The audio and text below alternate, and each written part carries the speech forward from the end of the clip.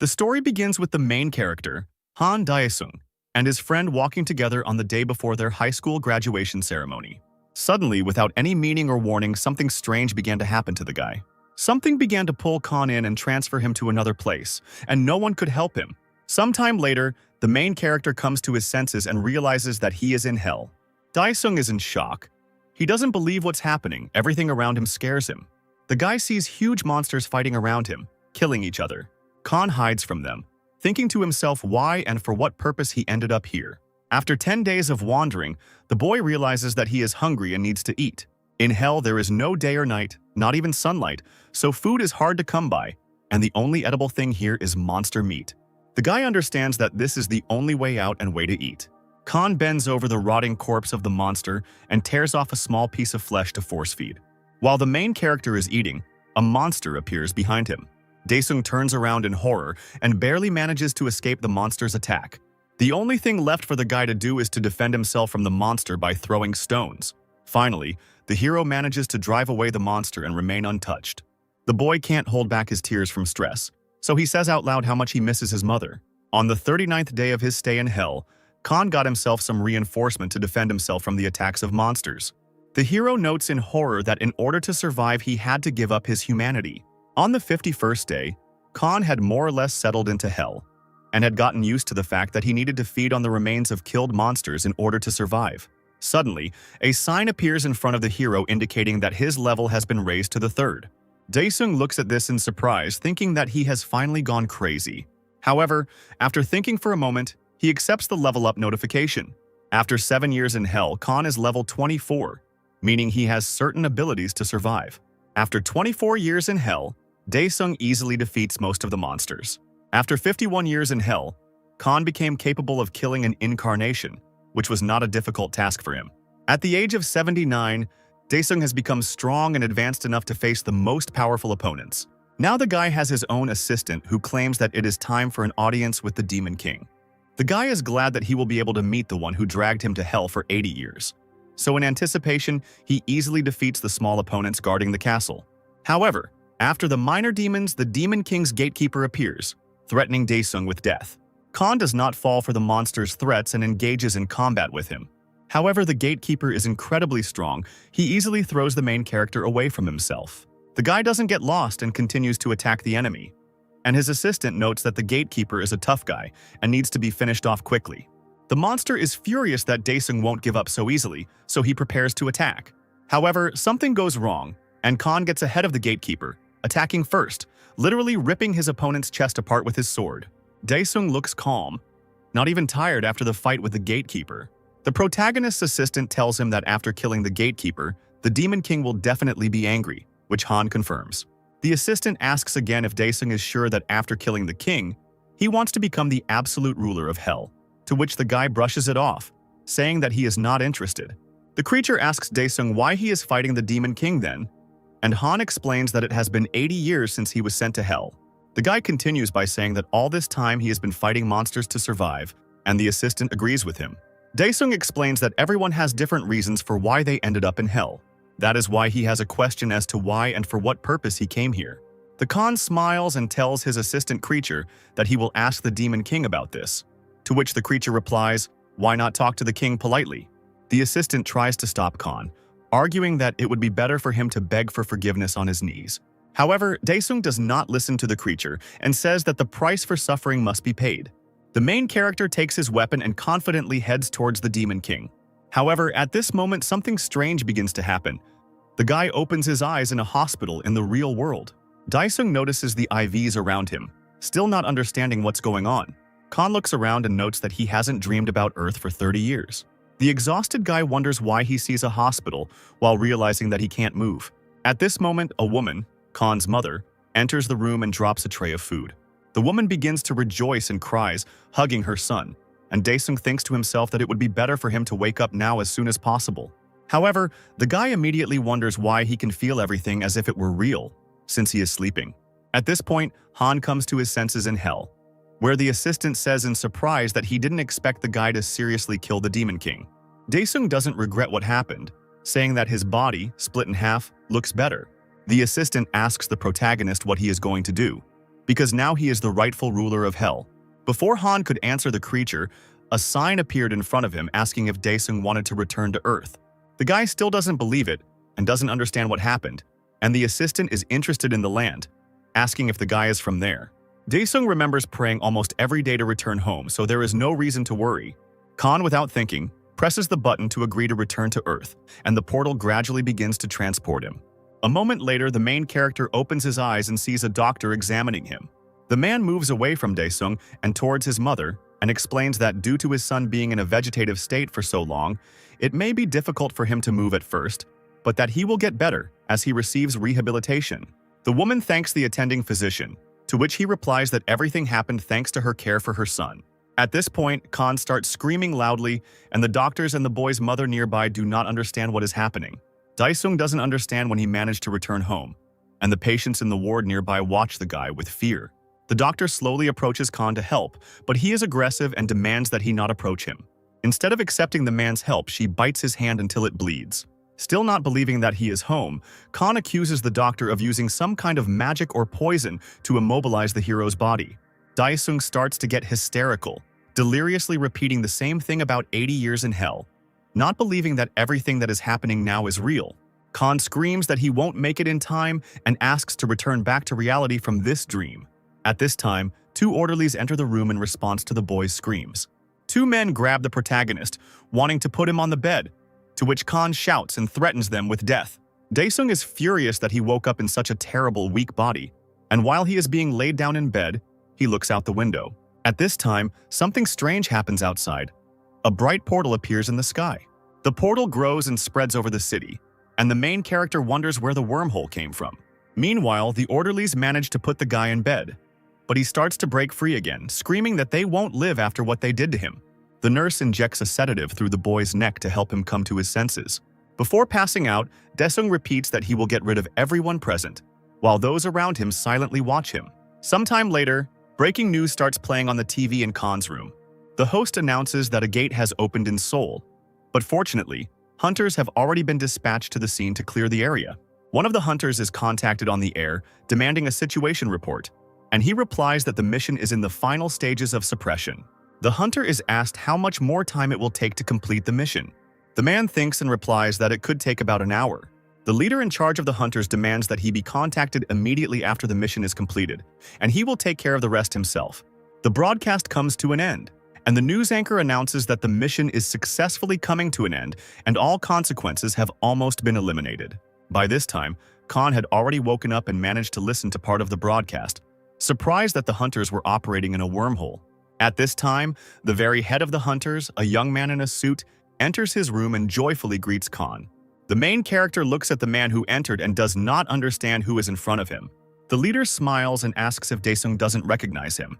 The guy looks closely at the leader and asks if it is really Chang Ho. The young man is glad that Daesung recognized him and asks about Han's well-being. The protagonist gets up a little from his bed and replies that he feels fine, and Ho replies that Han has finally woken up 10 years after his sudden fall. Daesung focuses on the time spent in a vegetative state. The protagonist recalls that fateful day 10 years ago when he and Ho were returning home. Chang Ho explains that Han was full of energy, but then suddenly collapsed. Since then, the hero lay in a hospital bed in a coma for 10 years. The guy thinks that, according to his calculations, he spent 80 years in hell. However, it turns out that in real life, only 10 years have passed. Han is happy out loud, but Ho doesn't understand what he's talking about, to which the main character waves it off and asks his friend not to worry about too much. Daesung thinks about his mother, who was worried about him all this time, so she had to get 2 jobs at once. Ho smiles and tells his friend not to worry about anything, because the most important thing for him now is to recover, and there is no need to transfuse Han with work, since Chan has already taken care of everything. Sometime later, the main character's mother helps him in a wheelchair for the sick, and they walk together. However, Khan is not at all in the mood for walks. He thinks that now he has to take responsibility for himself and his family. However, at the moment, the guy can do little, because his body does not obey him, and he is very weak. Daesung angrily notes that he could become a heavy burden on the family now, because in reality there is no less cruelty than in hell. Suddenly, 2 adult men appear in front of Daesung and his mother and greet the woman upon seeing her. The guy looks at the man and feels that they are dangerous and becomes wary. One of the men, in a black suit, asks Khan's mother why she didn't answer the calls and whether she was not going to return the money, while the second, in a gray suit, is surprised that the woman thought she could get rid of them so easily. The woman looks at the man with fear and apologizes, saying that she will definitely give the money back next month. However, the man in the black suit does not listen to her and reminds her that she constantly says the same thing. Khan's mother carefully takes the man's hand and assures him that this time she will definitely give everything back. Feeling the woman's hand, the man abruptly throws it off, shouting how dare she touch him. Han Dae-sung, who had been watching this whole time, looks angrily at the man who was treating his mother so badly. The villain in the black suit reproaches the woman, saying that money that is borrowed must be returned, and threatens Khan's mother, asking if she really thinks that they will treat her well this time. The woman starts crying and asks him not to sort this out in front of her son, and swears that she will return the money next month. However, these words do not affect the man in the black suit, and he rolls up his sleeves, angry at her. The man hits the main character's mother, saying out loud that perhaps this will help her listen to him. Khan, who is powerless to do anything, becomes even more angry and helplessly watches his mother being beaten, so he calls the men names. Two villains look at the guy, talking about him among themselves. Dae-sung curses men and continues to call them names. The hero's mother turns around in horror and asks her son to stop talking about men like that. A man in a black suit grabs a guy by the chest and lifts him up, threatening him. Dae-sung's mother looks at this in horror and asks her son to apologize. The woman continues to ask the man to let her son go because he is just a patient and has nothing to do with it. The man looks at the woman and says that all the large sums of money went specifically to his treatment. However, Khan does not seem scared and continues to call the villains names, asking what they are going to do next. The man looks at the guy and says that he is a cheeky fellow who seems to have problems with his head since he keeps asking for trouble.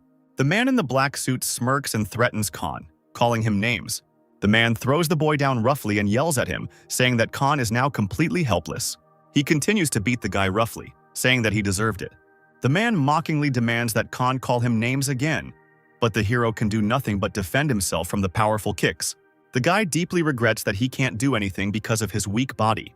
The mother watches in horror as her son suffers and begs Tae-sung, the man in the black suit, to stop. However, the villain does not hear her and continues to brutally beat Dae-sung. Khan endures, but thinks to himself that if they were in hell now, everything would turn out completely differently. Suddenly, a sign appears before the guy's eyes, just like in hell, offering to start a divine quest. Khan is surprised, looks at this sign and thinks about the choice that suddenly appeared. Of course, Khan accepts the quest and suddenly, everything around him changes and he doesn't understand what's happening. The guy sees that everything around him, except him, has frozen, as if time has stopped. The hero assumes that this happened because he took part in the quest. After studying the test details board, Dae-sung considers the quest's reward of restoration, assuming that his body will be restored to its previous state. In front of him, Khan sees a red mark, the goal he needs to reach. At first, Khan looks at the suddenly appeared test with disbelief.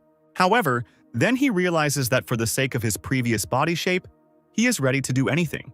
Barely. But the hero begins to crawl towards the mark, feeling that this is very difficult for him, unlike life in hell. Looking at the sign, the guy sees that there is very little time left, so he tries to think rationally in order to complete the quest. Dae-sung rereads the challenge and realizes that he can complete the challenge in many different ways, and he doesn't have to get to the point on his own 2 feet. Khan reproaches himself for having thought of this only now, when there is so little time left until the end of the quest. However, he does not give up and gets to his stroller, which will help him get to the point faster. Somehow the boy manages to sit in the wheelchair, although it is still difficult for him. There are only 10 seconds left until the end of the test, but Khan does not give up and reaches the checkpoint. After completing the test, a bottle of medicine appears in front of the guy. Relaxed, Dae-sung drinks the contents of the bottle. Immediately after this, Khan feels a surge of strength. He feels how the pain in his whole body has gone away and his strength has returned. It is at this point that the test ends and people return to reality, so the hero's mother and the 2 men look around in search of Khan. Tae-sung looks around, wondering where Dae-sung went. At this time, orderlies from the hospital run up to the villains, and Khan's mother approaches her son. Tae-sung glanced at the protagonist, wondering how he managed to get so far away from them. A man in a gray suit approaches his partner and suggests that they leave for now. In the evening in the hospital, Dae-sung reflects on how the window with a choice appeared in front of him, like the main character. I also lay in my bed after preparing this video for you, my beloved YouTube viewer. I worked hard and collapsed without strength. In a half-asleep state, I dream of only one thing: for you to subscribe, leave a comment, and like. This will help me restore my body. All the best to you. Kisses, hugs, misses, love. The guy thinks that he needs to restore his body as soon as possible before the villains return, so he decides that he needs to create a quest for himself. Suddenly, the protagonist hears some kind of notification that the Pantheon is waiting for him, and he wonders where he is hearing it from.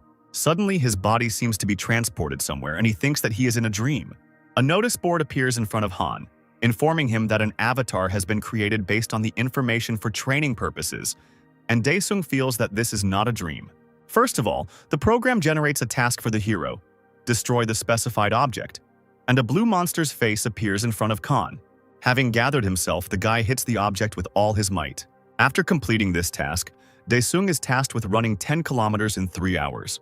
The next workout for the main character is 1,000 sets of push-ups, which the guy does with difficulty. After completing these tasks, Han looks at the notification table and sees that he has only completed 55% of the implementation, which surprises him greatly because he has already done so much. Daesung continues to be indignant and asks to be given a normal task. The system listens to the guy's wishes and issues a new training, a fight, where, having studied the information, Daesung sees a target, a crying demon. At this moment, a teleporter appears, from which a monster, the hero's enemy, emerges. The guy recognizes his opponent and says that he almost died in hell because of him. The monster attacks Daesung and he begins to defend himself, noting that at this rate Han will be killed. Therefore, having gathered himself, the hero jumps out to meet the enemy, swinging his arm to strike. However, the monster easily counterattacks the guy, knocking him into the ground. However, Khan does not despair and is going to attack again, considering it humiliating that he is losing. The opponents continue to attack each other, when suddenly the monster manages to grab the guy. At first, the hero looks confused, but then he remembers how he dealt with the enemy in hell and got rid of him. At this moment, the monster's paw holding Daesung breaks in half and the boy is freed from its grip. While the enemy is recovering from the pain, Khan happily says that he completely forgot about the sword that can summon here. The monster comes to its senses and prepares to attack the guy again, but Daesung is ready for it. With the weapon, Daesung easily cuts the enemy into pieces, and after that a sign appears notifying about the end of the mission. In the morning in the hospital, the main character's mother wakes up from someone opening the window, but sees her healthy son. Sometime later, the boy is examined in the hospital. The mother asks the attending physician if it is possible for her son to recover so quickly. The woman still does not believe what is happening, that her son was able to recover in 15 days. The attending physician replies that he cannot say anything for sure, since from a medical point of view, such a quick recovery is impossible. The woman begins to get nervous and stutter, wanting to ask the doctor her question. As a result, she asks the doctor if what she thinks happened to her son is what happened to her. The man hurries to reassure the hero's mother, saying that usually some peculiarities appear, so she should not worry. At this time, Khan brushes off another examination, to which the doctor explains that the guy's condition and case are surprising. The main character's mother looks at this picture with intensification, sincerely glad that her son is okay. Daesung is glad to himself that his body is normal, so he decides that he needs to return to his previous state as soon as possible. As he leaves the hospital, the boy turns around to wait for his mother and sees her saying goodbye to the hospital staff. The boy hears a nurse reassuring a woman who has been waiting for her son to wake up for 10 years. Seeing his mother's tears, Han thinks about how hard it must have been for her all this time, so now he understands that he will protect her. A little later, going to the toilet in the hospital, Daesung calls a teleport to the Pantheon, wanting to speed up the implementation. The system offers the guy to take a random test and asks him to choose the difficulty level. But the guy thinks to himself that he will finish this boringly as soon as possible. Once gathered, Khan selects the highest difficulty level, Hell, and an enemy begins to appear from the ashes. While waiting for him, Daesung stands quietly and is surprised at how much noise there is. However, looking at his current opponent, Daesung is surprised. He is shocked to see his own copy standing in front of him. His opponent looks strong and powerful. At first, Khan is not at a loss. Seeing his copy, he calmly calls his weapon and prepares to deal with the enemy. The fight begins. The opponents beat each other almost equally. The Khan from Hell continues to attack the protagonist, who notes that he is still weaker than his copy in his current state. The copy continues to attack, and Daesung smirks at how his own fake is superior to the original. However, the guy does not relax and does not lose heart, completely confident in his victory. Gathering his strength, Khan uses the Bloodseeker's Wrath technique. However, The copy is not lost and moves closer to attack the hero. Seizing the moment, Daesung manages to grab his opponent and slam him into the ground. However, the copy does not give up so easily, so it deftly breaks free from Khan's grip and successfully wounds the hero in the arm. The protagonist looks at the copy and assumes that it also uses the same technique as him. Daesung from Hell stops attacking the guy, and Han is already exhausted. Deftly attacking the protagonist, the copy places its sword against Daesung's back. Without wasting any time, the guy's opponent wounds him in the shoulder and raises his weapon to cut off the limb completely. At this moment, in reality, a cleaning lady knocks on the toilet, asking if there is anyone inside. Khan doesn't react at all because he doesn't hear her words, and the woman behind the door is indignant that the door is closed. The cleaning lady takes out the keys to open the door to the restroom. Meanwhile, in the Pantheon, the protagonist feels that all his attempts are useless. The guy is bleeding and begins to despair because if he loses, everything that was accumulated before will disappear. Daesung tries to find a way out of this situation, to come up with a way to kill his own copy. Suddenly, the hero gets the idea to look into the inventory. At this time in reality, the cleaning lady has almost opened the door when suddenly someone turns to her, asking if she heard her being called to the third floor, and she agrees, walking away from the restroom. At this time, a small teleport appears next to Daesung in his inventory. The guy extends his hand towards him, asking his opponent to wait because he has not yet completed his task. From his inventory, the main character takes out a bottle of potion, which he receives for each completed task. Khan drinks the contents of the bottle and notes that 5 more of these will help him survive the fight. The enemy no longer waits for the guy and approaches to attack, but the protagonist dodges the copy's sword.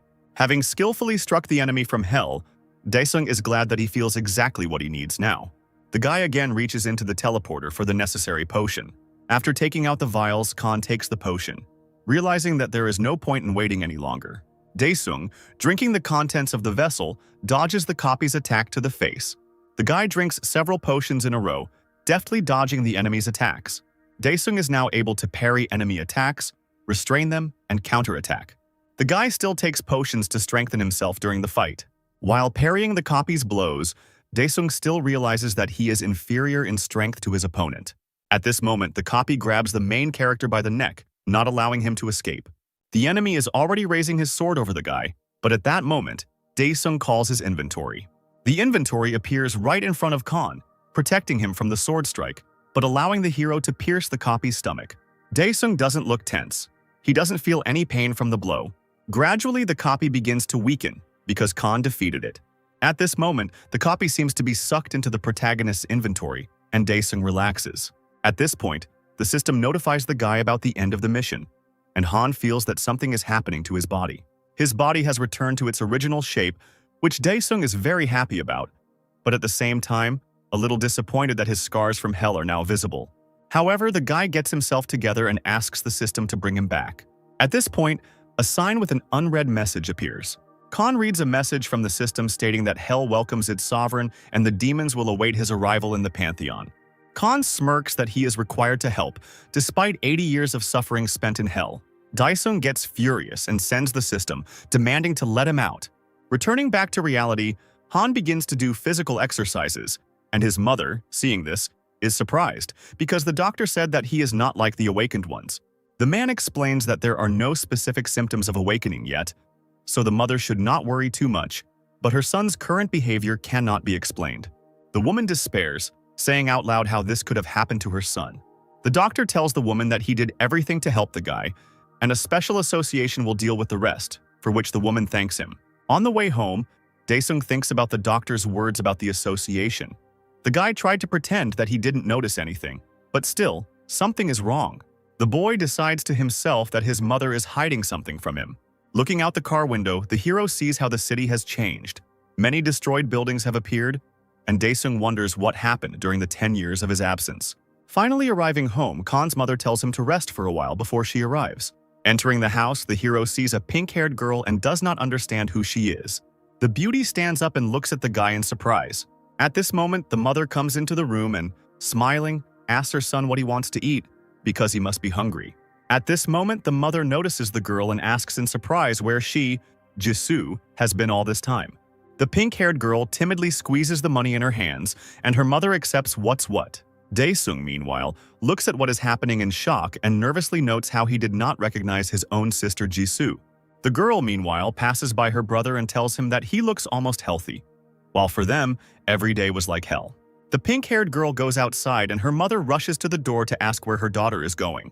At this moment, someone knocks on the door demanding that the door be opened. Khan and his mother learn that these are the voices of two villains from the hospital. Behind the fence, a man in a gray suit threatens to smash the door if they don't open it for him. For some time, no one opens the doors, and the bandits begin to go crazy. Jisoo is still standing in front of the door, and she nervously asks her to come closer to the house.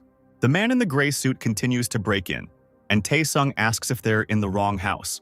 At that moment, Jisoo comes out, unhappy with how noisy the men are, and walks past them. The bandits don't know who she is, but they assume that she is the daughter of the main character's mother. Without wasting any time, both of them go behind the fence to Khan's house, unhappy that the door was not opened for them. Daesung's mother begins to make excuses, saying that she couldn't call because her son was discharged from the hospital. The woman takes out several bills and gives them to the scoundrels, saying that this is all she has for now.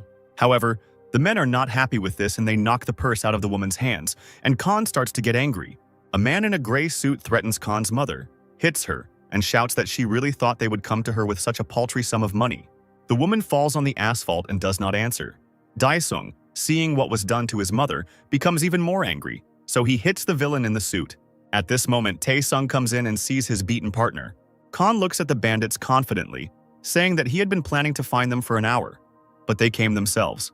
Taesung remembers where he saw the guy and angrily asks if he was the one in the wheelchair at the hospital. Daesung ignores the question and begins to walk closer to the men, grabbing Song's face. The guy swings his arm to strike, saying that in hell he returned everything to those who hit him. The guy continues to beat Taesung. Despite the fact that the man is already bleeding, the hero does not stop and continues to torture the bandit. Finally, Han lets go of Taesung, and the man sees a chair next to him that he can use against the guy. An angry Taesung grabs a chair and swings it to hit the protagonist. However, the guy expects this from the bandit and punches the man in the face right through the chair. The bandit falls from such a blow, and at this time his partner comes to his senses. The man in the gray suit takes out a knife and provokes Khan to come closer. Daesung comes closer to the villain and grabs the hand that holds the knife. Daesung asks if this is the hand the man hit his mother with, and without waiting for his answer, he stretches the bastard's hand unnaturally. Seeing that they made him their partner, Taesung angrily tells Han that he won't be able to live a normal life after this. Daesung is not affected by the man's words and calmly replies that there is only one way in such cases: murder.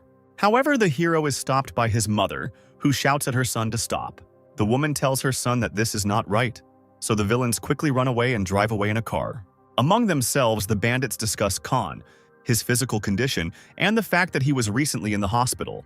Taesung is outraged that Han is acting like this after 10 years in a coma, but his partner is more concerned that they haven't received the money or even the receipt that the boss talked about. Taesung replies that the receipt and money are not important now. The main thing is to defeat Han. But at that moment, the bandit's car drives past Jisoo, and the man comes up with an idea. At that time, in the Khan family's house, the mother says that she sold the house and left a small shop to support her son in a good hospital. The woman hoped that Daesung would quickly come out of the coma. However, the money quickly flew away, and the woman, on the recommendation of a friend, received a loan in the financial sector. However, repaying the debt turned out to be difficult because not only the loan amount grew, but also the interest on it. Khan asks his mother if his sister is still in school. The woman replies that Jisoo dropped out the year before last, and last year her mother got hurt while working at a diner, so her sister helped. The woman adds that her daughter has also suffered because she works at a gas station during the day and goes to the store at night. Daesung is outraged that her mother stopped her sister from being expelled from school because Jisoo should get an education, but the woman says that she tried to stop her daughter, but it didn't work. The hero's mother adds that he has no relatives, and perhaps something happened months earlier. Daesung is angry that his family had to go through this, so he says out loud that they should have left him. The woman tells her son to stop talking like that because they are family. Suddenly, at that moment, the phone starts ringing. The boy's mother looks at who is calling and says that it is those two scoundrels, to which Khan asks to give him the phone.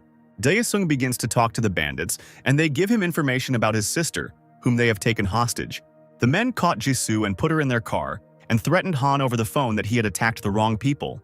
Taesung says that the main character has one day to get 100 million and contact him and asks him to be without tricks, because Han's sister is with them. After ending the call, Han looks angry and focused, so his mother asks what happened. The guy doesn't say what's wrong and is about to leave, but his mother wants to stop him. The woman asks her son not to leave if it is something dangerous because anything can happen. If her son goes to prison or somewhere else, she won't be able to live. The guy understands to himself that he won't be able to kill the villains because, after all, he's not in hell. The boy doesn't say anything to his mother yet, but he gets a notification and stops to read it. The main character turns to his mother and asks her not to worry and that nothing will happen to him. Having gone to a secluded place, the guy begins to study the information from the table, which provided a list of skills. After thinking carefully, Han Dae-sung chooses a specific skill for himself. At this time, the bandit brings Jisoo to his hideout, and the man in the gray suit hopes that Han will not come here. At first, Tae-sung looks calm and confident that Dae-sung won't come so quickly. But as he enters the elevator, strange glare appears everywhere, surprising the man. At this moment, something appears in Tae-sung's polygons, and he gets scared. Khan appears in front of the bandit, smiling at the bandit's reaction and saying that he was asked to come with money. Previously, the hero chose the Shadow Caster skill for himself. While trying this skill, Khan was surprised by its abilities. The guy opened a small portal to the shadows and threw a piece of cloth with Tae-sung's blood into it, and asked the shadows to track the bastard and transfer him to him. Thanks to this technique, the guy was transported straight to the elevator where the bandits and his sister were. The man in the gray suit begins to attack Khan. However, he dodges and counterattacks the opponent in the face. Tae-sung is amazed by the boy's abilities. He is nervous and scared by guesses about who Han is. Jisoo, who had been in the elevator the entire time, was as amazed by her brother's abilities as Tae-sung. Dae-sung turns to the bandit, asking what awakened means. At this time, the elevator arrives at the desired floor, and Tae-sung hurries to run out of it to inform his comrades about the unwanted guest. However, the guy catches up with him and knocks him out on the spot. Seeing what happened to the man, the partners, who had been sitting quietly until then, jump up from their seats and prepare to attack Khan. Dae-sung easily passes by opponents with the help of technology, deftly attacking and winning fights. Sometime later, the guy overcomes all his ill-wishers. Han approaches Jisoo, who was watching everything that was happening. The boy leans over to his sister and asks if she's okay. The brother pushes the tape away from the girl's mouth and unties her hands, telling her to go home. The girl asks fearfully what her brother is going to do. Dae-sung turns to his sister and says that he will be late because he needs to see something. This is the last thing Jisoo hears as she enters the elevator. The guy goes to explore the building where his mother's ill-wishers are located. As he climbs the stairs, the hero sees smoking men looking at him questioningly. Dae-sung mockingly says, "What kind of fleas are in this building?" Of course, the men react to the insult from the young man and are going to fight with him. Khan is prepared for this and tells the bandits that they irritate him. The guy easily deals with the men who stand in his way. At this time, the stranger's phone rings. A menacing, pumped-up man picks up the phone and sternly says that he asked not to be disturbed while he steams himself, but he is told that there is a problem and he should show up at the office. The man is angry because he is not a dog on errands, but he is told that the matter is urgent and the office is in danger. At this point, the conversation is interrupted, and the man stands up irritably, realizing that he will have to go to the very building where Khan is. At this time, Dae-sung continued to deal with the bandits, defeating each one. Now there is a frightened man sitting in front of the guy, begging him not to touch him. However, Dae-sung is not going to stop. He is extremely serious. At this moment, a man from the bathhouse breaks down the wall and bursts into the building. He doesn't stand on ceremony and hits the guy right in the face. Having slammed Khan into the floor, the man notes that he has gone completely mad. At this point, Dae-sung thinks that neither his mother nor his sister were surprised when he used his powers. The guy wastes no time and starts using the new shadow technique, thinking to himself that it's amazing that people like him can live peacefully with ordinary people. The man walks away from Khan, who was using the technique. He also notices that the hero has torn a piece of fabric from his shirt, so the villain notes to himself that the guy is quite clever. Standing up, Han asks the man if he is awakened. The man grins and says that there is no need to feel sorry for him and that he is going to send Khan to hell. Instantly, he uses some technique and becomes much larger, demonstrating the power of his body. However, Dae-sung does not lose his nerve and punches his opponent in the face, making him bleed. At the same time, Khan easily throws his opponent straight into the wall, and the man, in horror, does not understand why he is weaker. He doesn't have time to do anything before the main character attacks him in the face again with his foot. Khan gets angry, asking out loud how much this bastard knows about hell, and in general, the guy's family has suffered during all this time of his absence. The man notes with horror to himself that the guy is of a completely different class, so he needs to be careful and definitely survive. Having thought it over well, the enemy asks Daesung for mercy. The man says he is ready to give all his money just to survive. The Khan becomes interested in the villain's offer of money and asks where it is. The enemy points out to the guy that they are in the safe in the office. Khan mockingly says that he will accept the offer since the man himself says so, and turns to go to the safe. As soon as the guy moves away, the man immediately runs away. Entering the office, Khan tells the man sitting there to leave. Otherwise, he will kill him too. At this time, the man who was beaten by Khan gets into his car, cursing the protagonist, saying that he will kill him and his family. But at that moment, right behind him, in the back seat, Daesung appears, accusing the scoundrel of not telling him the code to the safe. Naturally, the man is surprised and scared that Khan found him.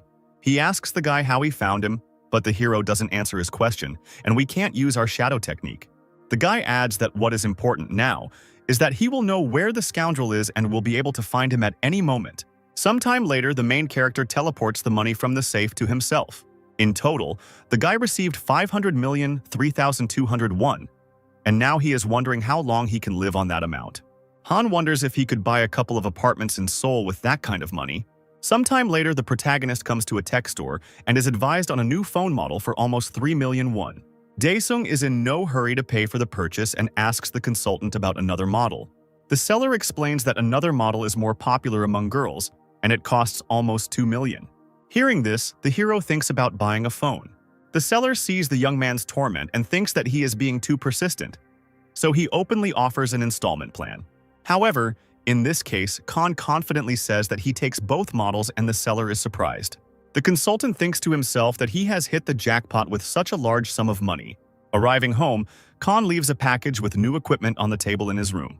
At this moment, she calls him, saying that it's time to go eat, but the young man replies that he needs to go out. The woman looks into the room, asking her son again.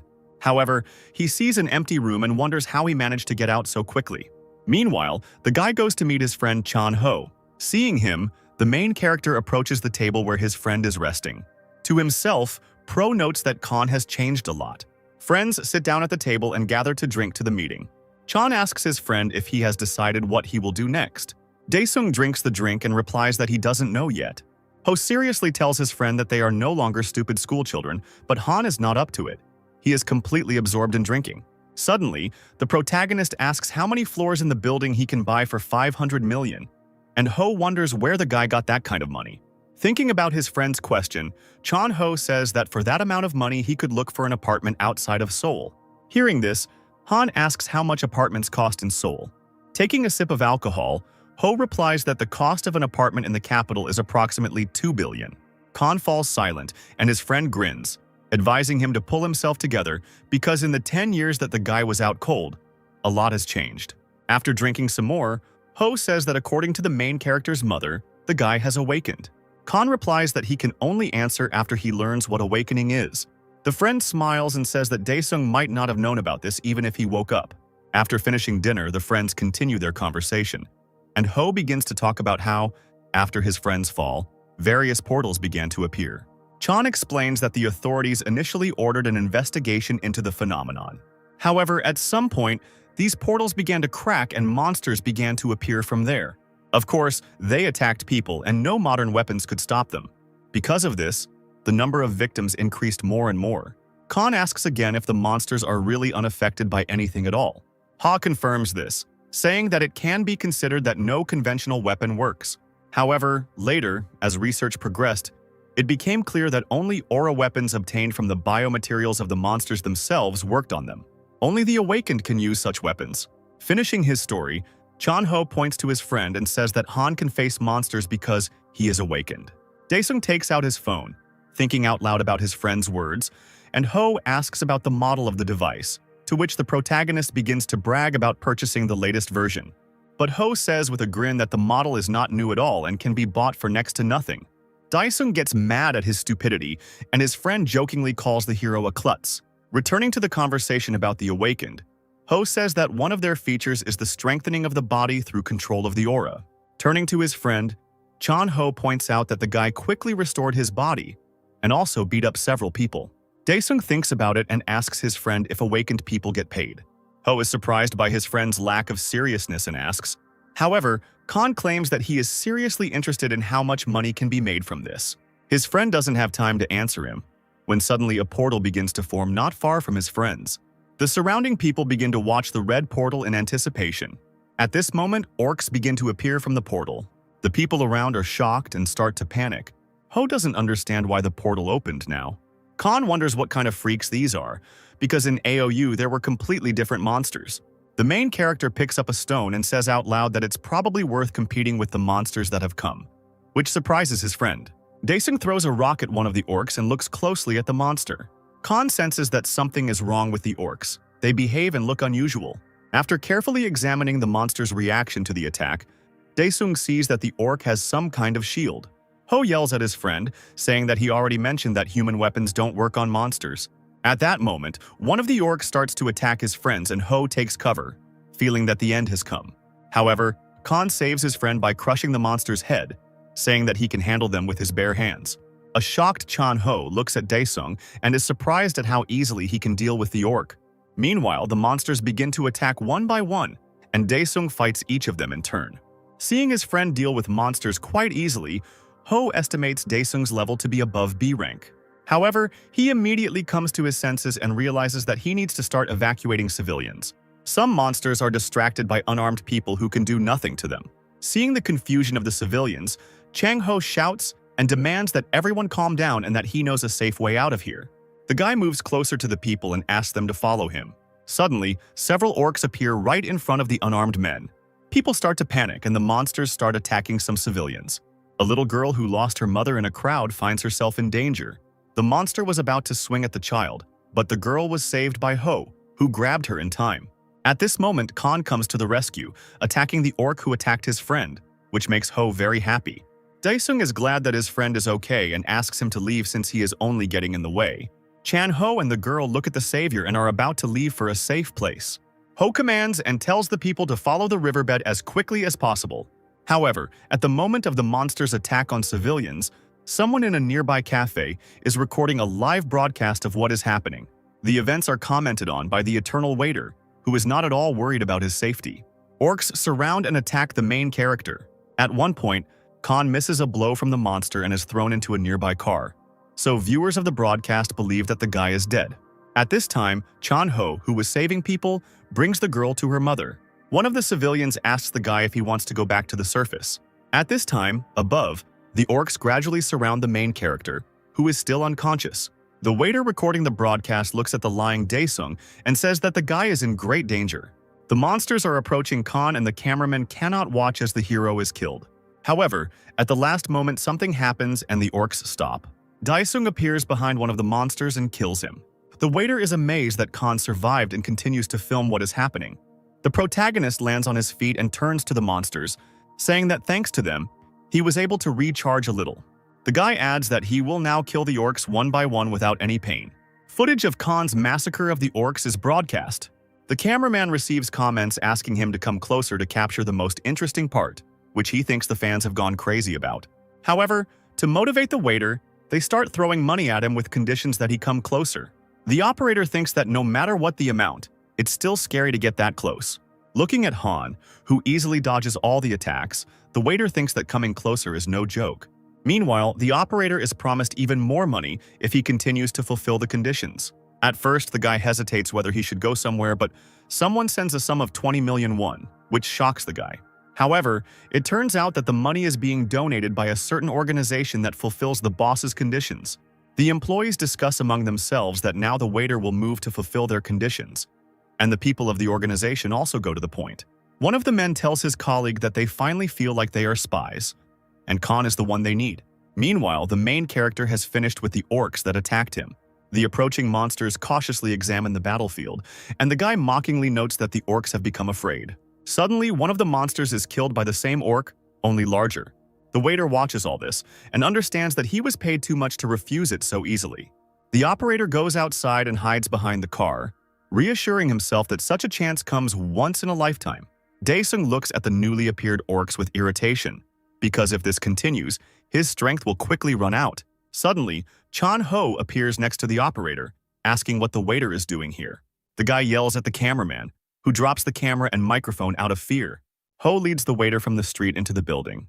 The operator panics because he has lost his camera and microphone and cannot continue broadcasting, which means he will not receive money. Suddenly, an orc appears right in front of Hody the waiter. The cameraman immediately loses his composure and Chan Ho becomes nervous as he doesn't know what to do next. At that moment, something blows off the monster's head. Turning around, Ho sees his friend Han, who saved his life again. Entering the cafe, Daesung asks his friend why he came back and asks if Ho can stay alive for the next 20 minutes, since the guy needs to go somewhere, and Ho agrees. The guy tells Han that clans will arrive here soon and promises to tell him about them when Daesung returns. The main character summons a teleport to the Pantheon and is transported there, although the observer is surprised that his friend can open portals. After moving to the Pantheon, Daesung loudly complains about being tired from the past battle with the orcs.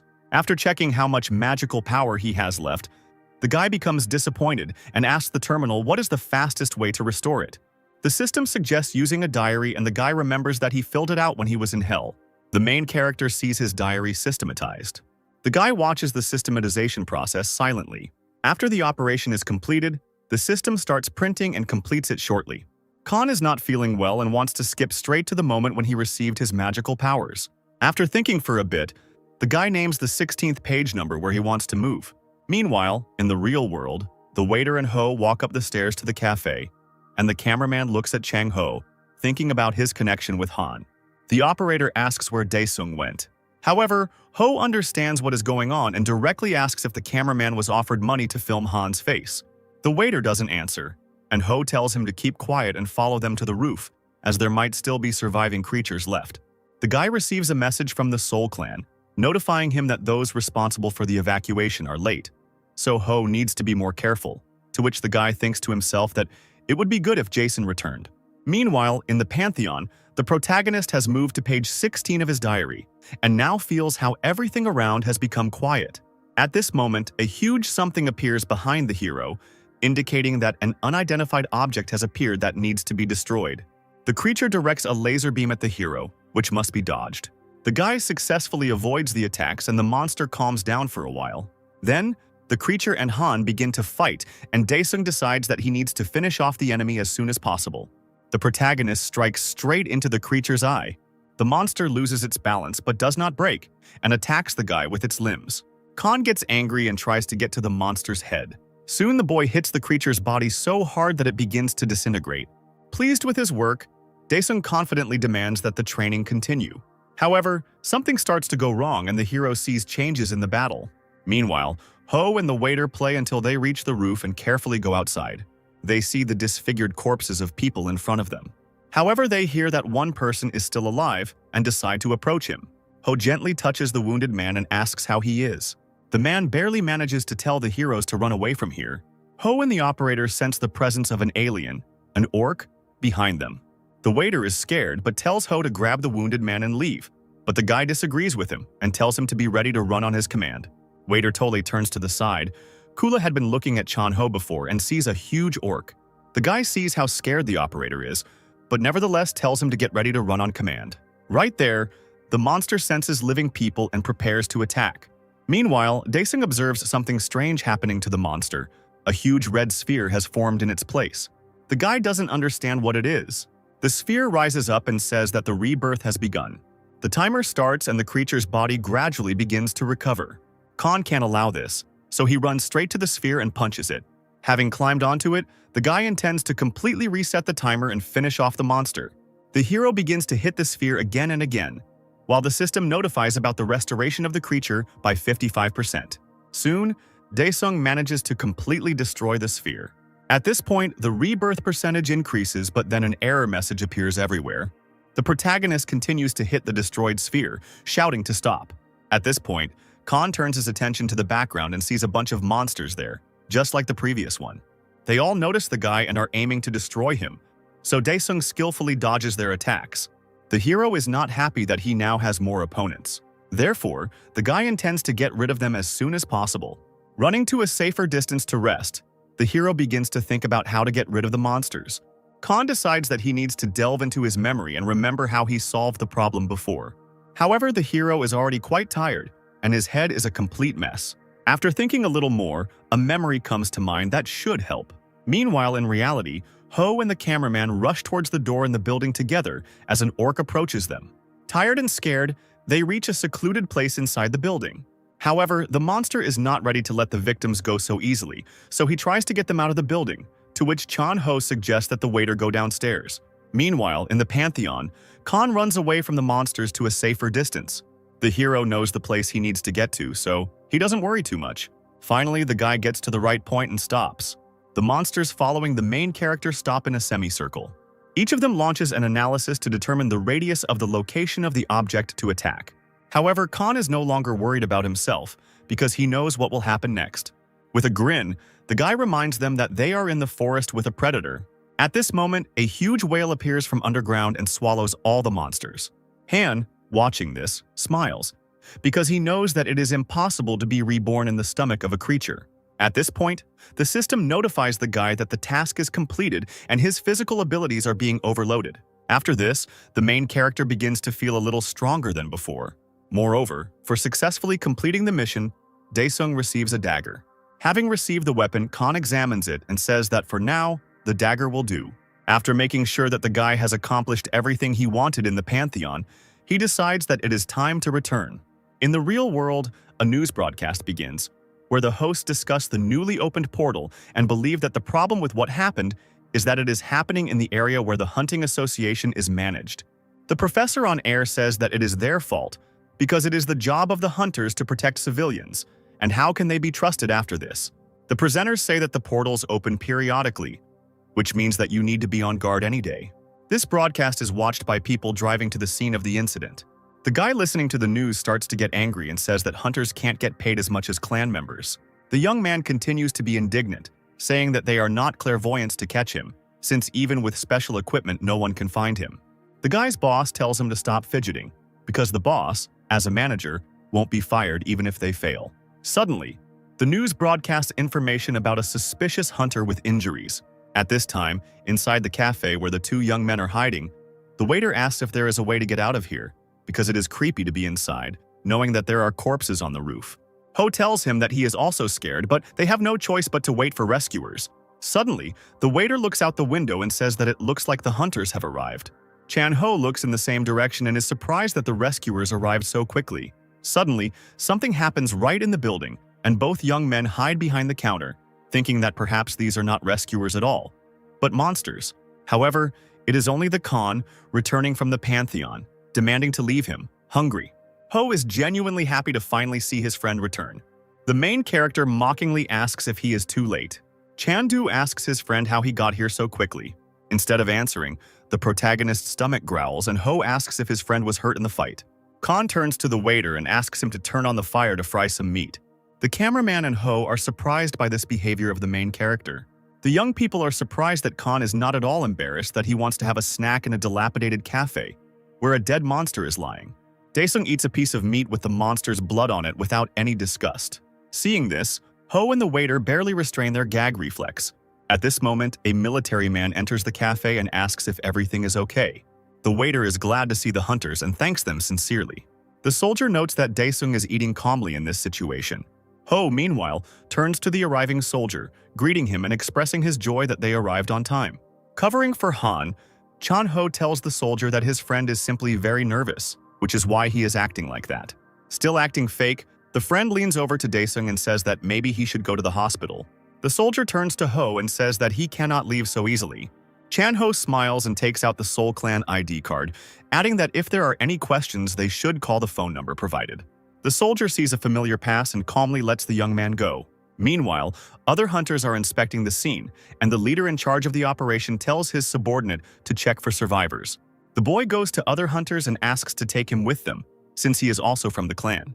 The boss remains in place and thinks about this strange guy who is tougher and stronger than the monsters. Ho and Han are riding in a car, and his friend tells the protagonist that it would be better for him to spend the night at his place.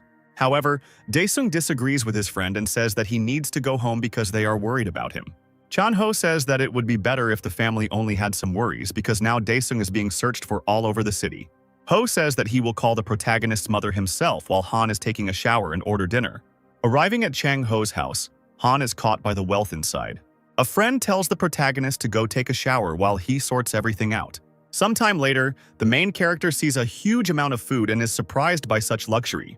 The friend explains that they were interrupted at the cafe while Daesung was eating, so now he can eat normally. Daesung reminds his friend that he mentioned that hunters can make a lot of money. Ho confirms this, saying that now is the time when such people are valued. The young man asks the protagonist if he is going to become a hunter. Daesung continues to eat and confirms his friend's words. Ho supports his friend, saying that if he goes to the association and shows his abilities, then his level will definitely be level B. Ho adds that if Han tries hard, he might even reach level A. The main character asks his friend what levels he is talking about. Ho explains that it's like ranks, and if Daesung is at level B, he can join a big clan or become a member of an association, and the salary will be high. Khan wonders if there is anything higher than such ranks, and his friend confirms this, saying that of course there is. Chang Ho says that there is a level S, which only includes 5 people out of 2 million awakened ones. As a joke, the guy asks his friend if he's thinking about becoming the 6th.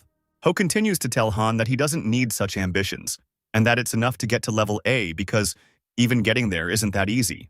A friend asks Daesung if he has finally decided to become a hunter. Friends drink to celebrate the day, and the main character continues to think about the words of his friend and the hunters. At this time, a meeting takes place in an expensive restaurant. A young man with long hair is talking about a crazy debtor. He talks to a male bandit that Han once met and tells him that it was the protagonist who destroyed their organization. Looking at the file lying on the table, the frightened man confirms this and recognizes the young man in the photo. The young man gets up from the table and says that the man is in a difficult situation. After all, since he remained alive, he could have escaped. Otherwise, the young man does not understand why the unfortunate man came to him. The frightened bandit says he had nowhere else to turn. The young man, the leader of the Red Horse clan, Lee Sogu, says that he understands because the man had nowhere else to go, and he would hardly have gone to the police. Mogu asks if the bandit is really so nervous because of another dead man lying right on the floor in the restaurant. Nervously, the man begs Lee Mogu to spare his life. The clan leader says there is no need to worry because they will only take the money. The young man leans closer to the frightened man and says that the organization probably has some money hidden away. However, the man replies that he had the lowest position and that he knows nothing, and asks to believe him. Unexpectedly, Sogu pulls away and says that he will believe the man's words. He thanks the young man, to which he replies that they will end here. At this moment, the clan leader uses a technique and rips the man's head apart. Sogu looks emotionless. He doesn't care at all about the life of the murdered man. A young man walks away from a fresh corpse. Sogu picks up the dossier on Han and shows it to the figure standing behind him, demanding that he deal with it. A mercenary girl takes on a task from her boss. The next day, Daesung goes to the Korean Hunters Association. Ho, who brought him here, said that first Han needs to say that he wants to get a certificate of his awakening, and then they will help him. Finally, Chan Ho yells at his friend to use polite speech. The guy shouts to Daesung that he is going to work and asks him to text him when the results come in. Looking at Han leaving, Ho wonders to himself why he himself is so worried. Entering the association building, Daesung looked at other people who apparently also came for a certificate. Khan understands that he will get the money, but at the same time everything here seems confusing to him. After receiving a ticket with his number 9, Daesung sees that there are a lot of people and realizes that the position is in high demand. At this moment, the hero's mother writes to him, saying that she took the day off and is waiting for her son at home, to which he decides that she doesn't need to know where he is. The guy types that everything is still with Chang Ho.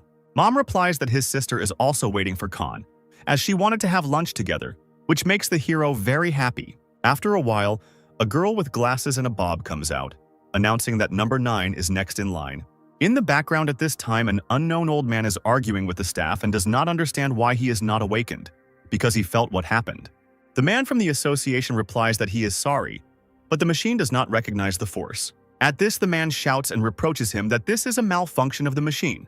People in line start to get indignant that nothing is being done to the man because they are also waiting. The man does not understand how he can be awake if he has become so bald overnight. Khan, watching what is happening, begins to get furious because they are waiting for him at home and he is in a hurry. The old man continues to shout and says that he will inform the association boss himself. At this moment, someone touches his bald head, and the old man is outraged by this. Turning around, he sees an angry Khan, who says that there is a line here and is waiting. Star tries to explain that the association has faulty equipment because he is definitely awakened. Daesung is surprised by the words about the broken device. At this moment, a young man from the association approaches the conflicting parties and says that he can check everything because he is awakened. The man approaches the car and begins to interact with it. The device performs an analysis, and the lamp lights up green, to which the awakened one says that the machine is absolutely in good working order. The man is at a loss for words in response to this statement. The girl with glasses tells the old man to get out because there is a line. Leaving the settlement, the mischievous man shouts that the device may be making mistakes. The girl apologizes to Khan for the incident and invites him to take the test. Khan thanks her and goes into a special room. Among themselves, the members of the association roll over the fact that the main character must have a high level. But the young man from the association jokingly clicks the girl with glasses, telling her that she should work and not make eyes at her. She thinks to herself that the guy managed to instill a feeling of fear, and if he is awakened, then he will definitely be above level B. At this time, a telephone call rang in the office of the head of the association's branch, asking him to go down to the 6th floor to the 3rd ward. At first, the man does not understand why this is necessary, but he is convinced to go down. As he goes down, the branch manager wonders if someone of S level has really appeared. However, he quickly dismisses this thought, as it is practically impossible and most likely one of the subjects is simply being rebellious. People in line look at each other in surprise and talk among themselves about what is happening. The man descends and makes his way through the crowd closer to the ward. Looking inside, he sees that the part of the apparatus responsible for the color of the awakened one is destroyed.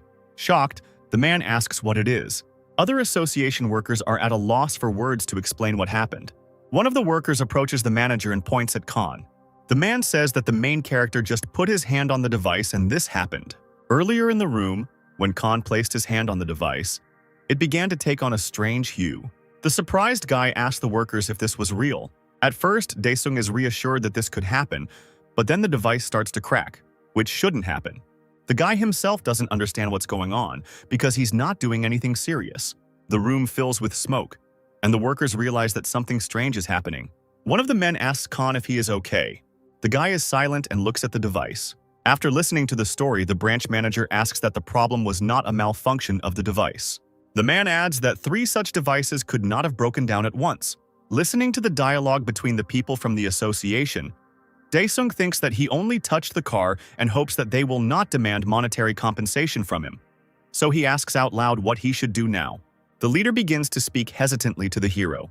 The man thinks to himself that if he continues testing the guy, all the other devices will break. Having thought about this, the leader turns to the guy again. The man says that this is the first time such a situation has happened. Therefore, he adds that the border guards must make the decision, and Khan asks who they are. The manager says that if the apparatus cannot decide, the judges conduct a licensing test. The man adds that the results of such a procedure reveal the level. The protagonist asks if such a test would be fair. Another guy from the association tells Khan that the evaluation is carried out according to the established criteria, so there is no need to worry. Daesung agrees since he has no other options. The members of the organization are sold with the departing Khan. The manager exhales and says that they cannot live in peace. Suddenly, a girl in glasses asks the manager if the crystal ball reacts to foreign energy, and the man confirms this. Then, the girl thinks about Daesung's abilities because his energy has gone over the scale. However, one of her colleagues giggles at the girl's statement. The manager understands what the girl is getting at and says that she is funny, and is glad that Daesung is above level S. A colleague interrupts the girl, advising her to think before speaking. At this moment, something happens to the sphere in the apparatus. Once outside, Han calls his friend Ho and says that he was advised to contact the border guards. The friend asks the hero why he was told that, and the guy replies that the device is broken, which Ho does not believe at first. Daesung denies being noisy. Chan-ho still doesn't understand what really happened, but encourages his friend, saying that he is confident that his friend will pass the test successfully. The friends say goodbye and Ho advises Han to go home. However, the main character feels that someone is watching him and turns around. A girl hired by Lee Sogu watches him through a telescopic sight. She notes to herself that the guy doesn't look strong, but by and large she doesn't care, because one shot will decide everything. Suddenly, she notices the guy looking straight at her. The mercenary recoils in shock that she has been discovered. She watches the target again, believing that it is impossible for her to be noticed. Watching the guy through the scope, she sees Daesung pointing with his finger where to aim. The girl puts her weapon away for a moment, still not understanding how she could have been spotted. and she also guesses that Khan can hear her from such a distance. Suddenly, the guy's voice sounds in her head telling her to shoot, and she takes aim again and pulls the trigger. Daesung sees all this and realizes that he has just been shot. The bullet hits and causes a small explosion near the main character. The mercenary relaxes because she feels that she has hit the target. However, looking through the optical sight, she sees that Khan is alive and not even wounded. The aura bullet she fired bent, which surprised the girl. The mercenary starts to get nervous because she doesn't understand who Khan is, so she tells herself to get ready and run away from here. Throwing down her weapon, the girl runs away as quickly as possible. However, the main character's dagger immediately pierces her leg. Not expecting such an attack, the girl loses her balance and falls. An enraged Khan appears next to her. He says with a grin that it's a pity that she aimed so poorly. Although even so, she couldn't kill him. The girl is not going to give up so easily, so she takes out a gun. Taking aim at the guy, she asks him if he really got away even after the aura bullets. Asking where he came from, the hero calmly answers her that he is from hell and she does not believe him. The guy calmly repeats again that he returned from hell. The mercenary doesn't believe him and says he's talking nonsense, so she shoots him with a pistol. She screams death wishes at the guy, to which he begins to use the technique to defend himself. Having fired a whole magazine, the girl stops and thinks that Khan must have died. Suddenly, the guy appears right behind her. The hero summons a shadow technique to attack the girl. The mercenary is furious that she can't defeat the guy. Suddenly, Daesung appears right in front of her and slams her into the wall. The mercenary is immediately grabbed by Khan's shadows. The girl tried to break free, but to no avail, causing her to lose consciousness. Daesung is surprised because he didn't have time to do anything like that and she had already passed out. Bending down, the guy notes that in this place it's too lazy even to kill.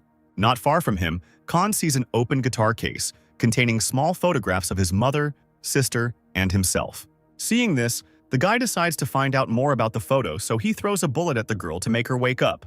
The mercenary comes to, and the technology still holds her against the wall. Daesung approaches her and demands that she answer his questions or he will kill her. Not wanting to waste time, the guy asks the girl who sent her. The mercenary realizes that she cannot give away the Red Horse clan. After thinking it over, she says a random name, and Han asks who she is talking about. The girl replies that she is talking about the thug whom Khan recently robbed. The guy understands who she's talking about, and the mercenary thinks about how she can escape from the hero.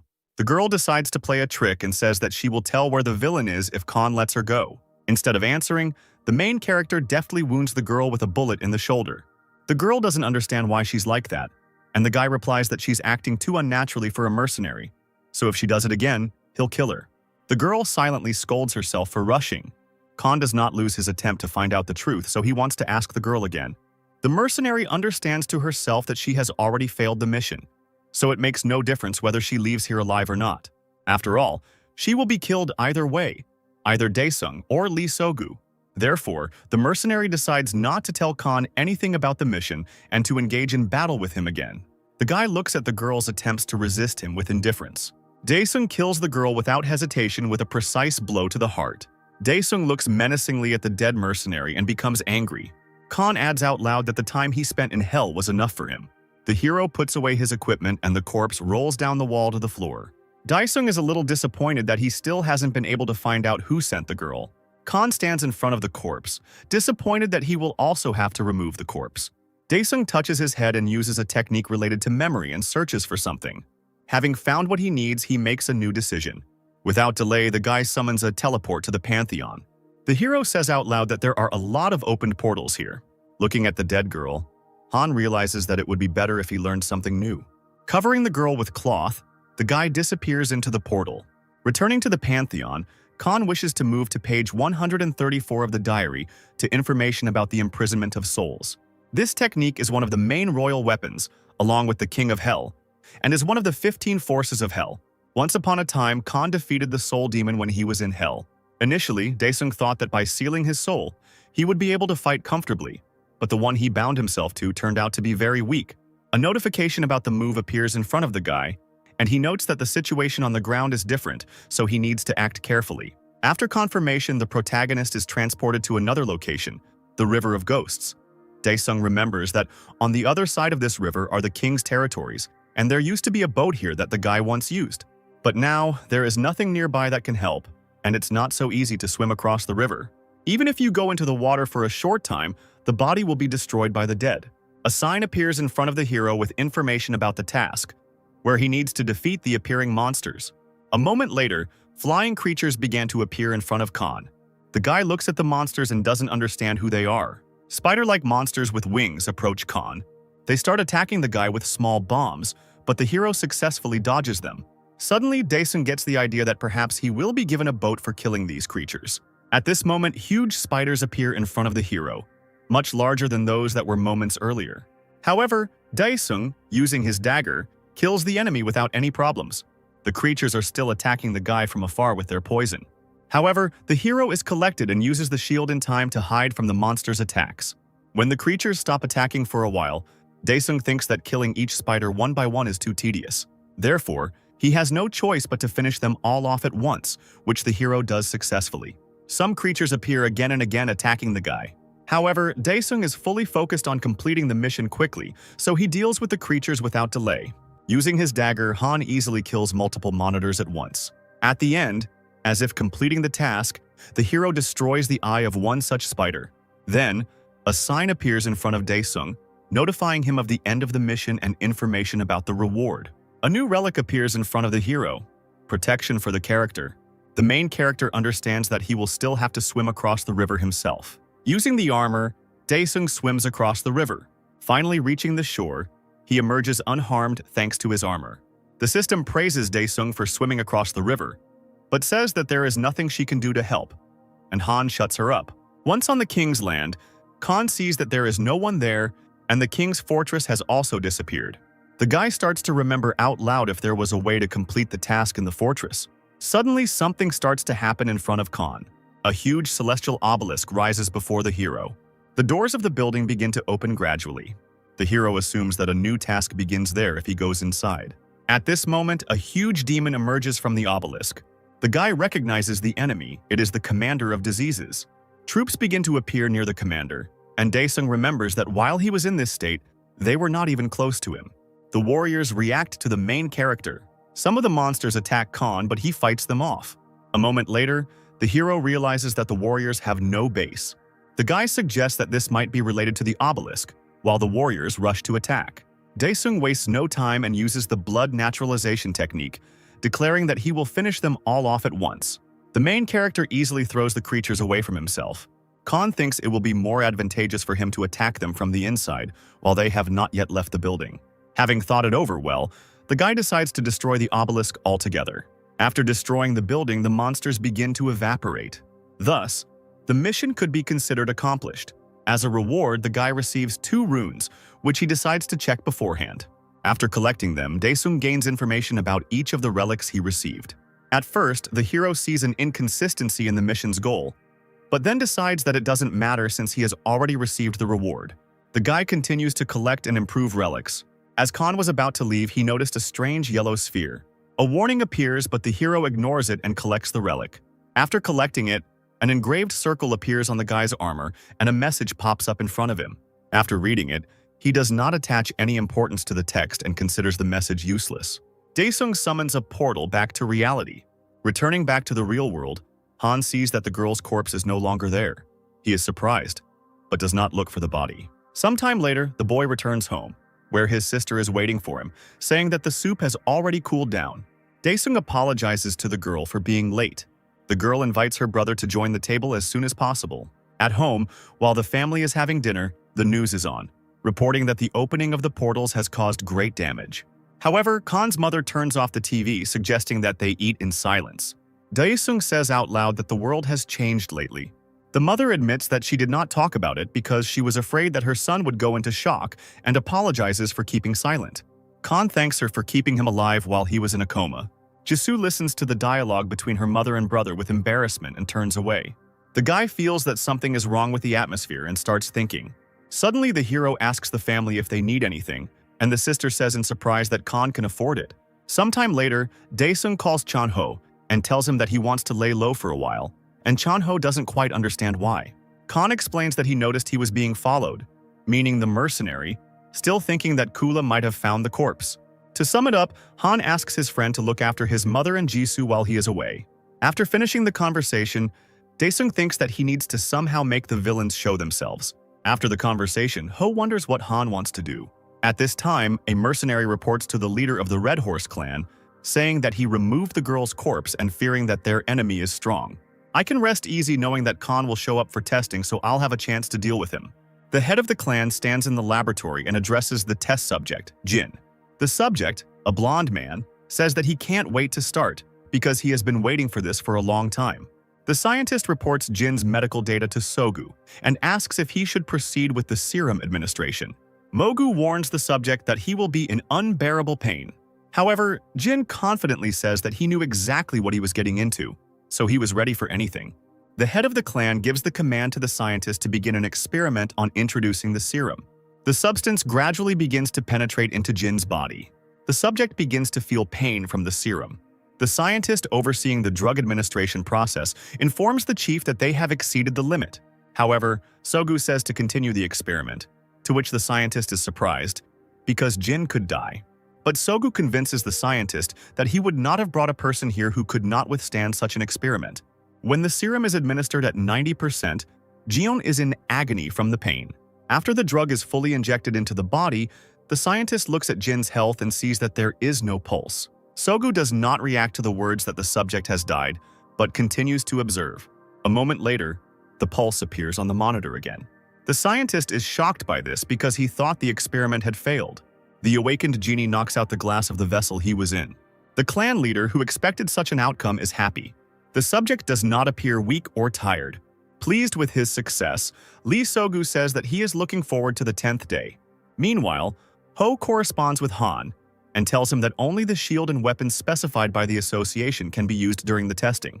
Daesung decides to check something and runs a stick over his clothes. He comes to the conclusion that the shield in real life is not a video, unlike the weapon. The guy starts thinking about how to hide the weapon in reality.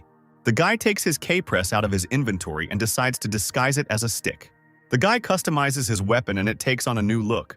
Khan looks at the change in the dagger and suggests that this way he can find and disguise his favorite sword. The guy decides he needs to find his weapon. Daesung summons a portal to the Pantheon and ends up in the Salt King's territory. The place is very hot, and Daesung regretfully says that he didn't think he would come back here again. Suddenly, huge monsters, wolves, begin to appear next to the guy. Khan receives a mission notification. He must exterminate 1,000 of Orkiel's servants. Daesung decides to use the soul sealing technique, so he cuts his hand. The wolves begin to attack, but the hero is ready for this. Little by little, Khan defeats the monsters attacking him. At some point, the guy stops to call for an army. The wolves try to attack the hero, but someone else's paw stops them.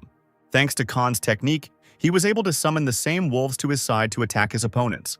One by one, the monsters under Daesung's command stand up and the hero orders them to attack. The guy doesn't have to do anything because he already has warriors on his side, so he decides to light a cigarette. However, Han chokes on tobacco and does not understand how his friend Chan Ho smokes. Meanwhile, right in front of the hero, a wolf is cut down by his technique. However, the guy is not very upset because he knows that technology should not be underestimated. A wolf from Orkiel's army runs towards the protagonist, but is stopped by a warrior from Khan's army. Daesung knows that the wolves from the technique will be reborn until the mark in their bodies is removed.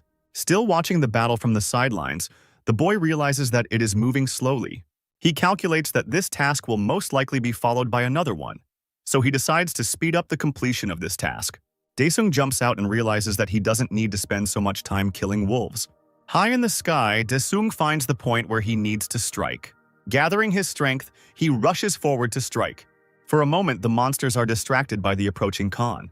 A huge cloud of dust forms at the place where Daesung hit. At this point in Seoul's plan, she is training for the test. Shin Choyeon, a future test participant, prepares for testing. The leader of the Seoul clan asks the chief what he thinks about the girl. The clan leader, Hwang, thinks about his answer. The man says that Shin has a problem. She gets loose on the battlefield, so he suggests doubling the difficulty level to get ahead of this psychopath. The leader clarifies whether he is talking about the member of the Red Horse clan, Jin. Hwang replies that it is about him, because if it were not for him, then no one would have surpassed Shin's skill this time. At first, the leader agrees with the boss, saying that Jin and Shin are of different levels. But Hwang interrupts him, saying that what is more important is what tricks the Red Horse clan will resort to this time. The manager asks if Hwang really thinks that Sogu will resort to something again. since it wasn't because of this matter that the various people banned recruitment for a whole year. Huang replies that it is because of this that Mogu is up to something more dirty. The leader concludes that this time the test will be an arena for two, Shin and Jin, and Huang agrees. Meanwhile, in Hell, Khan had already defeated all the monsters. A sign appears in front of the guy with a notification that there is only one soul left to complete the task. But the guy is calm. There is still one surviving wolf next to him. Without hesitation, Daesung raises the dagger over him and kills him. After this, the system notifies about the end of the task, and the soul of each wolf is collected into a single relic. A sign appears with a notice that souls can be collected at the altar, and the hero becomes interested in this. Khan does not remember there being an altar in this place and hopes that he will not have to look for it. Having taken the relic with souls, the same altar begins to appear not far from the guy. Seeing this, the guy is glad that he jumped to conclusions. The hero approaches the altar and sees the conditions of the next task, where he needs to collect soul stones from the altar and receive the guardian's recognition. Right in front of Khan, a new enemy begins to appear. A guard. A huge snake appears in front of the main character. A notification appears telling the boy that he needs to answer the guard's question and get his approval, which surprises Daesung. He wearily says that everything was going well, but then sudden quizzes appeared. The snake is silent and waits for Khan. The guy turns to the guard and demands that he ask his question. The snake bends down and asks it in a language unknown to the guy. He gets angry and says that he is being bullied. At that very second, the protagonist throws his dagger straight into the snake's eye. The guard writhes in pain and Khan smirks at him. The snake intends to attack the guy, but he is ready and has already used blood naturalization. The protagonist and the guard enter into a fight. Khan is angry at the guard, saying that he missed, seeing the guy as an easy victim. Having deftly jumped onto the snake's head, Daesung begins to wound it with a dagger. The creature tries to throw Daesung off, but to no avail. And at some point, the guard's head explodes. Khan jumps off the creature's dead body. At first, the hero is disgusted by the smell of the guard's blood, but then turns around to look at him. The snake begins to regenerate, its head gradually growing back. Khan sees this and says out loud that he completely forgot that the creature is very tenacious. Preparing for a new fight, the guy thinks about the guard's abilities. The snake, with renewed vigor, prepares to attack the boy. Preparing to attack, Daesung angrily says that this can't go on any longer. The creature comes close to the guy, but he expected it. Daesung jumps into the guard's mouth and grabs his fangs. The snake is about to attack the guy with blue flame, but Khan assumed that it would happen. Then the snake swallows the hero, and for the first few seconds nothing happens. However, soon the guard's eyes widen in pain. A moment later, he chokes and spits out Khan. A guy appears from the guard's mouth with a sword. Standing up, Daesung says that it's a shame to waste it on a guy who doesn't even have arms. The guy grabs his karma sword and can't believe he's fighting someone who can't use the fire of resurrection. The snake comes to his senses and is ready to try to fight the hero again, but he is already waiting for him. Using his weapon skillfully, Daesung kills the guard. A notification appears that the task has been completed, also indicating that the implementation level has increased. Following this, the system sends out a notification that the guy needs to pass a test to prove his rights to the sword. Daesung must endure the pain of being burned for 10 days. The test begins, but the hero Ula has a plan. Holding the sword, he knows that he doesn't have to endure this pain. The Khan turns to the weapon, asking if it cannot recognize its owner. Daesung gets angry and demands that the timer be removed before he can take it apart. The time is reset and a notification comes that the hero has passed the test. Sword contacts Khan and apologizes for not recognizing him right away. Daesung relaxes and tells the gun not to worry about it. Daesung communicates with the sword and says that it has not descended to Pandemonium. Pandemonium is a place where demons, souls that perished in hell, live, a place of endless nothingness. There are reports that the Pandemonium demons are supporting Khan and asking for his release. The sword confirms that since Daesung left, he has been disappearing. The guy asks if the weapon despises him, but it denies everything, saying that it will accept any decision of the owner with joy. Sword adds that the only thing he was worried about was what happened after the guy left. Khan does not understand what the weapon is talking about and asks about it. The sword tells that one day, unidentified creatures broke through the boundaries of hell. The weapon reports that due to Khan's absence, all the demons have lost their powers. The unknown sealed the time and space of hell, and they also cast all the demons into Pandemonium. Therefore, the weapon had no choice but to be swallowed by the snake, from there watching the suffering of the demons. The sword says that he was forced to lead a meaningless existence because his ego was hurt. But now, fortunately, Daesung freed him. The weapon asks its owner why he returned. The main character takes the sword and says that he needs help. The weapon apologizes that Han is in a situation where he needs his help, but Daesung ignores the sword's words and shows him one of the relics, asking what it is. The weapon says it doesn't know what it is, but adds that the relic is emitting strange energy. The sword says that the energy is similar to that emanating from unidentified beings. The weapon says that everything needs to be checked first, but Kan-ul reaches out to the relic. The guy collects the relic, saying that the system has never let him down, and he can check it later. The guy grabs the yellow sphere. A strange sign appears in front of him, which is similar to the one that appeared earlier, and a seal forms on the hero's hand, and Kan assumes that with its help he can enter somewhere. The system asks if Han wishes to go back, and Daesung hesitates, remembering that he was usually quick to return to reality. After thinking about the sword's words, the boy decides to return to the Pantheon. Meanwhile, in reality, in Ho's office, his colleagues discuss the video of the orc killing and ask if Chang-ho saw it. Staring at his computer monitor, Ho remembers Han and realizes that he can hardly even be called a friend now. At this moment, the manager comes up and asks Ho to take a break for a while. The guy asks if something happened. He notes that his colleagues are once again enthusiastically discussing the viral video. The people in the office do not pay attention to the boss who has arrived. The boss suggests that Ho go out. Outside, a man asks the boy if he was at the scene and if he has anything to share. Ho thinks about it, because if he says that he knows Han, he will be immediately forced to hire the guy. So the guy lies to his boss and says that if there was something important, he would have reported it already. The man doesn't seem to believe the guy much, but doesn't press him and says that if Ho knew something, they could find and hire Daesung for themselves. Chang-ho decides that he needs to continue pretending that he doesn't know anything and asks out loud how Shin Choyun is doing. The man is silent for a moment and Ho asks again. Finally, the boss replies that it's nothing special, but he's worried that she might not cope.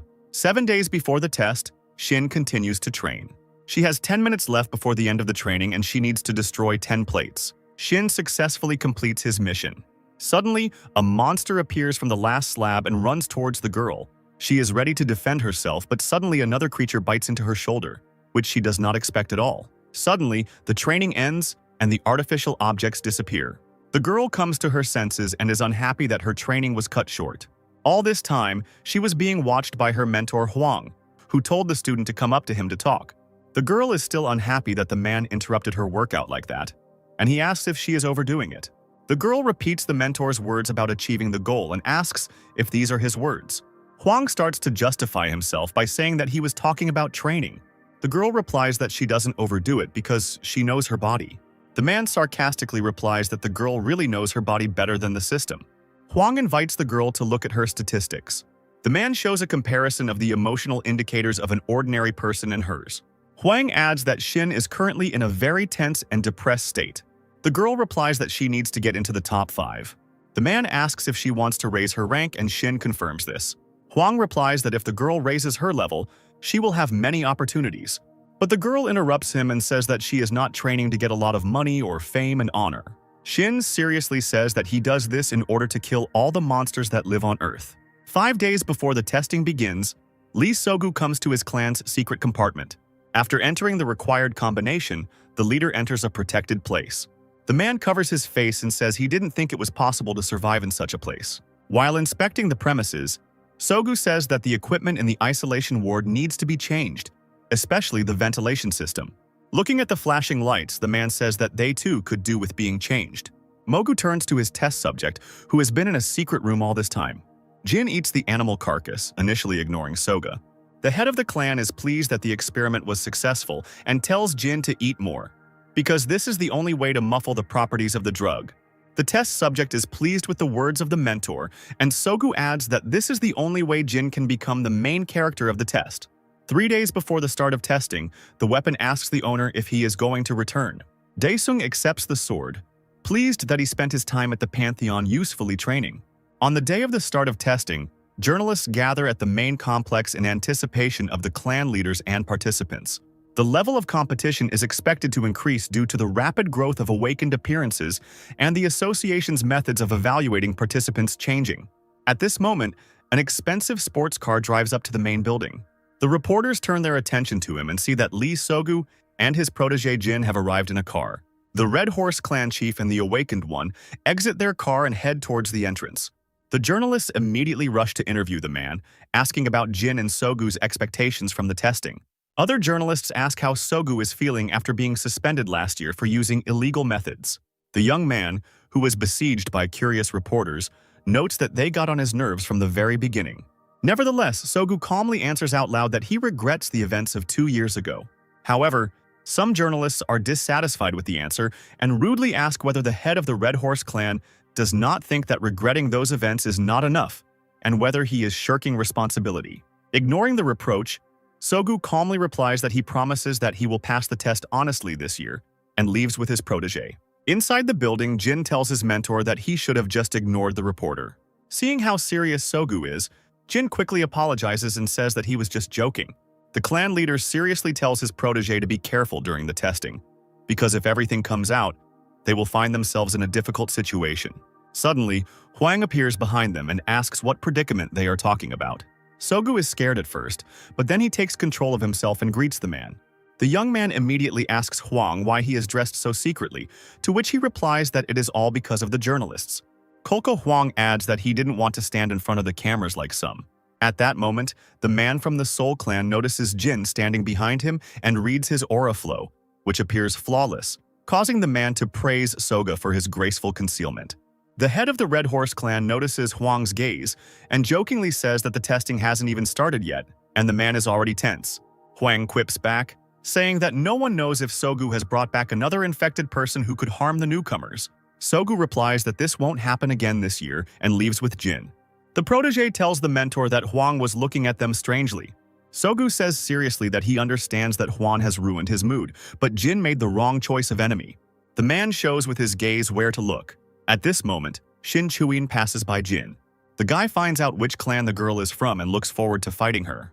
Sogu interrupts him, saying that what's important isn't the serum that enhanced the boy, but the fact that the Soul Clan member also trained. An inspired Jin replies that this makes him want to defeat them as soon as possible. Watching Sogu and Jin walk away, Huan wonders what Sogu is planning, but then hopes that it won't hurt Shin. Suddenly, Han Daesung appears nearby. The protagonist passes by Huang, striking him with his powerful aura. The man is so surprised that Shin, who comes up, has to bring him back to his senses. Huang tells the girl to be careful, and she doesn't understand what these exercises are for. Then the girl realizes and tells the mentor not to worry about the guy from the Red Horse clan, because she will be serious. However, the man interrupts her and says that it is not about Gina. Meanwhile, Han calls Chan Ho, and he apologizes that he won't be able to come because he's very busy at work. Ho wishes his friend luck and they end the call, with Daesung walking over to the equipment dispenser.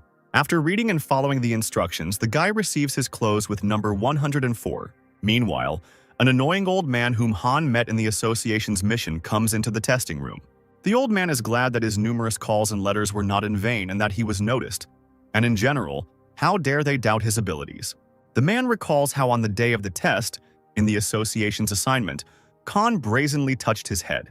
Suddenly, someone grabs the old man by the head and turning around, the man sees Jin. The frightened old man thinks about whether he should leave the test. Meanwhile, Khan approaches the hall. The protagonist feels well and looks forward to the start of testing. Entering the hall, many participants are waiting for the start, including a disguised Shin. Suddenly, the lights come on and the crowd comes to life. The inspector responsible for today's testing appears before the awakened ones. The man announces that this time 3-level portals have been set up, with each level having its own complexity and environment. Participants begin to talk among themselves about testing. One of the awakened ones asks when they will be given weapons. The inspector says that this time there will be no weapons distributed, and participants are prohibited from bringing anything with them. The crowd is dissatisfied and wonders how they will fight then. Suddenly, a hologram appears in front of the participants, representing the assistant. Artificial intelligence announces that the topic of today's test is adaptation, the purpose of which is to determine how well-awakened ones can develop their adaptation skills in different conditions. The value of a hunter lies not in his equipment, but in his aura, the skill that comes from the strength of his body. Participants only need to show how well they adapt and fight. At this point, the instructions end and the portal opens.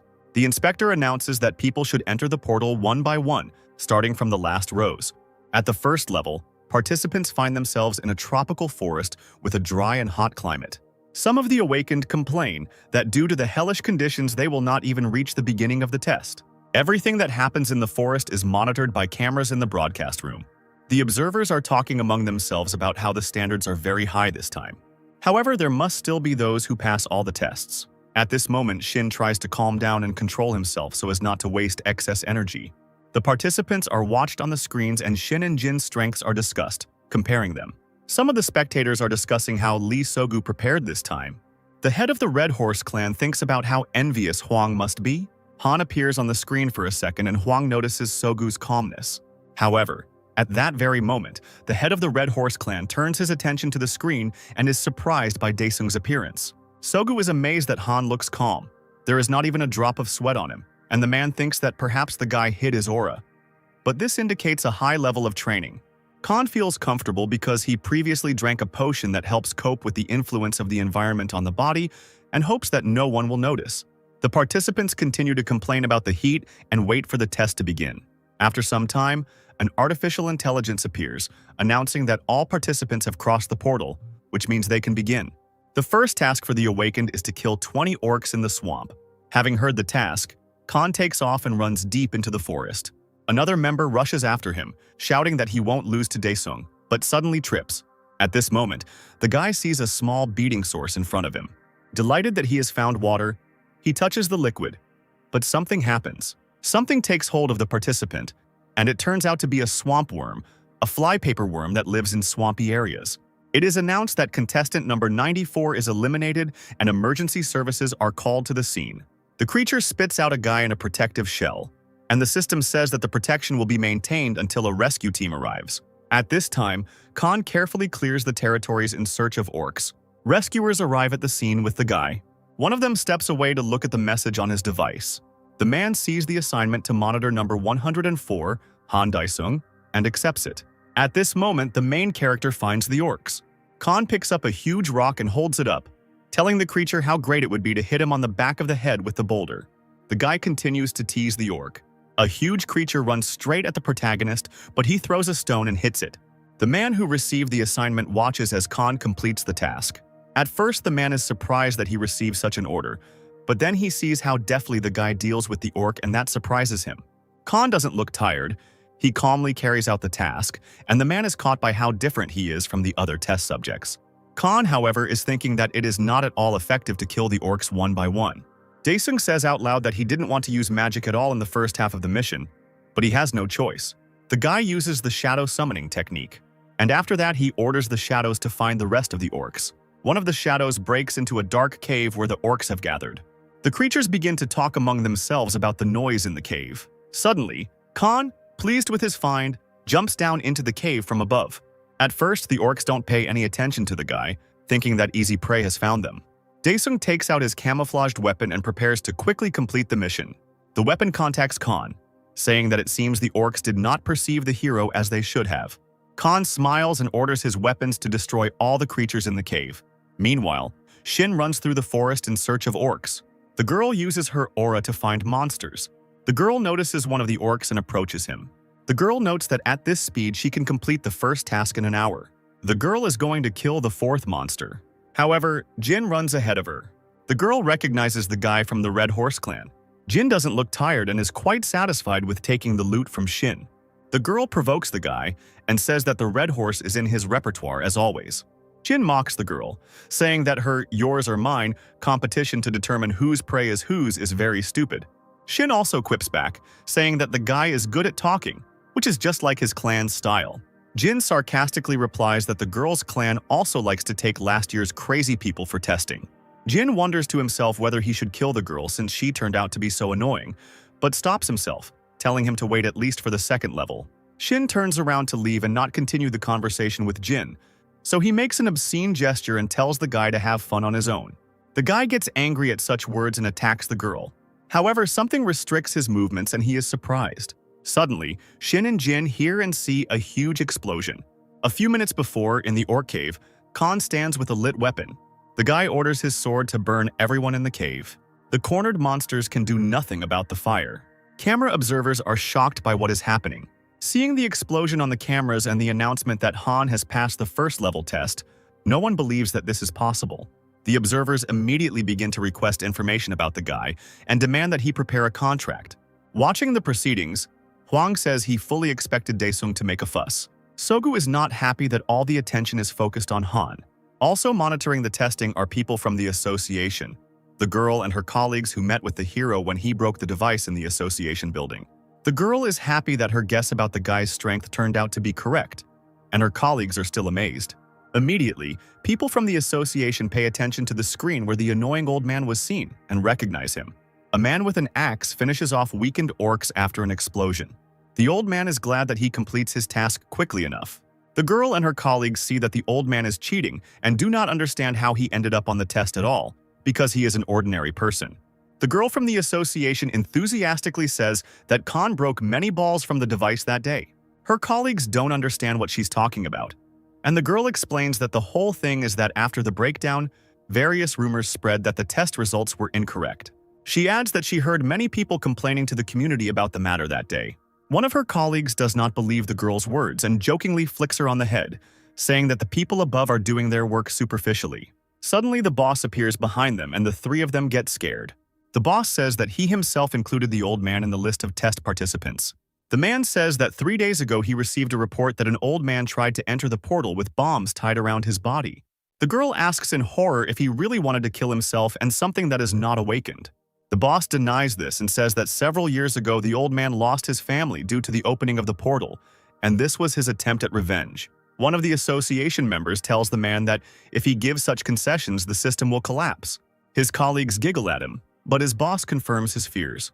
The man draws the attention of his workers to Khan, saying that he has found a diamond. Suddenly, the broadcast starts to malfunction and the connection becomes weak, so Mogu, leaving the hall, addresses his protege. The man from the Red Horse clan tells the leader that this way, Han can reach the 2nd and 3rd levels very soon. However, Sogu reassures him, saying that John is not ahead of Jin yet. The head adds that for now, Jin is simply giving Han a head start to see his endurance out of curiosity. The man listens to the chapter and thinks to himself that Sogu has strange ideas about what it means to give a head start. The man assigned to monitor Khan tracks him through a scope and notes that number 104 is extremely talented. However, the man shoots the protagonist, saying that he shouldn't have gotten in the way of the Red Horse clan. However, the main character is fine and does not notice the surveillance. Looking up, Daesung figures that this is probably the entrance to level 2. Sogu smiles and rejoices at how good it will be if Daesung dies right there. Suddenly, a hovering golem appears near the man watching Khan. The man is hiding from the creature and feels he must report it as soon as possible, as he will receive a hefty reward. However, the golem notices him and attacks the man. The golem immobilizes him with a paralyzing poison. At some point, the man becomes afraid that he will not be able to get out. Meanwhile, Daesung, while searching for the portal, feels like he's walking around the same places. Suddenly, the guy stumbles upon the corpse of the very man who was following Khan. The protagonist assumes that it was an unplanned death. Suddenly, a golem appears behind Khan. The creature attacks Daesung, but he deftly dodges it. The main character begins to think about how to defeat the monster, selecting skills that he can use. Daesung understands that he can't use some skills because of the cooldown, and the golem certainly won't wait for him. So Khan dodges its attacks and then decides that he needs to finish off the creature as soon as possible. The guy jumps right into the golem to rip a piece of stone out of its body. Meanwhile, Jin deals with the last of the orcs. Finally, he is notified that he has passed the back and is moving on to the 2nd level. Suddenly, a small box flies up to the guy. Opening it, Jin sees an ampule, a note, and a compass. After carefully reading the contents of the note, she immediately ignites spontaneously and disappears. At this time, Khan is still dealing with the golem and summons the Shadow Phantom. The guy orders the technology to destroy the golem. The monster still attacks the guy, but he defends himself with a weapon. The guy's technique is fueled by parts of the golem, and Khan again orders an attack on the monster. Numerous shadows attack the golem. Khan, watching this, rejoices that he has almost defeated the creature. Meanwhile, a picture begins to appear in the broadcast room and the connection is established. Observers see that there is fog everywhere and do not understand what is happening. Finally, the picture appears and everyone sees the golem and is surprised that such an opponent was included in the exam. One of the association's workers asks if it is normal to include this in testing. The man asks the boss if they need to stop this because they have such a right as the highest protector. One of the workers reports that they were able to determine the location of number 104th. The man asks his boss if they should stop the test for Daesung, and he agrees, but is distracted by a girl from the association.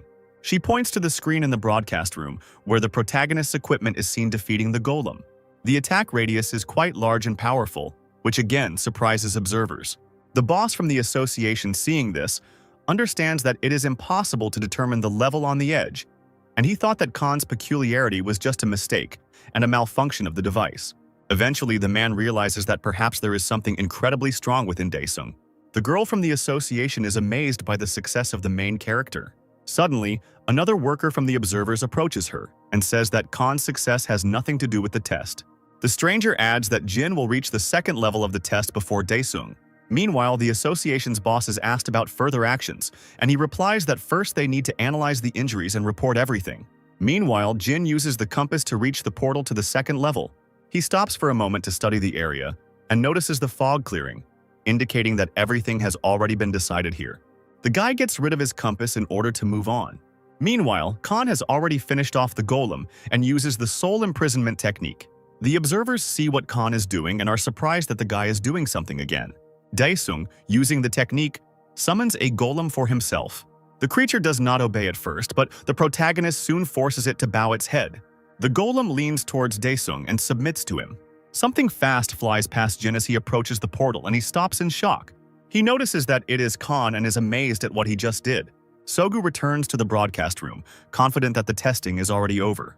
However, upon entering, the young man sees the frightened face of his ward, Jin. A little earlier, Khan, having climbed onto the head of the summoned golem, was heading towards the portal. Having found a shortcut, the protagonist clears the path for the creature. Daesung urges the golem to move faster. The guy uses fire to continue clearing the path of obstacles.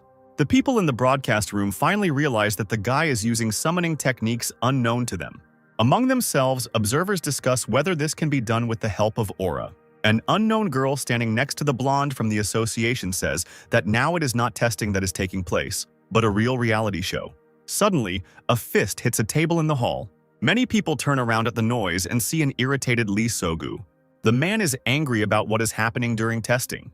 Someone wants to calm down the head of the Red Horse clan, but his people ask them not to approach. Finally, Sogu calms down and apologizes for his behavior, explaining that he was excited by the guy's abilities. Huang, watching this, notes to himself that this is what Sogu deserves because he couldn't even imagine that everything would go wrong. The man thinks to himself that his student Shin should also arrive soon. Meanwhile, in the forest, Jin is angry at Han for his prank. Shin Chon immediately runs up to the portal.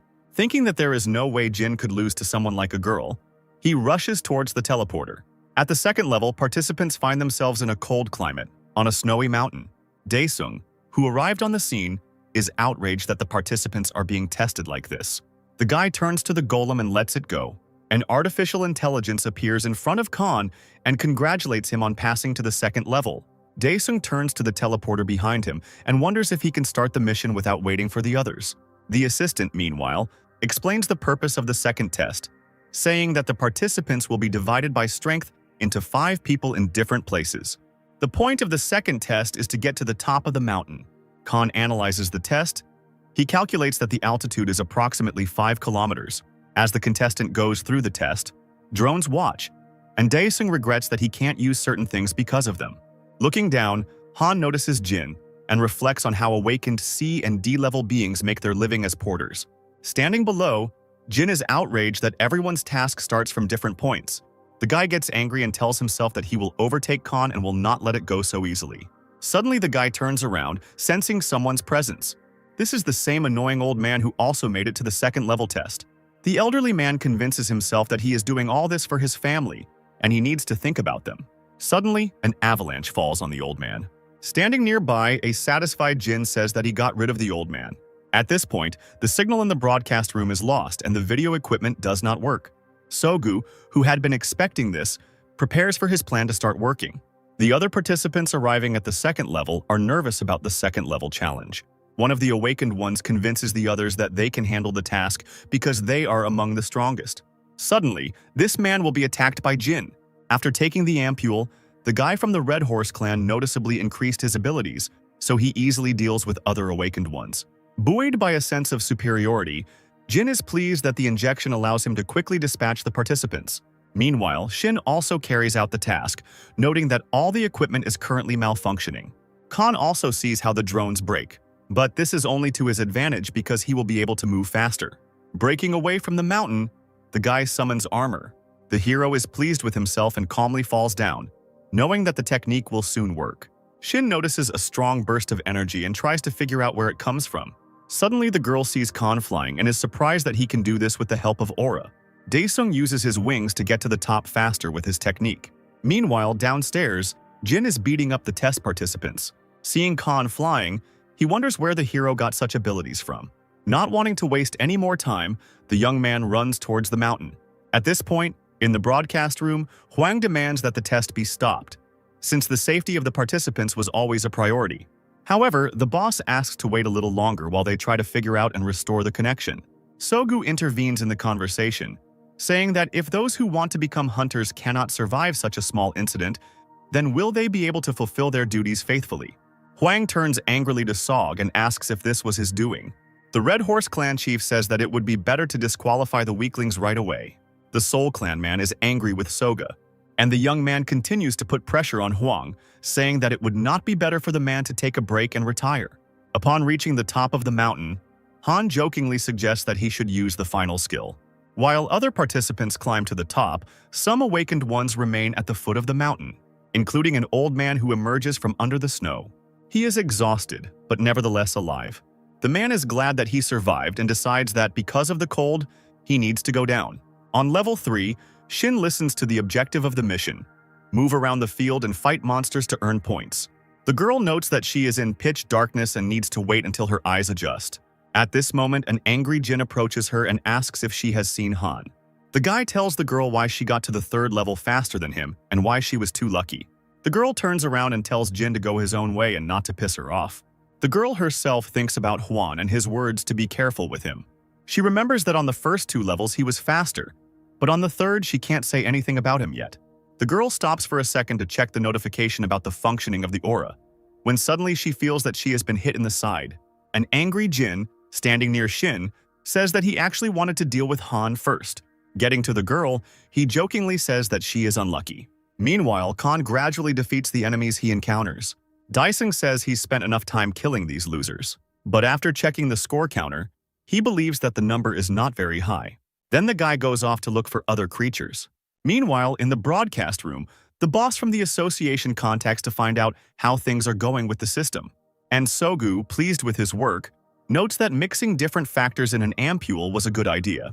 Looking at Huang, Mogu even feels sorry for him, realizing that Shin will either become disabled or even die. Meanwhile, Shin turns to Jin and asks what he's up to. The guy looks at her, licks his bloody fingers and says that he thought she would be docile since she was a girl. For a moment, Jin is distracted and misses the girl's blow. Shin cleanly kicks the guy in the face. After the blow, Jin comes to his senses and sees that the girl has disappeared and is hiding. Shin hid behind the boulders, examining her wound, having taken off her protective jacket before doing so. While the girl is healing her wound, Jin sneaks up on her, happy to have found her. The girl doesn't get flustered and deftly attacks the guy in the groin, having thrown her tracksuit at him before doing so. Shin continues to beat Jin while he is disoriented. While the guy is calling the girl names, she takes a stand and says that she actually has a name. She uses a technique from the Soul Clan and introduces herself by saying that she is the ace of her clan. After killing the guy, she says that Jin can't possibly be human because he's more disgusting than monsters. Realizing that the girl is no longer in danger, Shin turns around and leaves.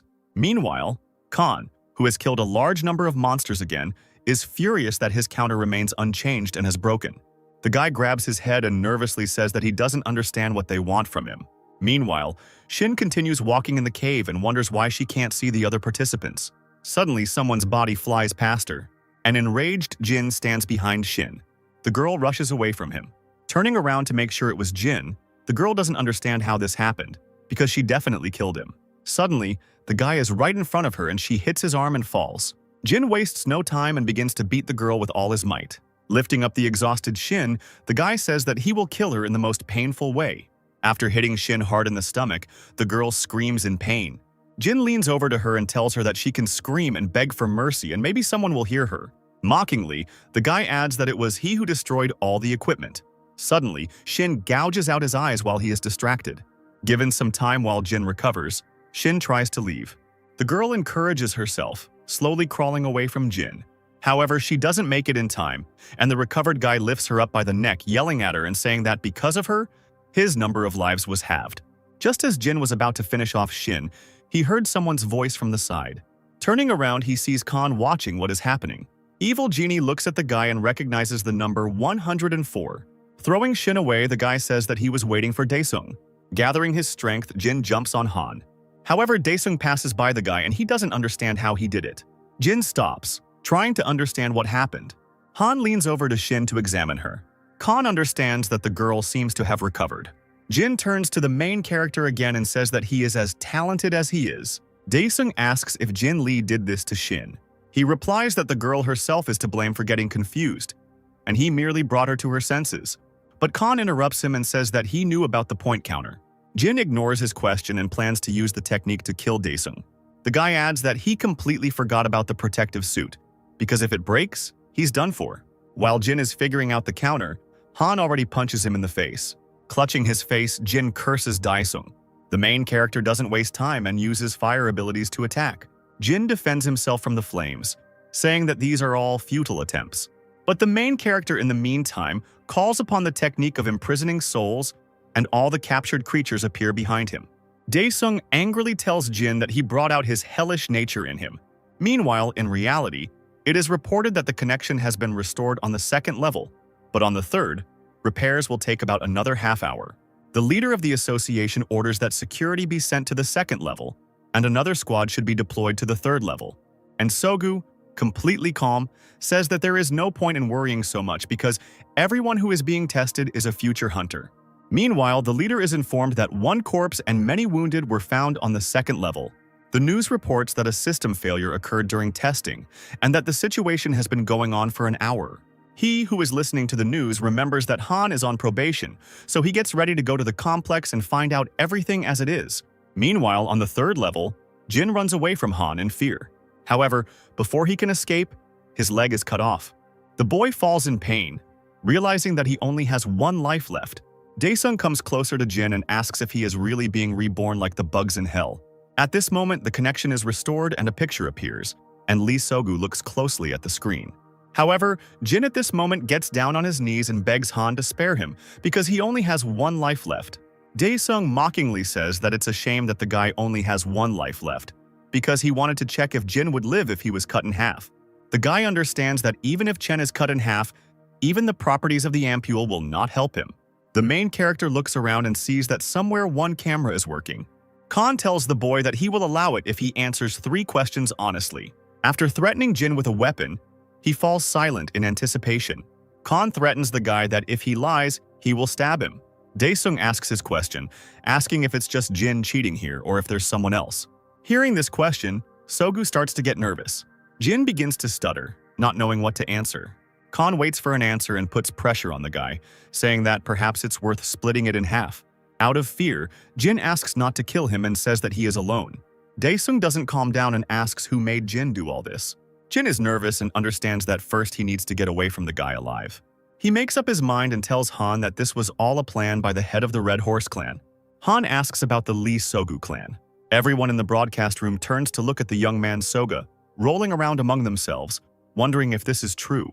The leader is angry at Jin for giving him away. He turns around and shouts that it was Jin himself who started all this, but decided to pin it on Soga. The young man is distracted by the leader of the association, who says that the proceedings will take place during the investigation by the hunter's inspection. Sogu understands to himself that he will not be able to get out of here. The young man calms down and says that he will arrive at the inspection office at the appointed time. Sogu leaves the room and curses Jin for repaying him like this. One of Mogu's assistants asks if there was any need to bow his head. The head of the clan continues to swear at what would have happened if he had blurted out even the slightest bit of unnecessary stuff there. If that happened, Huang would be absolutely happy. The man from the Soul clan is furious after Lee Sogu left. The association's leader thanks Huang for keeping him, but the man replies that he did not do this for everyone present. The association's leader calls his subordinates and orders them to go to the testing area to stop the trial. Meanwhile, Han asks his third question and asks if Jin has another life left. The frightened boy asks what this question means. Jin understands to himself that whether he lies or tells the truth, he will be divided in half in any case, so the outcome is the same. At this moment, the artificial intelligence appears and declares Han Dae-sung the winner of the challenge. The main character is surprised that the announcement appeared so suddenly. Jin timidly congratulates Han on his victory, saying that he is a worthy S-level hunter. Dae-sung, despite everything, cuts the guy in half. With a smile, Han says that Jin lied, and he still has one more life left. Turning back to the wounded Shin, Dae-sung sees her recovering. Meanwhile, medics run into the portal to the 3rd level. The association's leader, Pak, who had been watching the broadcast from his office the entire time, finishes watching. Next to him stands his subordinate, saying that representatives of the 10 clans have arrived. The girl adds that Han Dae-sung already showed Class S at the 1st level. The man asks the girl if John is the first hunter after Li Chang. While looking through Dae-sung's file, Park tells his subordinate to bring such a person into their organization. People in the association's lobby discuss among themselves what happened during the testing. The system reports that due to unforeseen circumstances, the selection criteria have changed, and the main indicator has become passing the 1st level of the test. Many people start to complain that the threshold for passing is too low, since this is only the 1st level. A photo of Dae-sung appears on the screen with his A level assigned to him. Chan-ho calls the main character and asks where he is. Suddenly, the guy turns around sharply, finding out that Han is in the S-level break room. Dae-sung is happily relaxing in a massage chair, resting after a tough test. Ho comes to him and asks what happened here. Dae-sung replies that the association secretary told him to rest here. A friend is surprised that his secretary contacted him. Han continues by saying that he has become an A-class hunter, with the potential for S-class. Ho is amazed by his friend's success, jokingly saying that Han will now be able to build a house with his own money. He adds that outside, everyone is shocked by the protagonist's success because of his potential. Meanwhile, in the lobby, everyone is discussing Khan and how to get his associations when suddenly someone comes out of the elevator. The same old man comes out of the elevator shouting that he has won, and journalists immediately rush to him. The man introduces himself as Dae-sung. The reporters are surprised that Dae-sung appeared in front of them, and they suspect that he is the winner. At first, the old man is frightened that he has attracted so much attention while the journalists ask their questions. Someone guesses that this is not Han Dae-sung at all, and in fact it turns out that the old man is Han Dae-sung, who took 20th place and is just a border guard. Meanwhile, in the place where the testing took place, they are still evacuating and rescuing the wounded awakened. One of the rescuers reports that they have searched all 3 levels but still have not found Jin. Having received the order to close the passage, the man irritably says, "Did the guy from the Red Horse clan really manage to escape from here?" At this time, the news is on air, where they talk about testing. The main character's mother sorts through her clothes and says that it wouldn't hurt to buy her son something new, and wonders whether the market will be open in the morning.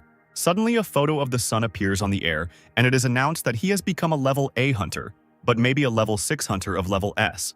The woman seeing this is frightened and surprised by such news. Mom calls her daughter to see the news, and Jisoo comes to the woman. Seeing her brother on the screen, the girl is as amazed as her mother at her brother's success. At this moment, Khan comes home. Both women look at the guy in shock, and he, suspecting why they look like that, asks what happened.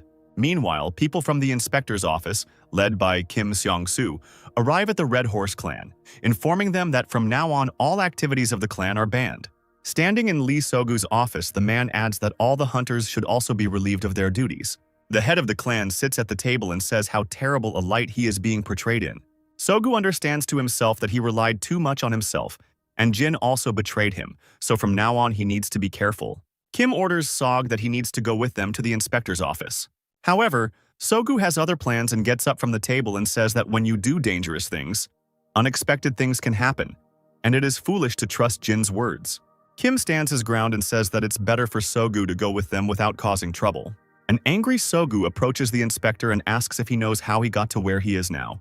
Kim remembers to himself that Lee Sogu was once the second most important in the clan, but soon took over after the mysterious death of the former leader, so it makes sense to be wary of the young man. Sogu begins to use his technique and mockingly says what the association was thinking, sending only 2 people towards him. The inspector prepares to defend himself and warns his partner, Chan. The frightened young man is nervous behind Kim's back, not knowing what to do. The inspector begins using his technique, shouting at Young that if they want to survive, they need to kill the clan leader before he does. Sogu also says that it looks like Kim had to pay for his place. Suddenly, a frightened Jong pierces the chief inspector's back. The young man apologized to his boss, saying that it wasn't him doing all this. Sogu, who deftly controls his equipment, mockingly says how many questions the management will have for deciding to fight among themselves. A wounded Kim asks Sogu if this is his plan. Ignoring the inspector's question, Lee Sogu uses the puppet's aura to kill Kim with the help of Jong. The distraught and frightened young man asks for forgiveness from his deceased boss. Sogu, meanwhile, comes out of his office, joining his subordinates, saying that they need to warn the association what happens if he is disturbed. Sometime after the exam, Huang comes to visit his student. The doctor tells the man that the girl will never be able to become a hunter because her aura is depleted. Huang is angry at Lee So-gu for everything he did during the exam, noting that the young man will face retribution. Meanwhile, at home, the main character is scolded by his mother, saying that she does not want him to become a hunter because she will worry about the danger. The woman adds that although she saw on the news how successful her son was, danger is danger. Listening to this, Han recalls the words of his friend Chang Ho that almost 99% of families do not allow their relatives to join the ranks of hunters. Daesung's mother continues, saying that she fears that the boy may fall into a coma again. However, the main character interrupts his mother and says that he has already signed an agreement with his friend's clan. The sister, in shock, asks again if Han really made a contract with the Soul Clan. Daesung confirms this and summons a small teleporter from where he intends to get something. A moment later, the boy takes out a bag overflowing with money and places it in front of his mother and Jisoo. Pleased, Khan says that he will receive a deposit from the clan and gives the money to the family so that they can pay off their debts and use the remainder for their own needs. Mom and Jisoo look at the money in shock, amazed that the hero receives such a sum of money. The main character reassures the family, saying that he will earn even more and that they only need to run the household and he will take care of everything else. Noticing how his sister and mother are holding back tears, Khan calms them down, saying that on the contrary, they should be happy. Looking at his happy relatives, Daesung feels that if this is his reward for returning from hell, then he is satisfied with everything. Meanwhile, at the association, Jong remembers his dead mentor Kim. The elder always helped and took care of Chan, but now he is killed by Sogu's technique. Now the student stands in the morgue in front of the corpse and cries. The boss from the association comes to the young man and says that this is his fault, because no one thought that the head of the Red Horse clan was so crazy. Out of anger and hatred towards Sogu, Jong declares that he will kill him himself. At this moment, Pak, the head of the association, approaches the chief and demands that all the hunters be caught. The chief is surprised and asks whether it is necessary to catch even the preparatory squad. To this, the man receives an order from Pak to disband the entire Red Horse clan and capture its leader, Lee Sogu, by any means necessary.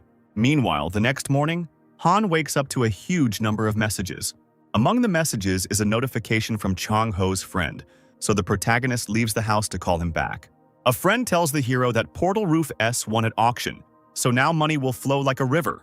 At this moment, armed workers of the association arrive at the main building of the Red Horse clan. The operation is commanded by Jin, a level A awakened being who gives orders on the sequence of actions. The defeated resistors are ready to be killed, so after the briefing, Jin calls for the operation to begin. However, running into the building, the man and Jong-woo, who followed him, see many wounded or even dead people from the Red Horse clan. Confused, Young-woo doesn't understand what happened and asks Jin what to do now. The person in charge of the operation orders the rearguard to deal with everything and asks the rest to follow him. In the depths of the building, an exhausted Huang sits and rests. Enraged, Jong-woo breaks through even further into the clan building with a knife, hoping to finally find Soga. However, soon the young man stumbles upon the fresh corpse of the head of the Red Horse clan. At first, Jong-woo doesn't believe that Sogu is dead, but Jin stops the young man, confirming that the clan leader is dead.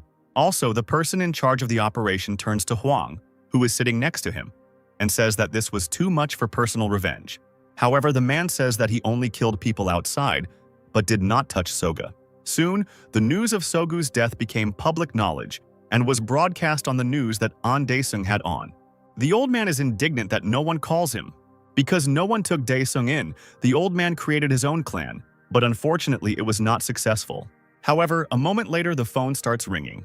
At this moment, Han and his friend Ho are driving through the city, who is surprised that the guy accepted all 10 offers from the clans.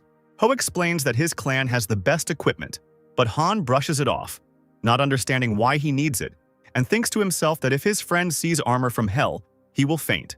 Daesung then asks his friend if he can make money in a sea-level portal. Ho states that portal missions at this level cost 50 billion, and taxes alone will cost 30 billion. Han is shocked to hear such amounts and is indignant, and Ho adds that if he can get hold of the ether core, he can make money. The friend adds that Khan has been assigned an escort who will have to go with him into the portal. However, Daesung states that Ho should go with him too, and his friend is surprised. Han explains that he himself appointed Ho as his escort and entrusted all the paperwork to his sister Jisoo because he was too lazy to do it himself. Upon arrival at the location of the portal, Chan Ho is asked for a certificate. The young man shows the document to the soldier, who is surprised that only 2 people were taken for the mission. Ho agrees with the military man, saying that he thinks so too. But his friend is a psychopath who imagines himself to be very strong and decided that he can handle the task alone. The soldier says that nothing makes sense, so he will open the portal and gives instructions to those responsible for this. Ho addresses Daesung one last time, explaining that the subject is dangerous and asking if he has changed his mind. Khan calms his friend with a joke and drags him towards the portal. Ho protests by saying that if he escapes into a portal in the middle of a mission, it doesn't mean he's an unfaithful friend. Meanwhile, the association is watching a recording from the Red Horse clan building, the moment of Lee Sogu's death. Something lifts the young man up and Sogu is completely helpless. An unknown hand appears from the portal and reaches out to the young man to rip out his heart. Sogu dies instantly, and the unknown person's hand disappears into the portal. Pak asks the association's employees if it is possible to find out who made the recording. Jin explains that there is only one surveillance camera and that checks are still being conducted. And the department head from the association adds that after the autopsy of Sogu's body, it was also not possible to find out who was the carrier of the aura. Meanwhile, An Daesung arrives at the portal that Han and his friend entered and says that he is responsible for today's processing. The soldier at the post wonders why the old man arrived so early, since they entered the portal only recently, and asks if the hunter who took on the mission is really Han Daesung. The soldier checks the information and confirms it, which makes the old man very happy. Anne is glad that he got into this case so well and will be able to cross paths with Khan. A few days ago at the testing site, Jin, chosen by Sogu, was able to hide and regain his strength. The young man is angry that he was treated this way and that he was left alone, so he wants to take revenge, when suddenly someone's voice calls out to him. A huge eye appears in front of the guy, the same one that appeared in front of Lee Sogu before his death. Meanwhile, Han and Chang Ho enter the area through a portal. Ho has never been in a portal before, so he's a little nervous. Han looks into the distance and says that there are many enemies, so it is not surprising that the portal is in a war zone, to which Ho does not understand what enemies he is talking about. Looking into the distance, Ho sees huge lizards running straight towards them. Daesung takes out his weapon and says that it would be more convenient to finish them all off at once. The protagonist prepares for an attack and jumps very high, leaving his defeated friend below to watch. Khan towers over the monsters and swings his arm to strike. The guy uses the volcano technique to hit his enemies. The flames swirl around the lizards, killing them instantly. Ho, watching what is happening, is shocked and wonders if this is really his friend. The Khan, having made sure that the enemies are finished, approaches his friend. Ho jokingly begins to scold Daesung for not telling him earlier how strong he is, which only made Ho worry. Putting away his weapon, Daesung replies that this is exactly why he decided to show his abilities only now. After some thought, Ho declares that he has decided to propose to Daesung to create a new world-class clan. Finally, the friends return back through the same portal, which surprises the military because too little time has passed. The military begins to panic that something is wrong with the portal and that they should call in specialists. But An Daesung stops them, saying that someone is coming out of there. Satisfied, Ho and Han emerge from the portal and declare that the task is completely completed. An Daesung appears in front of the main character and hands him his business card, adding that he is responsible for today's overtime. Ho wonders why the old man is alone, since he is from the clan of gatherers. Anne explains that it's just a day job and hands over another business card to Ho, who notices the same names of the old man and his friend, and proudly announces that he will do everything to live up to his name. The old man adds that he will always be responsible for the processing, to which Han silently leaves and Ho hurries to catch up with him. Sometime later, the main character and his relatives visit the new apartment before buying it. While the realtor talks about the house, Jisoo studies it herself and admires the apartment. Daesung's mother asks the man how much the apartment costs. He replies that officially it is 17 billion, and in fact, according to the deal, it is 8. The woman is surprised by such a large sum, and the realtor hurries to explain that such a high price is due to the proximity to the Hunter's building. The man adds that safety is the most important thing at the moment, and he has heard that Khan has become a capable hunter. Jisoo chimes in, reminding them that her brother had become a high-level hunter and was all over the news. Daesung says he likes the house and wonders if he can get a discount on it if he signs it now. The man then replies that there is no need for this. Since Khan is a hunter, a preferential contract can be made. Hearing that S-class hunter Lee Chang-shik lives in one of these houses, Han irritably asks how much cheaper the hunters are getting their housing. The realtor gets a little scared and says that hunters are given about 100 billion. Mom and Jisoo hear the huge amount and are amazed. Khan thinks to himself that this way, he will be able to buy an entire house which costs 80 billion. That same evening, a young girl walks down the street alone. At this moment, she runs into an unknown person and apologizes. In front of the girl stands a tall young man with a hood on his head and a creepy expression on his face. He tells the victim that she has a choice and she should be grateful. The next morning, at the police station morgue, they examine the body of that same girl and note that she died in the same way as Sogu. Jin and Jongwoo arrived from the association and realize that no one but the awakened ones could have done such a thing. Jin says that in addition to the open portals, a killer has appeared in Korea who rips out hearts. Jongwoo asks his mentor to entrust the case to him, and he promises that he will catch the killer, while Jin thinks over the details of the case to himself. Finally, the brunette tells his protege Sean out loud that for now, he is working on portals. Addressing a police officer, Jin asks that information about the murders not be leaked to the media. The man also adds that they will assign the necessary people from the inspectorate. Elsewhere, in a new place, Jin from the Red Horse clan awakens. The young man is in a special capsule with the necessary life support equipment. The guy starts to look around the room and sees an unknown middle-aged man not far from him. The stranger sees that Jin has woken up and is approaching, and the guy is nervous because he doesn't understand where he is. The man approaches the capsule and asks the boy if the place looks like the Red Horse clan's laboratory.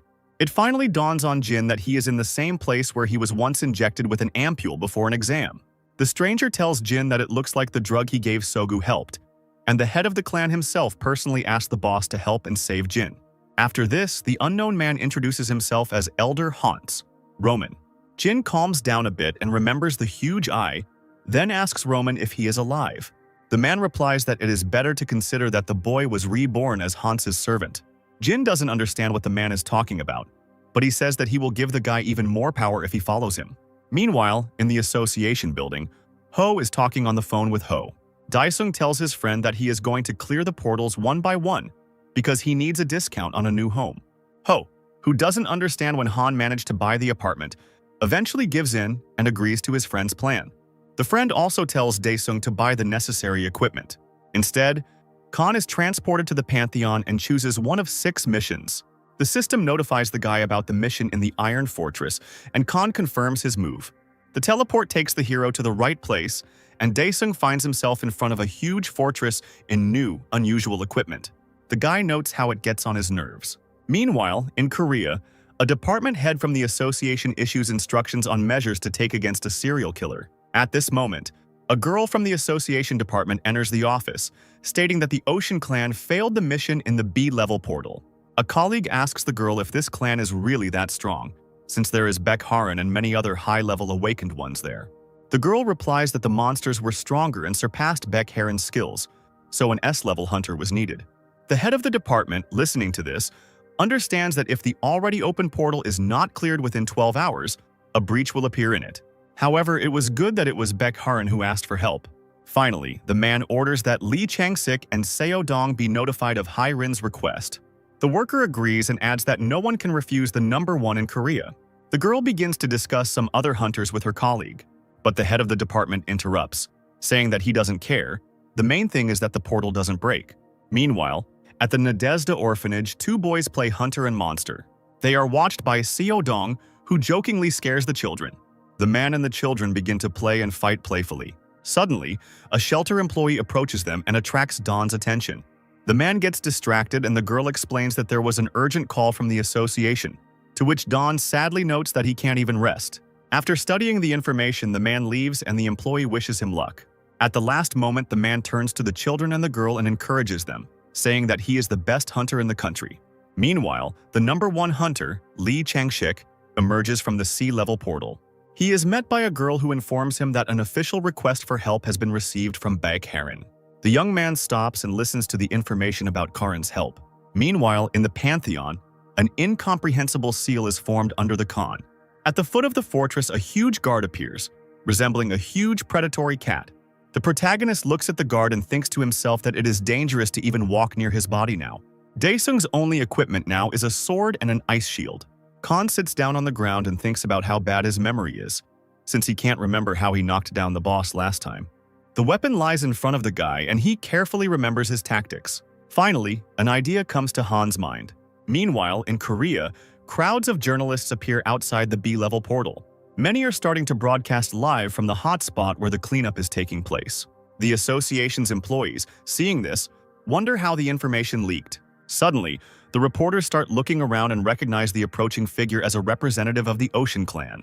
A young brunette, Baek Haran, approaches the portal with a charming smile as the surrounding journalists ask her questions. Many reporters are amazed by the beauty of the clan representative and shower her with compliments. Karin approaches one of the journalists and asks him for a microphone. Turning to the rest of the reporters, the girl announces that the portal will be cleared, and she has asked for help from two of the most powerful hunters in the country. The journalists are amazed and start talking among themselves about those very hunters that Baek mentioned. The girl confirms that she called Lee Chang-sik and Seo Dong, who had already arrived at the portal. The two strongest hunters are about to go inside when they are noticed, so they linger for a while. Chan-shik, a young blonde man, says that Karin was able to skillfully turn her failure into a whole scene, to which Dawn, a brunette, supports his comrade's thought. At this moment, Karin, pleased with herself, approaches them. The journalists continue to film the three hunters, delighted that the Lysobak tandem is going to clear the B-level portal. Meanwhile, in the Pantheon, Khan attacks the fortress guard. Finally, the enraged creature awakens. Daesung gathers his strength and notes that one mistake on his part means certain death, so he needs to be more careful. An angry predator approaches its enemy, intending to kill him. At that moment, the guard slips on the melted ice shield, and Daesung concentrates on his next attack. The guy runs up to the fallen guard. Leaning towards the boss, Han discovers a red seal. Using the weapon, the protagonist pierces the seal on the monster's body, thus destroying it. Daesung throws his sword and wooden shield to the ground, saying he won't need them anymore. A notification pops up in front of the hero that he can enter the fortress thanks to the destroyed seal, to which Daesung says that first he needs to find a weapon. Inside the fortress, the guy is surrounded by various traps. The Khan carefully probes the wall of the fortress, intending to find a special mechanism. After finding it and pressing on the hidden stone, the doors open for Khan. The treasury of Balark opens before the guy, accessible to the hero for only 5 minutes. Daesung moves closer to the weapons and grabs the dark sword, which he says is not that strong, but without it he cannot enter Balark's room. Looking around the treasury, the guy sees chests with money and other valuables. Daesung looks at the find and thinks. A moment later, the system notifies the boy that he can enter Balark's room, and Khan prepares for battle. Meanwhile, in the portal of Level B, the Lysobak tandem fights monsters, and Dawn is unhappy that the opponents are too noisy. The man concentrates his strength and uses his weapon to jump forward straight at the monster. Lightning from So Dawn's technique stuns the huge lizard enemy. Dawn gives the command to attack the monster, and the rest of the hunters follow the order. Standing behind, Karin shouts words of encouragement to Dawn. Lee, covered in blood, stands behind the girl and asks if she will definitely go on a date with him if he kills all the monsters. Seeing the state the young man was in, the girl hurried to use her healing technique. Changshik feels much better, and the girl asks when he managed to hurt himself like that. With a smile, the young man points to a nearby carcass, saying that it is a gift for her. Karin sees the huge head of the Ogre King next to him. The girl is shocked that Changshik was able to kill such a monster alone. Taking advantage of this, the blonde puts his hand on Karin's shoulder, and the girl sternly tells her to take her hands away. Not far from the couple, hunters led by Sodong try to kill the monster, but its skin is too thick that even the aura does not help. Changshik asks Baek to keep her promise about the date with a smile, and he himself approaches his partner Dong. Karin looks at the young man who has left and asks herself if she promised anything. Meanwhile, in the Pantheon, Khan reaches the final boss and is about to open the potion vials. Khan decides to use the potions to the maximum. The system begins to notify the guy about the improvement of many characteristics thanks to the contents of the bubbles. Feeling much better, Daesung prepares for his next fight. Entering the next location, Daesung sees a huge boss in front of him, Balark. The guy greets his opponent with a smile. Balark sees the protagonist and a moment later summons a huge fire dragon. Khan uses the blood naturalization technique to counter the creature. Meanwhile, in reality, the streamer, that same waiter, Yang, begins a weekly broadcast about hunters. First, the guy suggests looking at the ranking of hunters this week, and the top is opened by Li Changshik, who became a hunter as a hobby and is the chairman of the Joseon clan. Next in the ranking is Seodong, who heads the Hope Orphanage and has become a father to many orphans. And in third place, the beauty Baek Harin, from the Ocean clan. Yan explains that there was an incident at a B-level portal this week, but the Lee So-bak tandem resolved the issue within 6 hours. Then, the streamer remembers what else he wanted to show the viewers. Yan brings up a photo of Han Dae-sung on the screen and begins to remember seeing him during the orc attack. The streamer is a little surprised to see the guy again. Meanwhile, in the office, Roman looks through the news and notes that the hunters have begun to clear the portals very quickly. Colleagues address the man by a false name, offering to have a drink after work, but Roman refuses. After opening a map of Korea, the man decides that he needs to change his current circumstances. In the Pantheon, Khan continues to fight the dragon, dodging the creature's attacks. During a break, the guy jokingly says that the spilled blood brings back memories of old days. A second later, Ballark himself stands up and joins the fight. However, Daesung does not lose heart and prepares to fight him. Khan begins to fend off Ballark's attacks with his sword. At one point, the guy complains and asks why his opponent is so strong. Ballark also uses his abilities, and he gains wings. Daesung breaks past his opponent and turns around, mockingly saying that he is surprised by Ballark's transformation. A moment later, someone unknown begins to appear on the field in front of the main character.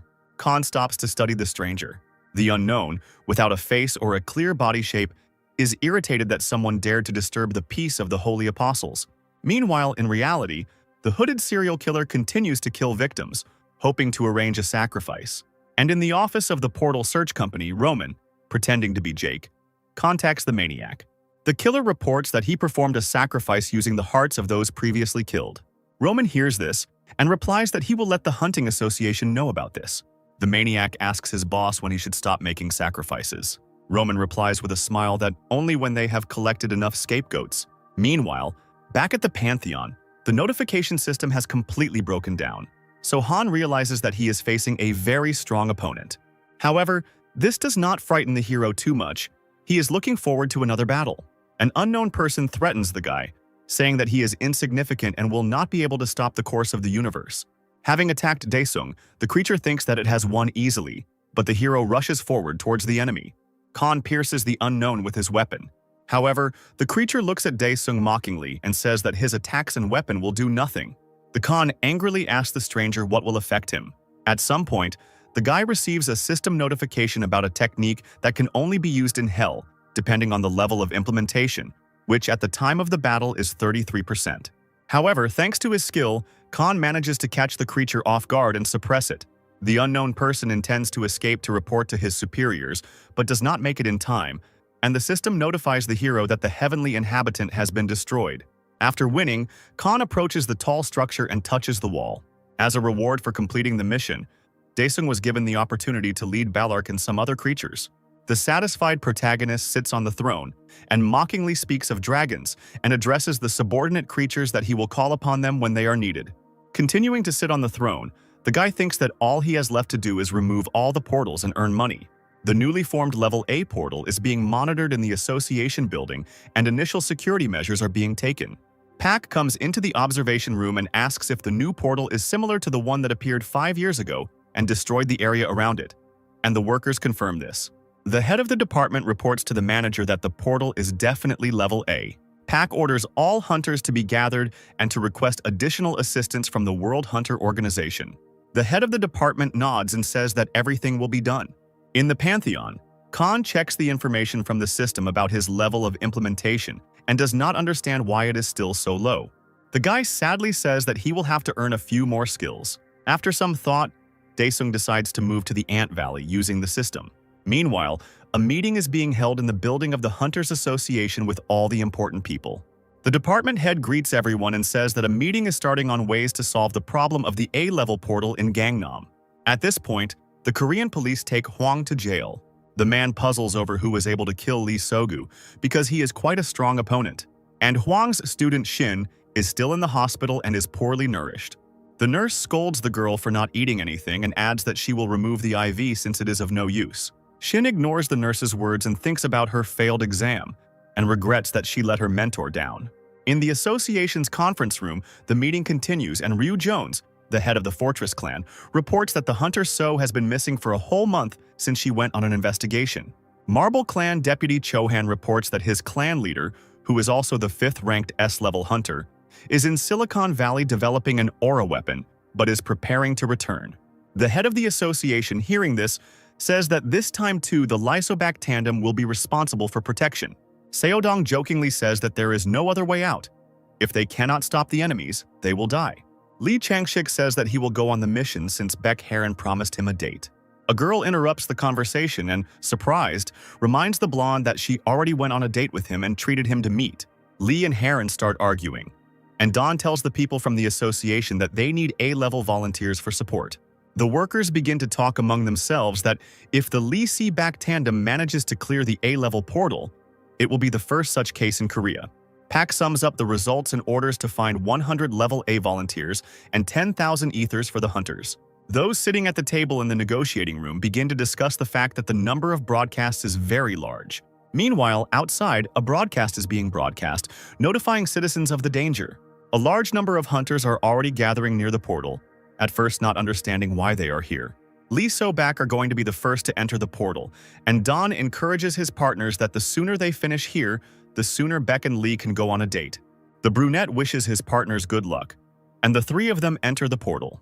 Inside the portal, Don gives orders and tells everyone to check their gear. Lee moves away from Beck, telling her to stay put. The girl reports to Don that Chanchik has gone on reconnaissance.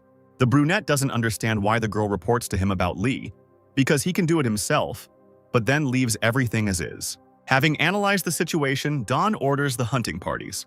In reality, Ho is trying to call his friend Han and is annoyed that he hasn't picked up for so long. Dae-sung, not understanding what happened, tells his friend about his move, and Ho says that an emergency happened. The guy tells Han that a level A portal has opened in Gangnam, and the association demands that all hunters go there. Dae-sung learns that an emergency happened near his new home and wonders why so many people are gathering. Ho explains that it was precisely because of this type of portal that the big rift occurred 5 years ago, and the hunters barely managed to close it back then. Khan leaves the house, intending to head to the right point, and asks his friend if he will be promoted if he can close the portal. Meanwhile, inside the portal, a huge number of blood wolves are running towards the hunters. The hunters begin to notice them from all sides and realize that they are surrounded. Ethers used in battle appear if you defeat monsters inside the portal. Humanity is heading towards collapse due to unequal development and many other problems. And it was at this time that ethers appeared that possessed energy that allowed changing the time of people's disappearance to their life. The important thing is that if you charge the aura weapon with ether and implant it into the awakened one, you can improve his skills, so ethers are very important. Knowing this, Dan commands and calls on everyone to accept the broadcast. The wolves are getting closer and closer, and the hunters one by one begin to receive the ether. Lee Changshik approaches the crowd of hunters. The young man uses the technique of ejecting an aura over a wide spectrum. Dawn runs past Beck Haran, saying that Lee has attracted the attention of the wolves and the girl needs to cover her partners. The girl does not hesitate and tells him to trust her. Changshik continues to attract opponents. Dawn launches full ether activation. Lee, running past the brunette, tells his partner that he is now leaving the wolves to him. The man activates his technique and jumps out at the enemies, preparing to strike them with lightning. The equipment kills enemies one after another. Beck Heron activates his aura technique. The other hunters are happy. They see the girl's technique in action for the first time and feel it on themselves. Lee Changshik takes off and runs towards the remaining enemies, motivating the rest of the hunters to follow him. Meanwhile, in reality, in a bad neighborhood in Korea, the remaining members of the Red Horse clan are dealing drugs. At some point, a man runs up to them, shouting for everyone to run away. One man regrets that he came here. At this point, a police car pulls up to the group and the police inform them that if anyone escapes now, everyone will be charged with illegal drug trafficking. The men take out their guns, preparing to fight the police. However, the police are not taking any action. Suddenly, Jin from the Red Horse clan gets out of the car. The men from the clan are shocked that the boys survived and do not understand how this is possible. Jin extends his hand to them and tells them to follow him. Meanwhile, inside the portal, the hunters have finally dealt with all the wolves and are happy about it. Back Heron heals Dawn's wounds with her technique, and he is happy that she helps them so much and says with envy that she can go to portals all the time. However, the girl begins to explain to the man how difficult it is to use the broadcasts, that it is very expensive, and in general, Don himself has taken money for the broadcast more than once and is still in debt. The man bitterly realizes that Karin has started nagging him again. At this moment, somewhere nearby, one of the hunters finds Class B ether. But at that very moment, nothing knocks his head off. A huge white wolf, larger than those the hunters had fought earlier, was approaching. In reality, broadcasts are being conducted near the portal, and it is announced that the situation is still tense. On the news, the presenter talks about the Lysobek hunters entering the portal and asks if they weren't the ones who cleared the portal so quickly last time. The reporter says that last time they actually cleared the portal for a short time. But the current attack has been going on for 10 hours now, and the association continues to gather A-level hunters from different clans. The head of the department asks the blonde in glasses when the hunters from the International Hunters Association are expected to arrive, but she replies that there is no official answer yet. The man says that they are now in a state of extreme limbo, as there is no way to contact those inside the portal. The girl says that military forces and hunters have gathered, and that Chohan should arrive in 8 hours. The department head says that no one should stop trying to contact the rest of the hunters inside the portal. Inside the portal, everyone is preparing to attack the boss. Lee flies straight towards the huge wolf. The guy moves away from the enemy. The wolf wastes no time and attacks the guy, but Lee somehow dodges, but he is wounded. Don enters the fight, saying that the boss is no slouch since he is able to fight back. Changshik stands behind his partner, catching his breath. At that moment, Lee feels like he's being healed by Beckharn's technique, so he turns around to thank her. The girl says to leave gratitude for later, but now the most important thing is to solve the problem here. The guy smiles and charges the air to the fullest. Lee joins Don and uses the technique to defeat the wolf together. The boss makes one last attempt, but the hunters are still stronger. The wolf dies and everyone is happy that Lee Changshik was able to kill him, but Don is indignant that all the attention went to the blonde. Immediately after this, the hunters hear a strange loud sound and do not understand where it comes from. Far ahead, the hunters see a huge horde of wolves and their leader. The leader in the red robe is annoyed that someone has encroached on their land again. Many people start to get nervous, but Don shouts and orders everyone to gather. After some time, something starts to happen in reality. In the association building, everyone understands that the portal is beginning to rupture. The blonde in glasses doesn't understand how this is possible, since the hunters are still inside. The head of the association nervously says that this could be the case, that the entire Lysobak team is dead. The man immediately orders that all reserve hunters in the country be informed of the emergency. At this moment, the leader of the wolves emerges from the portal and orders the hunt to begin. At the gathering place of reserve hunters, Jin, a brunette from the Hunters Association, checks whether the hunters from the Dom clan are there. Following this, the man checks to see if the hunters from the Chang clan are still there. And after that, Jin reaches the Daesung clan. The protagonist responds and says that his level is A. Jin recognizes the guy as the hunter he was ordered to follow. The man explains that everyone was called in to prevent the level A portal from rupturing. Khan says that they won't even be able to pass normally near the portal, and adds that it would be better for his friend to contact him now. Then Daesung realizes that he himself doesn't pick up the phone the first time. Then, all the hunters turn their attention to the portal and see that something is happening. The Khan is looking forward to the battle and is not afraid. An hour before the portal bursts, almost all the hunters are dead. Some hunters still hold out. One young hunter barely defends himself from a white wolf. He begins to lose his grip and loses to his opponent. Not far from him stands Don, who shouts to gather up if no one wants to become food for these dogs. A hunter immediately flies out and cuts off the wolf's paw. Changshik is already very tired and irritated, not understanding how much longer they need to hold out. Don remembers one artifact, the Absolute Protector. It was given to him by the department head. It was a development from Germany, made from a level S core for counterattack. The man then thought about the cost of such an item. The head of the department says that the leader received the item as a gift, and added that all hunters are like children to him, so let them return alive. Don listens to this and asks to tell the manager that they will all try their best. Inside the portal, Don gathers the people together and prepares to use the attribute. The man bends down to engage the protector. Everyone feels the power and strength of the object and understands that it was used in the exam. The wolves begin to break through to the barrier, but the protector pushes them back. Don is pleased with the development from Germany. At this moment, the leader of the wolves approaches the barrier, intending to destroy the protection. The creature jumps onto the barrier, but it pushes the enemy away. Hunters are glad that they are not so easy to get to. One of those present asks Don what their plan is, to which the brunette replies that now they just need to hold out. Dawn explains that if something doesn't work out, you first need to stay alive and then figure it out. Some hunters talk among themselves and come to the conclusion that there is no plan. It turns out that in the crowd of hunters there is the very same maniac who decides to change the situation with the portal. Something starts to happen to the portal outside, and the leader of the wolves notices it.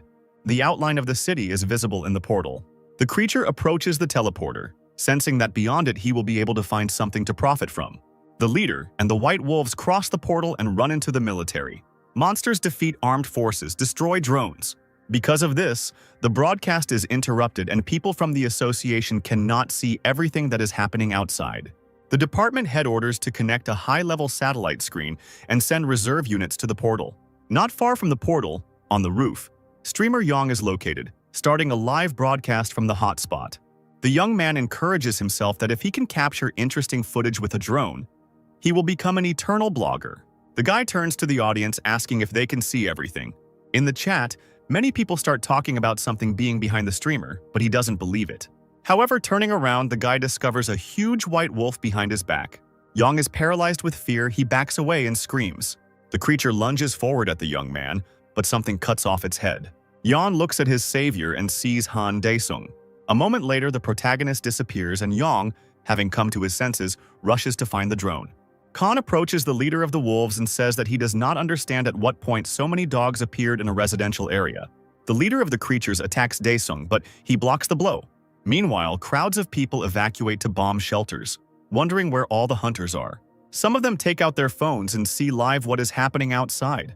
Yan, who is still broadcasting, is surprised to have received a record number of viewers. For a second, the guy wonders if he should run away now. Meanwhile, in the broadcast room at the association, a blonde approaches the department head to show the broadcast. The man recognizes Daesung and tells him to put the broadcast on the screen. The workers recognize the guy who excelled in the exam. The head of the department doesn't understand what he's doing there alone. Meanwhile, outside, Khan continues to fight with the wolves. The creatures prepare to pounce on the hero at once, but Daesung uses a technique and kills the wolves with fire. The leader of the monsters approaches the battle and orders them to clear other places while he himself will deal with Khan. The guy is looking forward to the fight and jokingly asks if the monster will be able to defeat him. The main character uses the summoning technique and creatures from hell come to his aid. Yang sees a huge dragon and a fearsome rider appear in the real world and is amazed. In the broadcast room, the association's workers also see what is happening and are shocked. People are frightened by the sight of the dragon and try to evacuate. Daesung orders the creatures to deal with the white wolves while he takes care of the leader. The summoning dragon and rider deal with the creatures. The genie from the association watching the creature does not understand what is happening and why the dragon is for them. Balark's shadow dismounts from the dragon, about to finish off the white wolves, and is angry that these creatures dared to disturb the overlord. In the bomb shelter, more and more people are watching what is happening live and are completely confused about who is on whose side. Chang Ho arrives at the broadcast room and greets everyone present. The head of the department greets the young man and asks if Ho is sure he is aware of all the events. The man asks the young man to tell him more about Han Daesung. Meanwhile, outside, the leader of the wolves asks Khan who he is. The main character mockingly says that the monster hardly has the right to know this. Daesung blocks a strong attack from his opponent. This doesn't affect the guy in any way. He calmly asks if the monster has finished demonstrating its abilities in front of him. While the wolf defends himself with his weapon, Jean mockingly asks if the boss of the A-level portal is really a bald mongrel. Suddenly, the ruler moves behind Khan and the guy is momentarily lost. The wolf enhances his abilities with an unknown technique. The protagonist turns to face the enemy and prepares to attack. But instead, the leader of the wolves simply turns and runs away, which surprises the hero. As he runs away, the creature thinks about Khan's strange energy and decides that he and his wolves need to return to their territory. Daesung immediately catches up with the wolf, wondering why this creature runs on 2 legs instead of 4, as dogs are supposed to. The main character kicks the opponent, causing him to lose his balance. But Daesung doesn't leave the wolf alone, saying that he didn't allow him to come back. A summoned dragon flies to help the main character. The creature catches up with the wolf lord and defeats him. Meanwhile, hunters emerge from the portal into reality. Dawn is annoyed that no one from the international organization has arrived. Karin quickly heads towards the wounded, saying that he will try to help them here, and the rest who can still fight need to go to the portal boss. The brunette heads towards the boss, and Chanchik stops his partner, offering to at least prepare a little. but Dawn doesn't listen to him. When all the hunters left after the man, Karin was left alone to heal the wounds of the victims. But suddenly she hears a strange sound.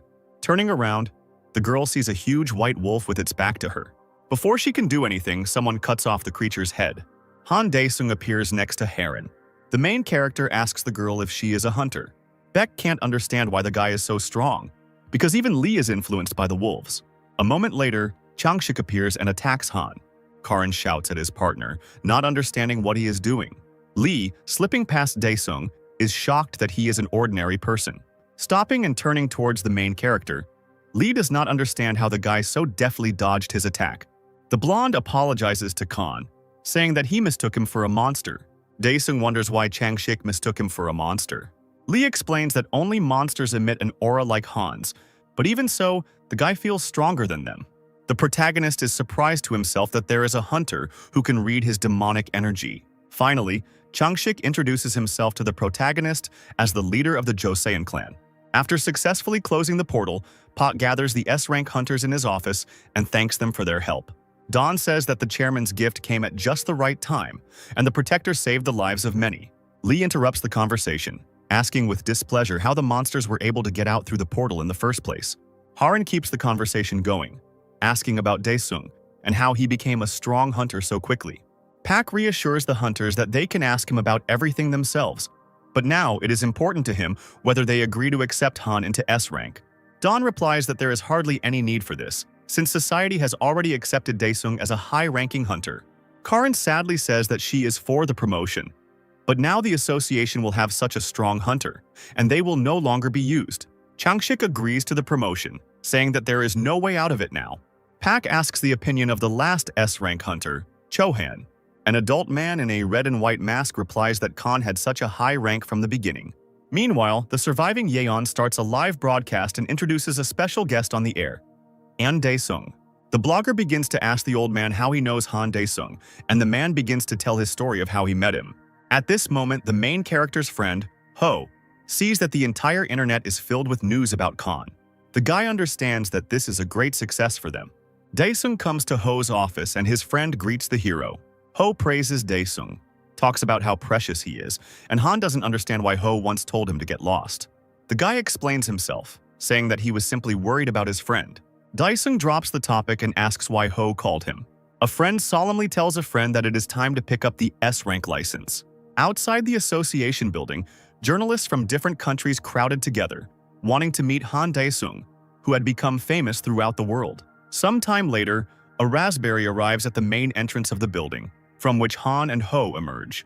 Pleasant words and praise for the main character are heard everywhere, and he notes that Chan Ho did not lie. A friend immediately appears next to Khan and tells him to wave to his fans. The main character reluctantly waves his hand and joyful cries are heard all around. Inside the association building, the guy is met by Pak and thanks him for closing the A-rank portal, adding that he helped the association a lot. Sitting next to Ho, he replies that they were just doing their job. Pak asks the secretary to help with something. The girl brings a small chest with a Hunter S-rank license card, and Ho says that ordinary people don't get such an honor. Pak congratulates the protagonist on his rank promotion. The man also adds that the association can now help the guy with some things, and Dae-sung asks about it again. Roman actively follows the news about Khan and is angry at the main character. Pak recalls Chohan's words that, due to Khan's high level, the association would hardly be able to refuse his request. After some thought, Dae-sung voices his desire to allow his summons to raid portals on their own. Pak is shocked by such a request he can't even answer. There is also an unknown girl keeping an eye on Han Dae-sung's progress. A girl from the Fortis clan, Ryuso, the 5th in the hunter rankings. Young, with a bob cut and facial piercings, Rue emerges from the room and addresses her father, Jones. The head of the Fortis clan is shocked that his daughter has left her room since she was locked there for 6 months due to her social phobia. The girl tells her father that she has a request. The man is still in shock but does not interrupt his daughter. Meanwhile, many other hunters from other clans are indignant that Khan might take their places. The hunters express their dissatisfaction to the head of the department. The man wearily notes that his worst fears have come true, and in general, no one knew that the main character would deal with all the portals so quickly. The head of one of the small clans says that because of Khan, they can't even pay clan members money normally, because they simply don't sell anything from the portals. The head of the department understands that he can't do anything himself and asks out loud what everyone wants from him. The hunters respond that Khan's rights need to be restricted so that they too have the opportunity to farm portals. The department head decides not to enter into an argument and says that he will try to solve the problem. Meanwhile, Daesung, in his new apartment, plays computer games and doesn't understand why he keeps losing. At some point, his friend Ho calls him. The guy is furious that Khan doesn't pick up the phone the first time, to which the main character replies that he's just busy with important things. Finally, Khan comes to his friend's office and he says that an order has been received to adjust the portal tenders. Ho explains that it will now be possible to raid only certain portals, as Khan has caused many clans trouble. Daesung is not angry and says that he was able to earn a lot of money this way. Ho says that they made a lot of money and thanks to this, he was able to buy this building. Khan voices the idea of raiding only the most valuable portals. Ho thinks to himself that now Han has also developed a business acumen. Ho asks Han about the equipment. The main character wanted to sell it, but his friend says that this is not a very good idea. However, Ho gives the idea to contact Pax, who would help with equipment. Pax is an equipment expert and Huang's friend. Ho immediately says that Huang is now in prison, but Pax can be found in another way. At night, Shin Chuan escapes from the hospital, ready to do anything to return to being a hunter. Many hunters who contacted the department head raided the portal at level C. Sometime later, the portal is cleared and the hunters congratulate each other. At this moment, Jin from the Red Horse clan approaches them. Behind him are other clan members who have been influenced by the boy, so he orders them to attack the hunters. They are preparing for battle against unknown opponents. However, the Red Horse clan soon defeats the group of hunters and Jin uses the power of transformation. Thus, the guy changes his appearance to that of a long-haired hunter. On the news, the presenter talks about missing people all over the country. Han's family is watching the broadcast and Jisoo's mother warns her not to pour anything anywhere for the foreseeable future. At this moment, the brother appears behind the sister and scares the girl, and the mother asks if her son is hungry. The woman asks what Daesung wants, and he replies that he wants a lot of meat. Listening to the news, the main character is surprised by the story of the missing people. Sometime later, a sacrifice takes place in an unknown location.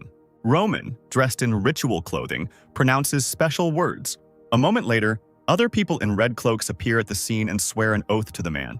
Roman says that it is very good that in Khans there is a person connected with Khan. The man touches the head of one of the people who came and orders him to eliminate Daesung. The man in the red cloak, Jin of the Red Horse clan, is glad that he can take revenge.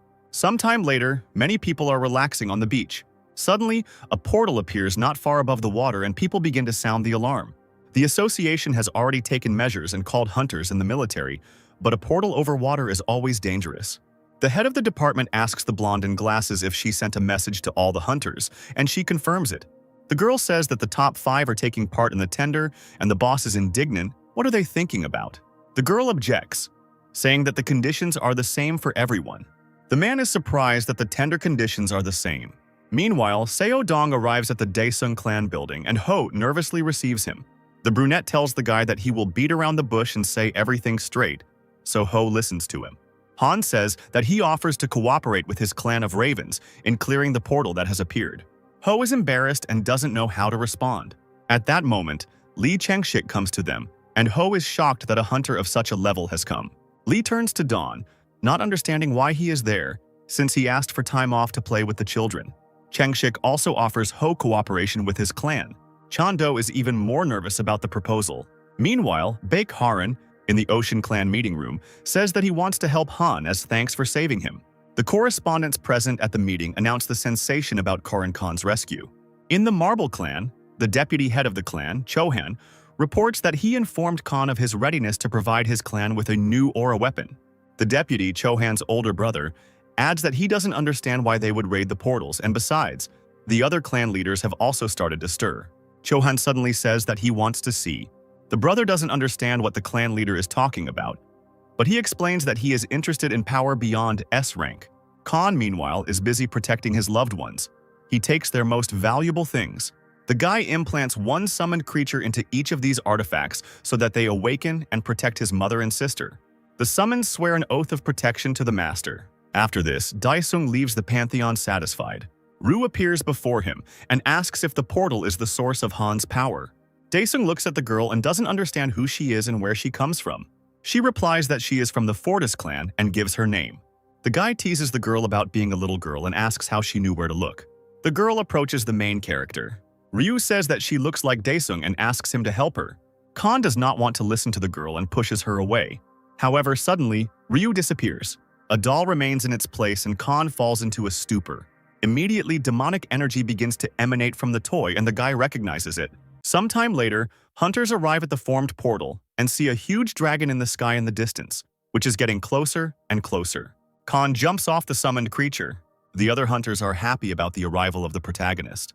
Not far from the main character, on the pier, sits Ryu, who seems to be driving away someone invisible. After a moment, she falls silent and Daesung approaches the girl, asking if she is from hell. The girl jumps up and agrees with the guy, happy that he understood her. Looking at Ryu's behavior, Han can't understand what's wrong with her. The girl jumps around the main character, explaining that when he is around, the noise in her head stops. Before Ryu could finish his speech, Beck Heron suddenly appeared next to him, telling him to stop talking nonsense. Ryu regrets that another huntress came and gets attention from Han. Karen announces that she has been appointed as the main support for the main character. Turning around, the guy wearily notes that more and more bastards are taking a ride on his back. Ryu is angry that Daesung doesn't pay attention to her anymore. Beck sees Ryu's condition and approaches her, saying that she was the one who healed the hunters who suffered because of Ryu and her cursed skill. Daesung turns to the girls asking if they are finished. Karn is surprised that the guy didn't even look, but looked away, and Ryu is happy that the main character took her side. Finally, the hunters disperse into boats and head towards the portal. Ryu is secretly glad that she doesn't feel pain when she's with the main character. Following Han's boat is a long-haired hunter, whose appearance has been taken by Jin from the Red Horse clan. As they approach the portal, Karin notices that visibility is too poor, leaving them vulnerable. Beck uses the light detection skill. The surroundings become much brighter, and the hunters thank Karin. The huntress warns the others that something is coming. Suddenly, small, cute-looking creatures approach the boats. The hunters relax, but a moment later, a huge creature appears from the water. Queen Geiger. Karin gets scared and doesn't understand what it is. The cute creatures obey the monster and attack the hunters. Daesung, having assessed the situation, decides that he will return home quickly, but then he sees Giger and quickly changes his mind. The guy decides to turn to Ryu. He tells the girl that if she helps him, he will help solve her problem. The girl can't believe her happiness and is sincerely happy. Daesung tells Ryu to calm down and asks her to get the monster out of the water. The girl smiles and promises to carry out the assignment. Meanwhile, Khan contacts Karin via radio. At first, the huntress doesn't understand about the creatures on the fly that the guy was talking about. However, she soon sees large insects attacking the ships. Jin of the Red Horse clan sees the hunter's vulnerability and decides it's time to attack.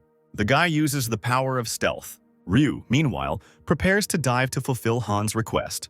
Some of the hunters from the Fortis clan are worried about the girl. Meanwhile, in a cafe, Ho meets a girl who approached him. A girl in a black cap greets a guy and says that she just arrived recently. Finally, Ho and Shin introduce themselves to each other. Inside the portal, Ryu swims up to the monster. The girl studies the enemy better. On the surface, Karin warns everyone to focus on the battle. Han, watching from afar, sees the boss emerge and suspects that Ryu did everything correctly. Taking out his weapon, the main character looks forward to the fight. Using a technique that allows him to fly, Daesung gets closer to the enemy. Han uses a technique that creates a fireball directed at the enemy. Pleased that his opponent is almost defeated, Daesung talks to him mockingly. Ryu, seeing Han, is happy that the guy has exceeded all her expectations. The girl believes to herself that he will help her get rid of the annoying noise in her head. Ryu yells at Han, reminding him of his help to her. Daesung tells her that she needs to wait. Back Heron continues to fight off large insects on the ships. The hunters use aura weapons and the girl asks them to concentrate better. Other hunters swim up to Karin's ship, offering their help. The girl replies that she needs help at 11 o'clock. However, among the hunters there is Jin from the Red Horse clan, who leads them and suggests that they kill Heron first. As Jin approaches the huntress, who doesn't sense the guy behind her, he feels threatened. Han Daesung appears behind him. The protagonist is surprised that Karin hasn't finished yet. She replies that she is trying her best. Han approaches the girl, not noticing Jin. Jin looks at Daesung and thinks that this is his opportunity to get revenge. The main character launches a burning technique to finish off his opponents. The technology is very large-scale and Beck pulls Daesung up, saying that he could harm people. Immediately, Jin begins to appear next to the hunters. Han calmly recognizes Jin and is surprised that he is still alive. The guy takes out a weapon against the main character. Jin loses his temper and starts threatening the main character. However, something happens and the Red Horse clan boy falls overboard, and Khan doesn't pay attention to it. The other hunters begin to recognize Jin. Suddenly, dark tentacles and black smoke appear near the ship, making it impossible to see anything. The attack ship and back are protected by a force barrier. However, the girl does not have time to defend herself for a second, but she is saved by Khan, who intercepts the tentacle. Jin emerges from the water, having received a new form of body and strength, and now he intends to take revenge on Khan. Meanwhile, at the cafe, Ho makes a deal with Shin that if she helps, the Daesung clan will provide support to get Hwang out of prison. The girl takes the business card and asks how she can help. Ho says they need to find out Professor Park's location. Shin replies that this information is confidential and she needs to talk to the clan leader first. Meanwhile, in the portal, many hunters find themselves in the water because of Jin. Daesung fights the enemy and briefly wonders if his technique could kill others. At one point, Jin uses his tentacles to catch Han and screams that he will kill him. Karin, seeing this, gets in the way, and the other hunters ask her what to do. Suddenly, the main character finds himself next to the huntress, and she does not understand how he moved so quickly. Daesung tells the other hunters to leave quickly if they don't want to die. Heading towards Jin again, the protagonist activates a powerful technique. Jin, watching the guy, loses sight of him for a moment. Suddenly, a ball created by Han appears right above the enemy's head, and Jin is furious and does not understand why Daesung is so strong. Due to the technique, Jin is defeated and shouts to the protagonist that he will curse him even in hell. Baekharan, Ryu, and the other hunters watch the protagonist from the ship and are amazed by his strength. Khan receives a notification from the system stating that he has received an essence from Kanze. Sometime later, a ship of the Porter clan, led by An Daesung, sails to the portal. Also on board is Yong, filming the broadcast. The guy says he has special content and introduces An Daesung. As he approaches the portal, the streamer receives a large donation and thanks for the translation. After the mission, Ryu and Han meet at the Fortis clan's training hall. The girl gets mad at the guy for flicking her instead of driving away the ghost, but Khan replies that he did it to drive away the magic. The main character explains that this Maria is something like ether and asks where the girl got it from. Ryu smiles and replies that she entered the portal of awakening. Daesung doesn't believe the girl and asks again. Ryu smiles and asks Han to bend over. Daesung leans over and the girl whispers in his ear that sometimes a portal with the numbers appears inside the portal that has the ability to awaken. She continues by saying that she wanted to wake up so badly that she entered him despite the danger. Khan wonders if a portal has even opened to hell. Suddenly, the guy receives a notification from the system that a quest has begun due to an invasion, and he gets furious about the news. The protagonist turns around and walks away from Ryu, saying that it's time for him to go. Meanwhile, in the prison for hunters, they came to Hwang. The man sits quietly and waits to be released. Shin Chuan came to the prisoner and greeted the leader. The clan leader smiles and says that he is glad to see the student healthy. Hwang told the girl that Pa could help her restore the destroyed aura reservoir, but the Red Horse clan was involved. Leaving her mentor, the girl is angry at the Red Horse clan for what they did to her. Meanwhile, Khan comes to the Pantheon with a servant and does not understand why the system notifies about this. Ryu immediately appears behind him and Daesung gets scared, not understanding how she got here. The girl says that she wants to handle magic just as well and asks Khan to teach her. After receiving information about Ryu from the system, Daesung reflects on the fact that he accidentally made her a servant when he placed the seal. Looking at the girl, he decides what to do. A moment later, the protagonist grabs the girl's hand and summons a portal to the Ghost King's domain. The guy and Ryu begin to be transported to a new location. Once in a new place, Daesung finds himself chained to a wall. Ryu immediately appears in front of the guy. There is a table next to them on which lie various tools. Daesung turns to the student and asks her to unlock the shackles. Ryu asks why Han can't break the shackles with magic, but the protagonist says that his magic is blocked. Ryu smiles and says he'll try. A moment later, the shackles fall and the protagonist asks the girl how this happened. Ryu smiles and says that she seems to fit in with this place. Looking at Ryu, Han realizes that it seems like her skills have actually improved. After a while, sounds are heard and Daesung says that the jailer has arrived. A ghost collector walks the corridors of the premises. Ryu asks Han if she can deal with him. Daesung recognizes the creature and looks at it. In reality, at this moment, Shin meets with Ho and says that he will take him to Park's lab. In his laboratory, Roman looks at the results of experiments that do not make him happy. However, the man is not upset, since he still has enough good samples. Looking at the camera feed, Roman sees Ho and Shin approaching in a car. The man is happy that he can get an A-rank hunter and the leader of the Daesung clan at once. Meanwhile, at the Pantheon, Ryu uses his techniques to attack the collector. The girl attacks her doll and all the wounds are reflected on the jailer. The enemy is noticeably weakened by the effects of magic. The collector dies and the girl is glad that in this place her powers are really stronger. Daesung interrupts the student, saying that preparing for the tests is more difficult. Ryu immediately asks the guy how he found out about her skill. Having moved to a new place, the main character notices that he has already passed this route. Han turns to Ryu and asks him to give him his doll. He takes the girl's artifact and says that he will go ahead and call the student when needed. Ryu is touched, thinking that the protagonist goes further because he is worried about her because of the dangers, and Daesung thinks to himself that he can't stand listening to the girl any longer. As Han leaves, he thinks that mentioning the tomb caretaker's recovery is a trap, and messing with him will only lead to delays. Having thought everything over, the main character rushes forward. The thorn bush immediately follows the guy, and Daesung knows that contact with it further reduces speed. When possible, Han speeds up and sees the soul collector ahead. Slipping past the enemy, Khan sees an exit ahead. However, Daesung is again overtaken by the enemy, and he tries to hide from him. A thorn bush immediately appears, approaching the main character, and Khan tenses up. Daesung gets tangled up and the thorns tie him up. Meanwhile, in reality, Shin and Ho arrive at the right place, and the guy, getting out of the car, notes that it was not easy to find it. Shin agrees, replying that she herself has only been to this place once. As they approach the elevator, Ho is surprised that it is so big, and the girl replies that it was never like this before. Roman comes out of the elevator and introduces himself as Professor Pak's assistant.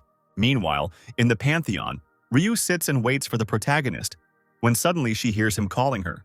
Khan shouts that he called her several times and asks to quickly exchange for a doll.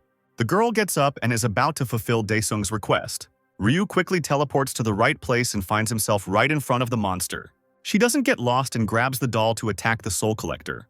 However, the monster is Khan in disguise, and the boy warns the girl that he is not dangerous. When Ryu asks why the guy looks like that, Daesung doesn't answer and is about to open the secret passage. A passage down into the dungeon opens before the heroes. After descending, the hero discovers the Ghost King below, and the system notifies Khan of the enemy's danger. Peeking out from behind cover, Daesung regrets that he and Ryu were late. The creature in front is casting special spells and does not yet see the protagonist with the student. Khan explains that the king has already become a puppet of the heavenly forces, so it is now more difficult to kill him. After learning Ryu's stats, Daesung levels up one of Ryu's instant death techniques, and the girl senses it. The protagonist explains that now Ryu will not die after using the technique, but will lose consciousness. The girl confirms that she now feels much stronger. Han points to the Ghost King and tells Ryu to use the technique on him. The guy encourages Ryu, saying that she will succeed. The girl grabs her doll and is about to use instant death on her opponent. Daesung thinks to himself that if things don't work out, things will be tough for him, so it would be better if Ryu succeeded. Meanwhile, the girl has prepared everything necessary and is now piercing the doll with a special needle. This immediately affects the Ghost King, and he falls down. Khan is glad that everything worked out for his student. Ryu herself, after using the technique, faints and does not react to the guy in any way. Coming out of his cover, Han uses his full buff to finish off the enemy. When approaching the Ghost King, the protagonist uses blood naturalization. The enemy of that time has already woken up, and Khan notices that he is using the Blade of Sin to finish off the hero. However, the Ghost King plunges the weapon into Daesung, and the hero does not expect this at all. The enemy performs a technique to summon a living soul. Thus, the protagonist disappears and penetrates the weapon of the Ghost King. In reality, another hunter is approaching Roman's laboratory. Shin warns Roman that she forgot to warn him about another person who will arrive here. The man looks at the girl and tenses up, asking who she's talking about. After parking, Chohan gets out of the car and approaches Ho and Shin. The girl introduces the hunter, the head of the Marble Clan, and says that he has arrived to cooperate with Professor Puck. Roman notes that they should have been warned about the arrival of such a person. Chohan replies that he admires Professor Park and his inventions. Roan thinks to himself that the S-rank hunter fell on his head at the wrong time. But nevertheless, he introduces himself in a friendly manner as Puck's assistant. Chohan turns to Ho and welcomes him here, to which the young man also responds in a friendly manner. Shin interrupts the men, saying that now everyone is gathered and they can go to Professor Park. Roman looks at the girl and notices that she has good instincts, since she took another hunter with her, and imagines that he will definitely kill her and turn her into a monster. Nevertheless, having brought the visitors to the laboratory, Roman asks them to wait for the professor in this place. Roman leaves, and Ho says that the atmosphere in the lab is not comfortable. While Ho and Shin look around, Chohan hands them 2 bracelets, aura protectors. Chohan adds that it is best to wear them on the wrists. The girl and the young man take the protectors and thank the hunter. Shin shares with Ho that Leader Huang advised him to take Chohan with him to the lab for safety. Ho thinks to himself that he has completely forgotten about this hunter and should ask him for help in modifying the aura weapon. Suddenly, something starts to happen in the room, and Chohan warns that it is a trap. The door to the laboratory is knocked down and monsters burst inside. Chohan rushes forward with a weapon, protecting the young ones. The hunter skillfully wields his sword and defeats the orcs running straight at them. Once the monsters are dealt with, Shin and Ho approach Chohan and thank him.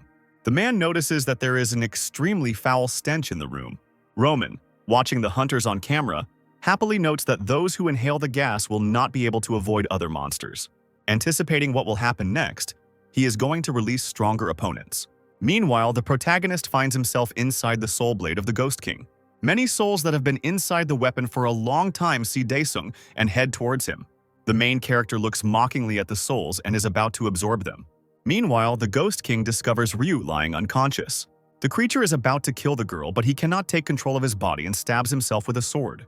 The Ghost King hears Khan's voice in his head and doesn't understand what's happening. A moment later, the monster itself begins to penetrate the blade.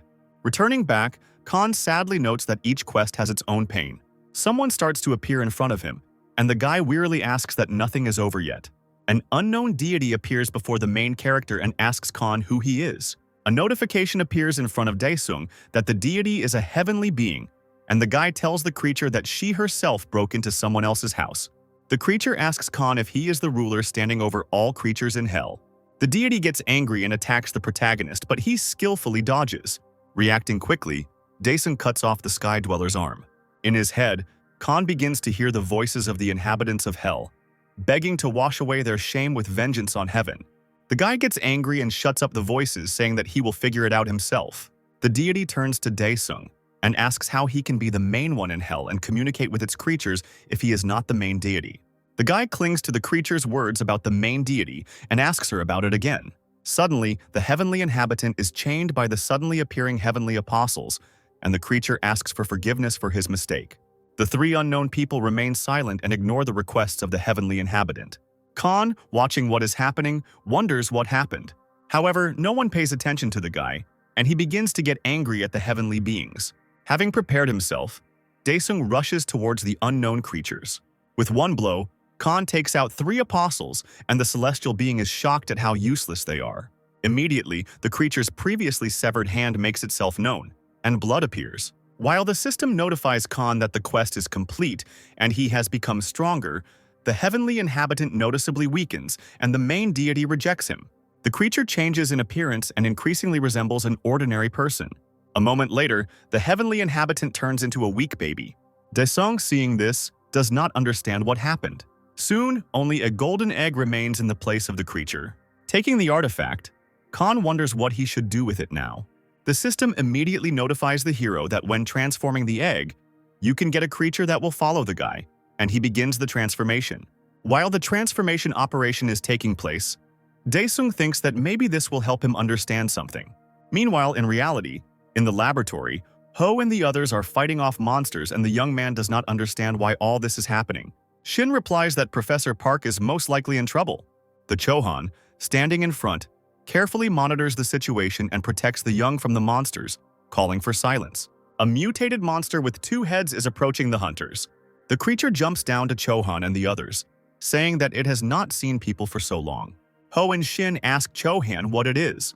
The senior hunter replies with horror that what they are seeing is an experiment in merging a human with a monster. Looking at Shin, the monster says that she is very beautiful and hopes that she will become a head next to him. The girl gets angry and takes out a gun to shoot the creature. However, after a burst of shots, the monster smiles as if the bullets had done nothing to him. Then Chohan attacks him with his weapon. The monster mockingly says that the attack was without warning. Chohan continues to attack and uses a technique that destroys one of the monster's heads. The remaining head begins to get angry, shouting that it does not understand how the hunter dared to kill his pet. The monster gets fired up and prepares to attack back. Chohan, running towards the enemy, notices the weapon, notices the last moment. He is thrown aside, so now Shin will have to fight him. The monster laughs and says that it looks like the professor will have to give him a new head. Meanwhile, in the Pantheon, the Khan cracks open an unusual egg. A tiny creature with wings, similar to a fairy, emerges from it. The creature greets its new owner, but Ryu doesn't understand that a fairy is addressing her. Daesung looks at the creature and asks it to tell him about the heavens. The fairy apologizes and says that she has no memories associated with them. The main character gets angry, takes out his weapon, and says that the creature is simply useless. However, a student appears before him, asking him not to kill the fairy. The girl whispers to the creature to show the Khan what she can do, and in this way she will remain alive. At first, the creature does not understand what to show him, but a moment later, it calls the Heavenly Store. Ryu smiles and says that this is some kind of cool ability. Huge counters with various artifacts appear next to the heroes. Khan examines the goods and sees a future diary, and the creature explains to him that this item provides information regarding the coming future. After acquiring the item, Daesung begins to study the information contained within it. Seeing the future that concerns his friend in the lab, the boy gets angry. A moment later, the protagonist and Ryu return back, and the guy hopes that the girl will get home on her own. Ryu asks to go with him, but Daesung sends her away. The girl asks him again to take her with him, but Khan turns around and sternly asks him not to repeat his words twice. In the lab, Shin continues to contain the monster. Chohan comes to his senses at some point.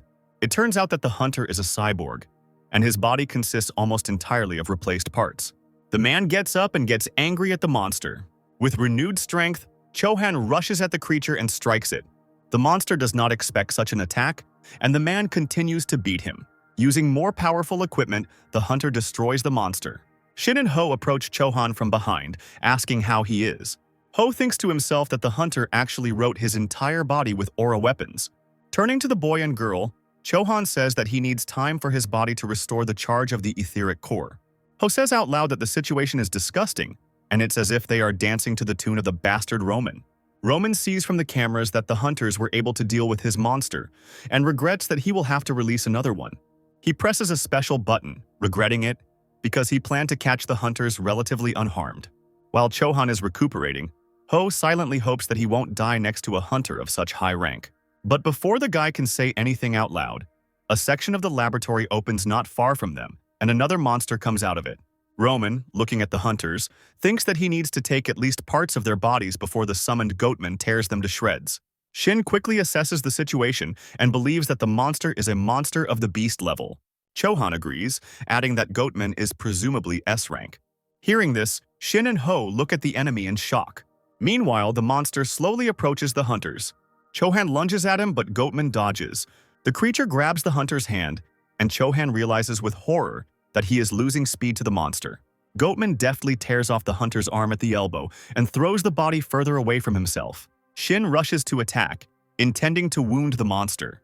However, the creature throws the girl away, but the protector on her arm protects Shin from severe injuries. Chohan comes to his senses and with one hand directs his power against the enemy. But Goatman is stronger. The creature intercepts the hunter and is about to finish him off, when suddenly Ho's cry is heard from the side. The monster is distracted by a strange voice and approaches the young man. However, Ho is not very afraid of him, and says out loud that he knows a person who can defeat the monster.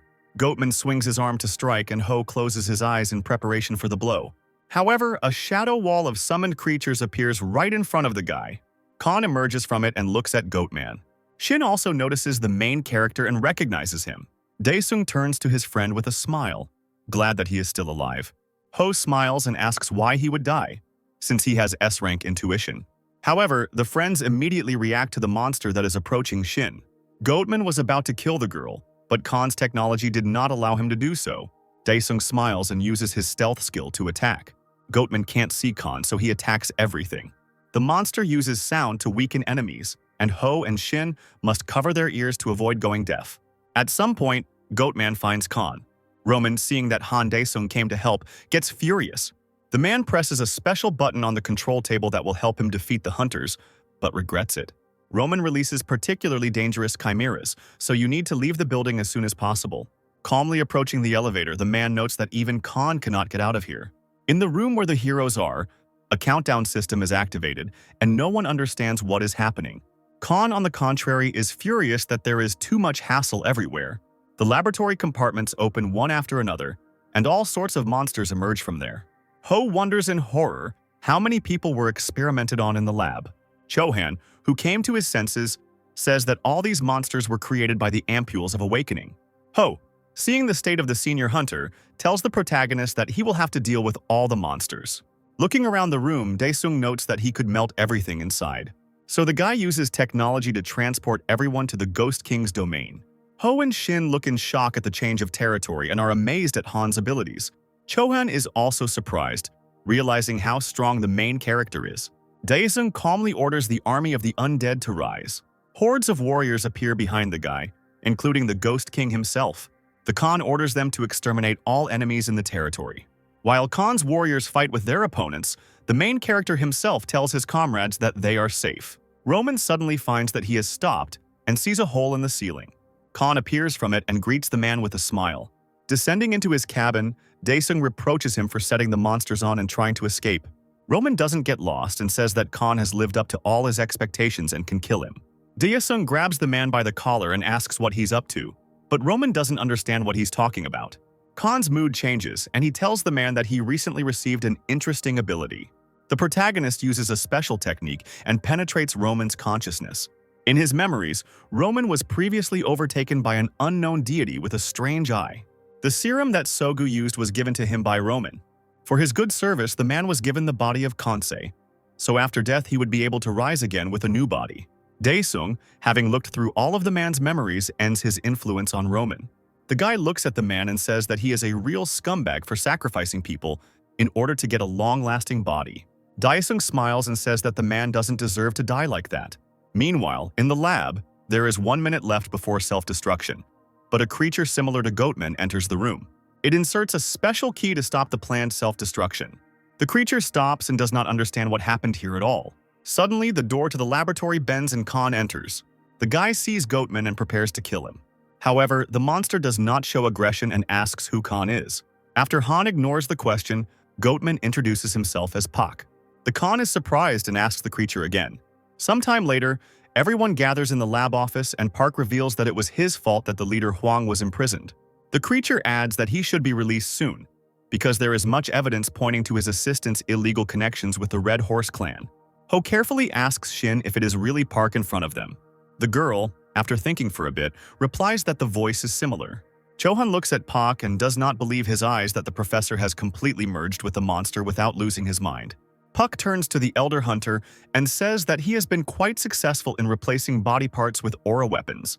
And the professor asks Shin if she came to solve the problems with the aura reservoir, and the girl confirms this. Pak says that in her case it makes sense to resort to fusion ampules, but full recovery is difficult to guarantee. However, Daesung interrupts Park and Shin's conversation, asking if the professor has anything he wants to tell him. The guy asked what the professor was doing while something incomprehensible was going on in the laboratory. Pak says that he became the first fusion sample because he believed that simply awakening his aura was not enough. So Pak and his assistant decided to conduct an experiment to merge a human with a monster. However, the assistant and Pak had different goals in the experiment. Therefore, they failed. But in case of an unsuccessful experiment, an automatic transition to hibernation was set up. Ho asks Pak if his current appearance doesn't mean the experiment was a success. The professor explains that due to the strong impact on the hibernation apparatus, the original body died. Ho starts to ask Pak more about the device, but Han interrupts him. The main character desperately says that apparently the professor knows nothing about the haunt space. Everyone present asks the guy which people from haunts he is talking about. Khan explains that these are the ones who create portals from another world and summon monsters. Sometime later, Roman regains consciousness in a different place. The man is chained to a table and, realizing his situation, shouts at Khan, demanding that he simply kill him. A soul collector immediately appears next to the man. Roman is nervous and tries to get out of the trap, but he fails. The monster says with pleasure that he will enjoy separating the dirty body from his soul. Meanwhile, the main deities gather in the Khan's wormhole. Elheim, Lord of the East, declares that injustice has happened again in the East. Wolf, the Northern Lord, asks Elheim for details. Karina, the ruler of the West, shares news that Japanese hunters have recently conquered a top-ranking portal. The Lord of the South, Azar, is waiting for Elheim to quickly finish the news. Elheim says he lost 2 of his cameramen in Korea. Colleagues ask the creature for more details about the incident in Korea. Elheim says he's requesting a top-level operator be dispatched to deal with the Korean outlaw. Azar gets up from the table and says that he will deal with him himself. Elheim stops his colleague, asking if he has ever wondered why he didn't go himself. Azar does not calm down and asks if anyone really thinks that he cannot cope with the awakened aura. Elheim explains that someone from Korea is not just an awakened person with an aura. Meanwhile, in reality, Pak from the association is calling a meeting. After hearing the information from Khan, the man asks what is going on. Unknown people from Hans are kidnapping people and creating portals. The head of the department confirms this. Pak says that if others find out about this, chaos will break out. The man adds that the mere smell of reporters gives him a migraine. Pak approaches the department head, demanding that he assign the secret investigation to Jinky. Meanwhile, Huang is released from the prison for hunters. Shin Chuan greets him with tears in her eyes. The mentor warmly greets his student. The girl says that someone would like to meet Huang. As Huang gets into the car, he is greeted by Professor Park. The man is frightened by the appearance of his old friend, saying that he knew that he would get into something sooner or later. Huang gets into the car and continues to wail, to which Park asks him to stop. As they leave, the friends continue to tease each other. Later that night, the serial killer continues to rampage through Korea. He finds a lonely girl and she asks him what he needs. Before the maniac can respond, someone flies out from the side and stabs him with a knife, but the villain dodges. Chanwoo came to the girl's aid and was glad that he was able to identify the maniac. The young man tells the girl to ask Jin from the association for reinforcements. The maniac looks at the hunters with disappointment and notes that he has fallen into a trap. John Woo, looking at his opponent, doesn't understand why he is so relaxed. The maniac smiles and mockingly asks the young hunter if he was the one who stabbed his mentor in the building of the Red Horse clan. Youngwoo is nervous but continues to monitor the enemy's behavior. At some point, the guy breaks down and rushes at the enemy. The maniac notes with a smile that the hunter is too weak and couldn't even kill Lee Sogu. Janwoo doesn't stop and says that he will kill him instead of Lee Sogu. The maniac grins and rushes at Chan, killing him in an instant. The head of a young hunter is cut off by enemy equipment and weapons. Turning back to the corpse, the maniac remembers that he was ordered not to kill people from the association. But then he remembers that Roman, who gave him orders, can no longer do this. Laughing and realizing that he is now on his own, the maniac leaves. At the association, the department head watches the video that Jongwoo filmed before his death. The man understands that now they know the enemy by sight. The department head asks if the maniac has been identified, and Jin from the association explains that it is Cho, who was active 3 years ago. After analyzing the situation, Jin adds that most likely the organization from Hans lured many hunters to their side. The boss asks about Jack from the portal search team. Jin explains that Professor Park's assistant appears to be a fake, but according to Ho, he is dead.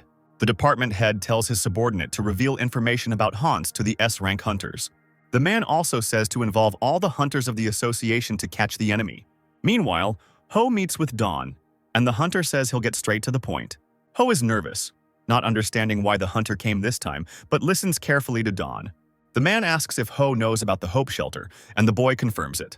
Dawn is glad that the conversation will be easier and gets to the point, saying that he does not have enough funds for the new project.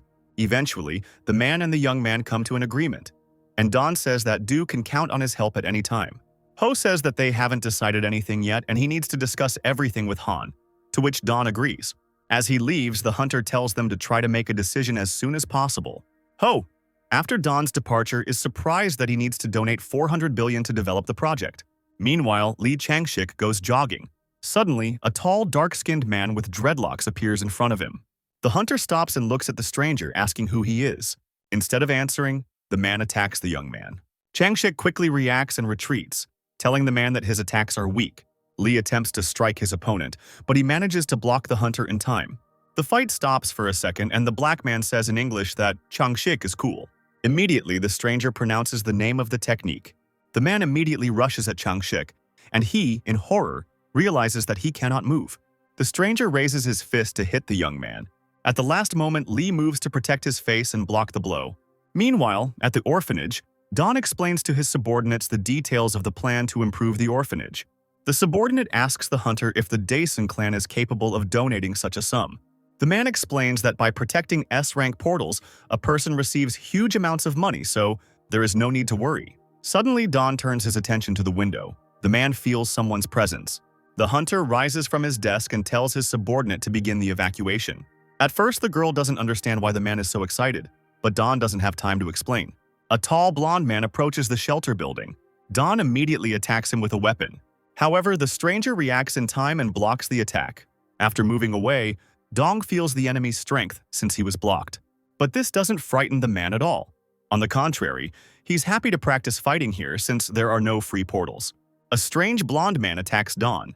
However, the enemy's technique is unusual and his attack stops near Don. At first, the hunter doesn't understand what it is, but then he guesses that it might be an adk. Meanwhile, at home, Ryu creates a Chucky doll from Han's hair. The small creature, resembling a cult doll, still bears some resemblance to the main character. Daesung, who is in the pantheon, feels a strange sensation but does not attach any importance to it. Meanwhile, an unknown woman approaches Ryu's house, intending to quickly complete her task. Ryu yawns at home and thinks he wants to sleep. The girl falls asleep right on the living room floor with a doll in her hands. Meanwhile, a stranger enters the house. Taking out her staff, she says that this place is now an altar of death. However, right there, the unfamiliar woman feels someone else's presence. In front of her appears a doll created by Ryu. The woman looks at the creation and mockingly asks what kind of ugly doll it is. The doll licks the knife and is angry that she was called ugly. The stranger activates the technique to kill the creature.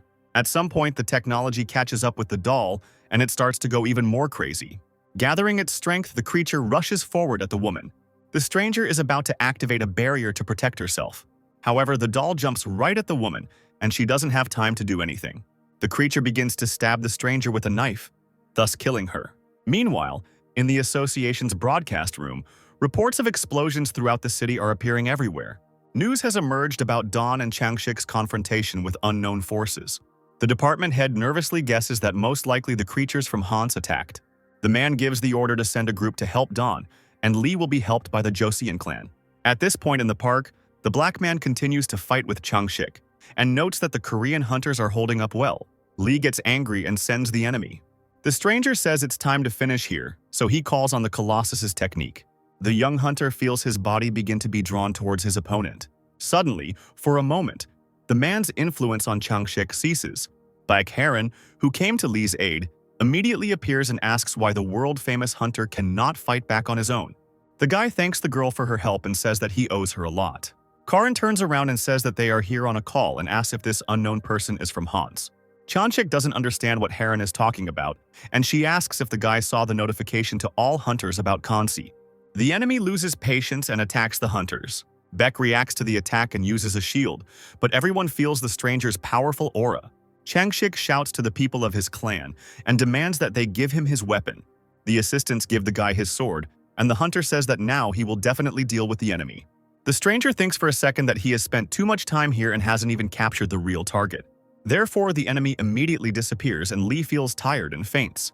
Meanwhile, at the orphanage, the children are hidden in a bunker and are worried about Don. One of the orphans believes in the mentor, as he considers him the best hunter in Korea. Outside, meanwhile, Don continues to fight off an unknown enemy. The man wonders why he cannot see even one opportunity to respond to the enemy. The enemy doesn't look tired and says that it's time to finish with Don. The hunter, already quite tired, wonders what the enemy has planned again. The stranger activates the blood rain and uses the thunderstorm skill. Lightning appears around the hunter, protecting him from the rain. However, the hunter's technique is significantly weaker than the stranger's ability, and Don is badly injured. The enemy, looking at Don, feels that the hunters have exhausted him. Because of Don, the stranger had to use the full power of the Blood Colossus. Meanwhile, Ryu wakes up in her home and uses the blood recollection technique to try to figure out what happened while she was sleeping. Next to the girl lies a doll of Hana, which Ryu also brings to itself. Having received the necessary information, the girl understands that the doll saved her and thanks the creation. The evening news reports on an attack by unknown assailants on Lee, Changshik, and Dong. The main character's mother watches the broadcast and says that her son has not been home for several days, and suddenly something happened to him. While the woman is looking for her phone, her sister comes up and asks why her mother isn't sleeping. And in general, Chan Ho said not to worry about her brother. The mother looks at her daughter and asks when the last time she spoke to her brother was. Jisoo rubs her eyes and says that she doesn't know, and anyway, she doesn't need to know that. While the mother scolds her daughter for her attitude towards her brother, someone unknown stands on the roof of their house. It turns out that this is the maniac who was following Khan's mother and sister. The villain goes down to the window in Daesung's mother's room and prepares to break the glass. However, as soon as it touches the window's surface, a strong barrier is felt. The pendant containing one of the protectors summoned by Khan awakens. The maniac is furious that the main character has foreseen everything. Before he can do anything, he is pierced by someone else's weapon. The defender appears from the window and is angry that someone disturbed the hero's mother's sleep. The maniac looks at the call with horror and is surprised that it appears even without Khan. The villain addresses the call and says that he will now explain everything. But the call is not going to listen to the maniac and says that the master himself will interrogate him. Meanwhile, in the Pantheon, Daesung had almost completely completed the realization of his body and powers. Khan's appearance changes. He regains his light ash-colored hair and is happy that his old self has returned. Immediately, Khan hears the voice of one of the calls, saying that he has caught the offender. The maniac finds himself chained in a new place and does not understand where he is. Daesung comes to him, receiving notifications from the system congratulating him on the completion of the implementation. The main character stops next to the offender. Finally, Daesung turns his attention to the maniac, who is already very nervous. Khan turns to the villain and asks who is the maniac's master. Meanwhile, at the southern altar, Kansa Elheim receives his envoys. An unknown blonde man and a man with dreadlocks report to the creature, saying that they have almost gotten rid of the targets. The blonde man asks his partner if he didn't completely kill Changshik, but the dark-skinned man starts making excuses. Elheim stands up from his seat and says that Guzman is dead and Sagat is missing. The men begin to talk among themselves about how this happened. Elheim interrupts them, saying that he will grant them the power of an apostle. Using an unusual lie, the creature orders its minions to kill Han Daesung. Li Changshik is in hospital after being attacked by unknown assailants. When the young man regains consciousness, the association staff demands that he inform the manager. At first, Changshik himself does not understand where he is. A girl from his clan asks how the hunter is feeling. The young man gets up from his bed, but the girl hurries to stop him, since the hunter is still very weak.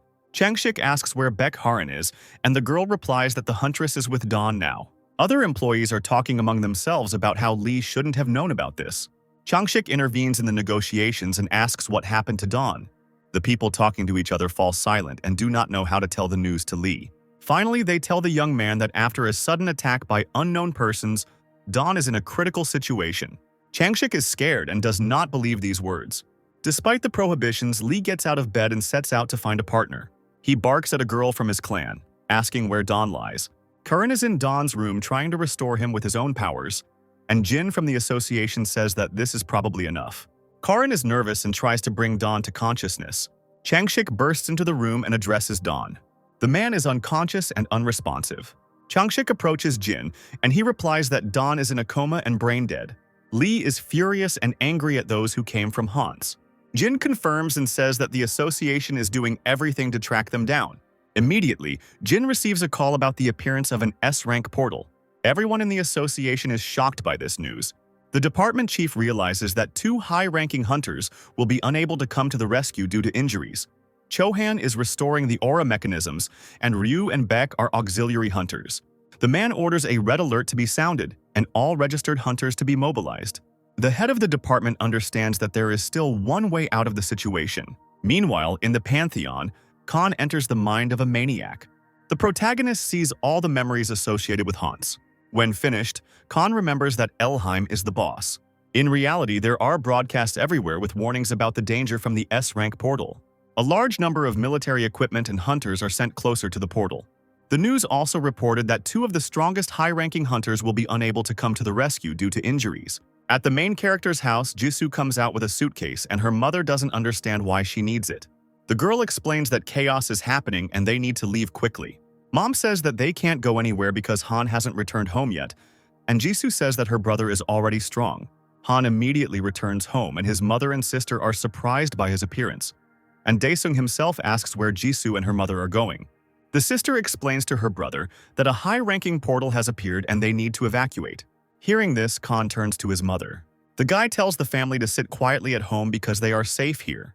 The main character adds that he will calmly deal with all the monsters. Mom and sister are shocked, but they don't say anything.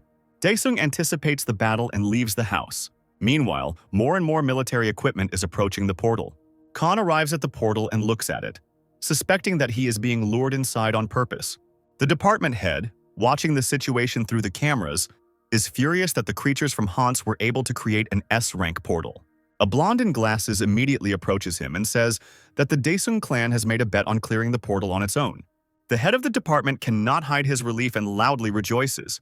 The man immediately calms down and says that he was apparently overexcited. He orders everyone to prepare for the break and to leave the cleanup to Khan. The head of the department orders the girl to pass this information on to all hunting groups. On the street, the association staff divide the hunters into different subgroups for the attack. The hunters talk among themselves, not understanding who is going to clear the portal. Immediately, a notification comes with information about the clan that will clear the portal, and Khan flies next to the hunters on a dragon.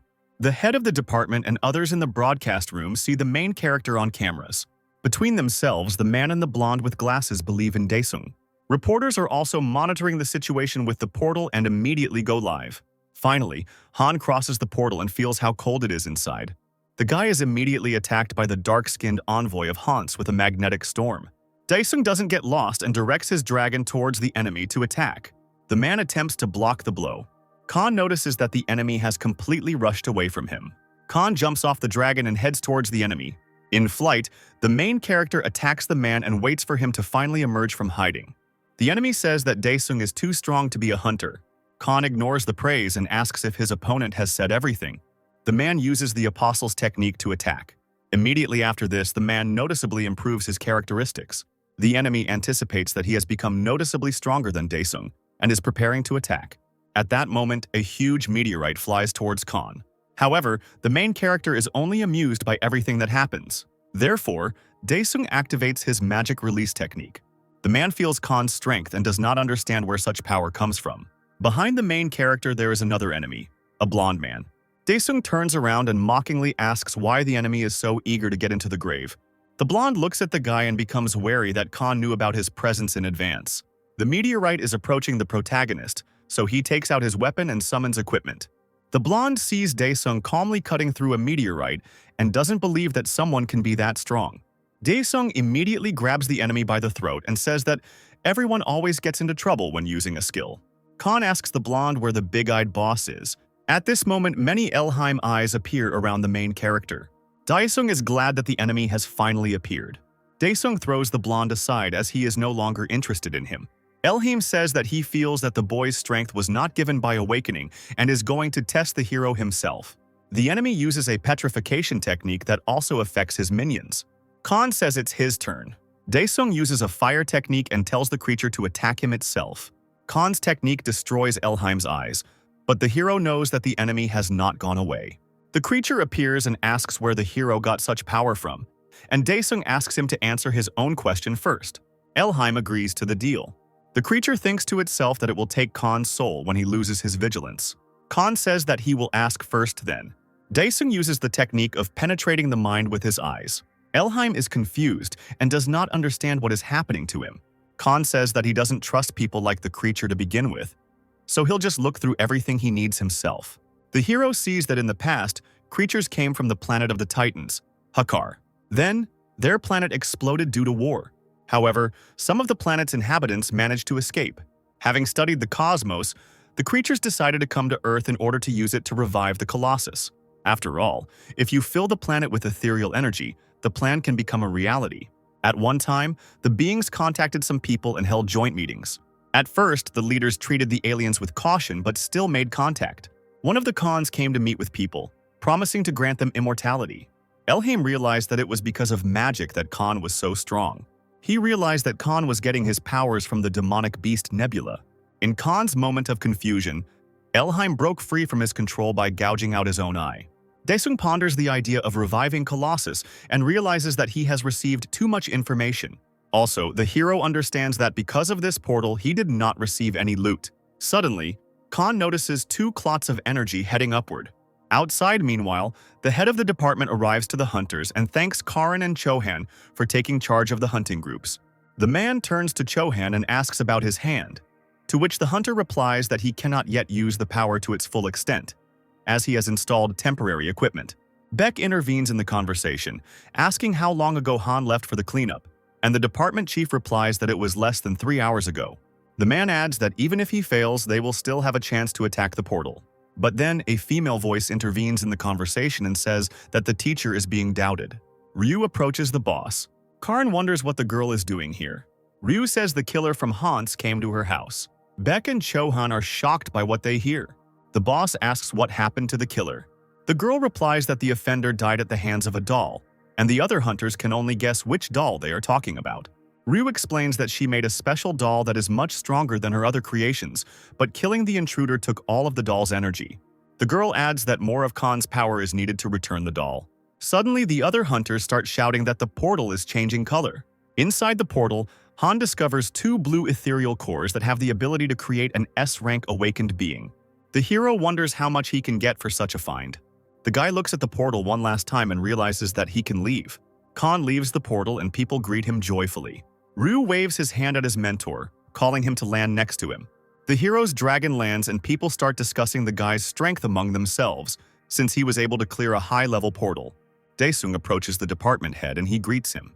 The man thanks Khan on behalf of all associations. The other hunters also shout words of gratitude and Daesung listens to them tiredly. The guy notes to himself that he feels awkward because of such praise. Ryu immediately runs up to the hero and asks what kind of monsters were in the portal of such a high rank. Karin and Chohan silently look at the girl who approached Khan. Daesung states that there were no monsters inside the portal. The head of the department hears this and does not understand how this is possible. The guy explains that there were 3 people inside the portal, Elheim and the 2 who attacked Lee and Dawn. Karin finds out who Khan is talking about and gets angry. The head of the department still doesn't understand how this is even possible. He tells the guy out loud that the association will be in charge of the portal from now on. Chohan intervenes in the conversation and asks what kind of bug-eyed creature they are talking about. And Beck asks what happened to him. The Khan says that he killed the people, and the bug-eyed one ran away. Daesung explains that he understands that Elheim is the middle boss, but there is someone higher up. Ryu interrupts the conversation, asking if Han managed to get anything inside the portal. The department head and other hunters are thinking about loot from a high-ranking portal, but Khan pretends to have a headache and does not answer the question about the loot. Daesung says goodbye to the hunters and says that all the details can be found out from Ho. The main character leaves, and his student screams that she wanted to ask him something. After Daesung leaves, the department head, Chohan, Beck, and Ryu are left to think about their own things. After the portal was cleared, all the world's media started talking about Han Daesung. Because of the main character, Korea is expecting a military upsurge. Yeon is happy on air and says that a strong hunter has appeared in Korea, Han Daesung. The streamer also reminds viewers that he has a fan cafe called Han Daesung. Next, Yang moves on to the world map and suggests looking at why clearing the portal is so important. The guy says that not many countries have cleared S-rank portals, but Korea became the first country to clear a portal solo. Finally, Yeon says that after this, Daesung should become the top one in the whole world. But in the comments to the streamer, they write that there weren't even high-level monsters in that portal, and Yang is angry. The guy jumps up and yells at the audience and threatens to ban them. Therefore, Yeon says that he will personally call An Daesung, who is in charge of the collectors, and ask about the loot from the portal. A second later, the guy pulls the phone away from his ear in shock. Meanwhile, at the Daesung clan headquarters, Shin records various agencies who want to interview Han. After the phone call, the girl tiredly says that she came to help the Daesung clan at Hwang's request, but she is not satisfied with it. Meanwhile, Ho tries to call Han from his office. The guy is angry that Daesung doesn't pick up the phone. Ho despairs and simply texts his friend, demanding that he hold at least a simple conference because the office is bursting with calls with proposals. Khan doesn't answer because he's sleeping at home. Ho says that Daesung could have taken someone to help him clear the portal and then there wouldn't have been any problems. Meanwhile, in the wormhole, Kansa Lemish, the chief priest, is praying. Elheim brings him to meet the master. The creature tells the priest that there is a problem with the earth. Lemish asks Elheim about the problem. The creature explains that a demonic beast lord has likely appeared on Earth and used magic to extract information from Elheim's memory. The priest says that for now, creating portals is prohibited in Korea. Lemish adds that we need to focus on preparing for the war with the heavens. Elheim bows to the priest, thanks him and leaves. In reality, meanwhile, a meeting is being held at the headquarters of the World Hunters Organization. The head of the association, Darren Anderson, begins discussing the situation with the S-rank portal in Korea. But before we start the discussion, the man suggests looking at the screen. The screen shows Han Daesung, who closed the portal in Korea on his own. The Japanese leader interrupts Darren and points out that in his country, dungeons are not rated by aura, but by the level of the monsters. The man says that there were no monsters in the portal, which means it cannot be said that it is an S-rank portal. A Chinese representative also agrees with Japan, saying that the portal is not of such a high level. Another man interrupts the representatives, saying that they were too hasty to speak, and anyway, Park from the Korean Association is present at the meeting. To himself, Park was tired of the speeches of the other representatives. Darren says that official recognition of a high-ranking portal will only come after a thorough investigation, and defer to Park. The head of the Korean Association says he recently received information from Hunter Daesung and now wants to develop global measures against the problem. First, Park suggests watching a video. Meanwhile, in Korea, Ho arrives at the Daesung clan headquarters, and reporters are already preparing their cameras. Ho and Shin get out of the car, and the girl says that the journalists flocked here like bees to honey. The young man replies that this way he will soon go crazy.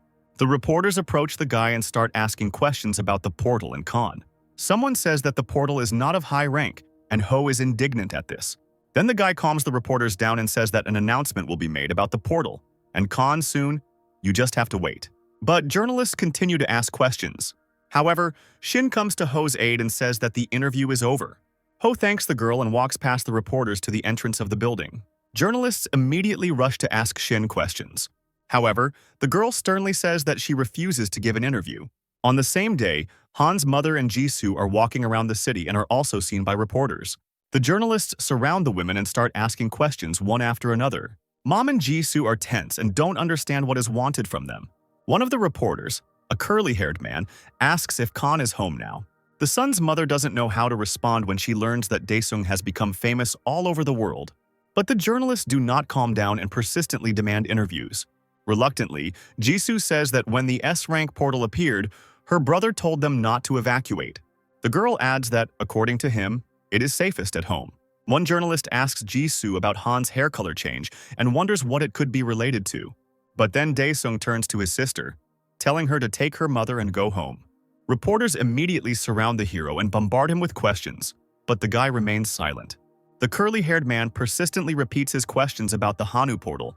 Daesung calls on all journalists to remain silent and says that those who do not stop asking questions will not be invited to the conference. The reporters fall silent and Khan immediately snaps his fingers. Cameras in the hands of journalists break due to Daesung's actions. As he leaves, the guy says that photography and video recording are also prohibited. Daesung says that all the answers to the questions can be obtained at the press conference in a week, and now he asks the journalists to leave. The upset reporters remain silent and watch the guy go. Soon, Park returns back to Korea and remembers the words of the Chinese representative about Hansei. The man said that Khan needed to be checked personally. The Japanese representative also supported the idea of meeting Khan personally to study his abilities. However, many other representatives also expressed their desire to meet Daesung. However, Park said that this was out of the question, as it is now an important resource for the Republic of Korea. Darren told Park that Korea would need to get 5 more S-rank hunters as support. The man asked if Park would now agree to call Han for a personal account of his abilities. At the meeting, Park came to the conclusion that the representatives were interested exclusively in Khan, and not in Hans. Ultimately, Park said that let everyone do what they want, but he himself did not intend to assist. Meanwhile, at the Daesung clan office, Han asks Shin if she has decided to work for his clan, and the girl thanks the guy, saying that he saved her life twice. Shin tells Han about his problems with his aura, and that she will help him for now until she can become a hunter. Daesung asks the girl again if she wants to return to being a hunter. Shin says that she has lost a lot because of the monsters, so she wants to become a hunter and take revenge. Suddenly, Ho bursts into the office, not expecting to see Han. After getting ready, Ho presents Daesung with an invitation from the World Hunters Association. The invitation states the association's head's desire to talk to Khan so that he can tell him everything about himself. Ho proudly announces that Daesung is now going international, and other high-ranking hunters have been invited to the meeting. However, the hero categorically refuses. Ho and Shin don't understand how this is possible and ask the guy to think about it. Han explains that the guys from Hans are strong, and if they come when he is not there, it will be bad. Ho thinks about it and realizes that even 5 high-ranking hunters will be weaker than Han. The friend agrees out loud with the protagonist and asks Daesung about the press conference. Khan remembers the promised conference. The guy says he already has a plan and turns to Shin. After some time, the promised conference begins, and Shin introduces Han. Heo also introduces himself as the leader of the Daesung clan. Shin asks reporters to raise their hands and she will answer questions. A moment later, a girl from the press stands up and asks to ask Khan a question. The journalist asks if Daesung knew in advance what might be in the portal. Khan begins to respond, saying that he didn't know what could be inside the portal. The guy adds that now he is able to close all the portals, which is why he told the family not to leave the house. The reporters are shocked by these words, and Ho is embarrassed. Another reporter immediately raises his hand. A curly-haired journalist stands up and asks, since there were no monsters in the portal, who was Khan fighting then? Daesung starts to talk about the bug-eyed enemy but stops. The journalist asks Khan again about the monsters. Finally, Daesung reveals that he fought the enemies of the blizzard. Ho immediately intervenes in the dialogue and says that it was confirmed that the temperature inside the portal was below 90 degrees. The journalist does not calm down and asks for proof of such a temperature. Daesung decides to get the found ethers as proof of the loot. He tells everyone present that this is an ether that can awaken an S-rank hunter. All the reporters are shocked by this news. Ryu, who is also amazed by the size of the broadcast, is watching the conference from her home. At the hospital, Baek and Chungshik are also surprised by this discovery. Pak and the department head are amazed that such a thing exists. Yang, who is also streaming, yells at the viewers that they were wrong about the empty portal. Han hands the ether to Shin, and the girl does not understand what he wants from her. Daesung asks with a smile if she is ready to return to the ranks of hunters. Without waiting for an answer, the guy says to use the awakening core right now. Shin cautiously asks if this is the plan Han spoke of earlier. The guy explains that he had agreed with Huang in advance that he would use the ether to restore Shin. The girl resolutely grabs the cannonball and tells the hero that she will definitely repay him for his service. Han receives a notification to accept Shin into the ranks of assistants, and the girl feels changes in her body. Ho, watching from the side, wonders if they are one step closer to founding the strongest clan in the world. Sometime later, children from the orphanage came to see Dawn in the hospital. They cry, but the responsible girl reminds them that they promised not to cry in front of the hunter. Suddenly, Khan enters the room and says that he has come to give Dawn something better than money to implement his project. Journalists are shocked that Khan is so willing to give up another core. Karn and Lee immediately burst into the room, demanding that they make way. The hunters stop in front of Khan and wait for his next steps. Haran and Chanshik feel the power of the ether even from a distance. Han solemnly announces that he is starting the S-Rank Hunter Awakening show. Meanwhile, Ryu is at home trying to revive the Hana doll, but realizes that she needs a stronger medium from her teacher. Finally, the girl gets up and decides that she needs to go somewhere. At the hospital, Daesung signs up another hunter as an assistant. When it's all over, Khan announces that the event is over and disappears. While the reporters are in shock, Dawn immediately wakes up. He looks at the crowd of people in his room and doesn't understand what's going on. Karn and Lee are happy about their partner's return and tell him what happened. Dawn agrees with them, saying that he feels a change. And then the man looks at himself and realizes that he is completely naked in front of the reporters. Meanwhile, Ryu comes to Han's mother and sister with gift bags. At first, Mom and Jisoo don't understand why the girl came and say that Han is at work. Ryu gives Daesung's mother and sister gifts, and the woman comments that it is too expensive for a present. Ryu explains and calls the hero's mother his godmother, saying that Han cured her of a fatal illness, and all her gifts are gratitude. A woman feels embarrassed when she is called a godmother. Jisoo is busy unpacking Ryu's gifts at this moment and is happy that she got the sneakers she dreamed of. Ryu immediately flies up to Jisoo and asks if she likes everything. Ryu wastes no time and tells Han's sister that she has a small problem and wants to talk to Jisoo alone. Ryu tells her sister that she needs to get the medium of Hana, where strong magic is concentrated. The girl adds that this is often found in the men's room, and Jisoo gets tense. The sister jumps up and says that this is too much, but Ryu stops her. Ryu hands Jisoo a ticket and tells her to decide everything. The sister sees a ticket that cannot be obtained for any amount of money and thinks about it. Ryu adds that this is a ticket for the only musical group consisting of hunters, and, what's more, one of the members is a member of the Fortis clan. Jisoo gives in and asks if Ryu really needs his brother's medium. A second later, the sister agrees and wants to take the ticket, but Ryu stops her, saying that she will get it after completing the task. Ryu thanks Jisoo for agreeing and is happy for the doll, which he will be able to fix. A doll spirit appears next to the huntress, asking if she can be resurrected by awakening, but the girl refuses. Meanwhile, in the Daesung clan's training room, Shin and Dong are training after waking up. Ho and Han watch their progress, and the friend jokingly tells Daesung to wake him up too, but the hero refuses, asking who else will be in charge of the office. Ho notes that Shin and Dong are now members of the Daesung clan, so there is a chance to become the first clan in Korea. But Daesung notes that this is still not enough to defeat Honsei. Ho says that there are far fewer portals now and there is no opportunity to even show off one's abilities. Daesung says that this is the time to raise your level. Upon returning home, Hana encounters Jisoo, who is acting suspiciously. The brother tells his sister about this, and she leaves, pretending to be offended. Kan notices that something is wrong with his sister. Without any intention of asking Jisoo, Han goes to the bathroom. After finishing washing, the guy goes out and Jisoo goes into the bathroom. The sister is pleased that Kan did not notice her. However, the brother appears behind his sister and asks what's wrong with her. Jisoo jumps back and asks her brother not to scare her like that. Kan says that his sister has her own bathroom in her room and asks why she came here. Jisoo makes up and lies to her brother that it was her mother who told her to clean up. Leaving her brother alone and without going into details, the girl slips into the bathroom. Finally, Jisoo collects her thoughts and goes to the bathroom. Sometime later, Jisoo comes to Ryu. The girl hands the envelope to the hunter and invites her to look at everything she needs herself. Ryu happily takes the envelope and checks the contents. Jisoo says that she scraped everything out of the bathtub, so Ryu should have enough, so she asks the hunter to give her the ticket as agreed.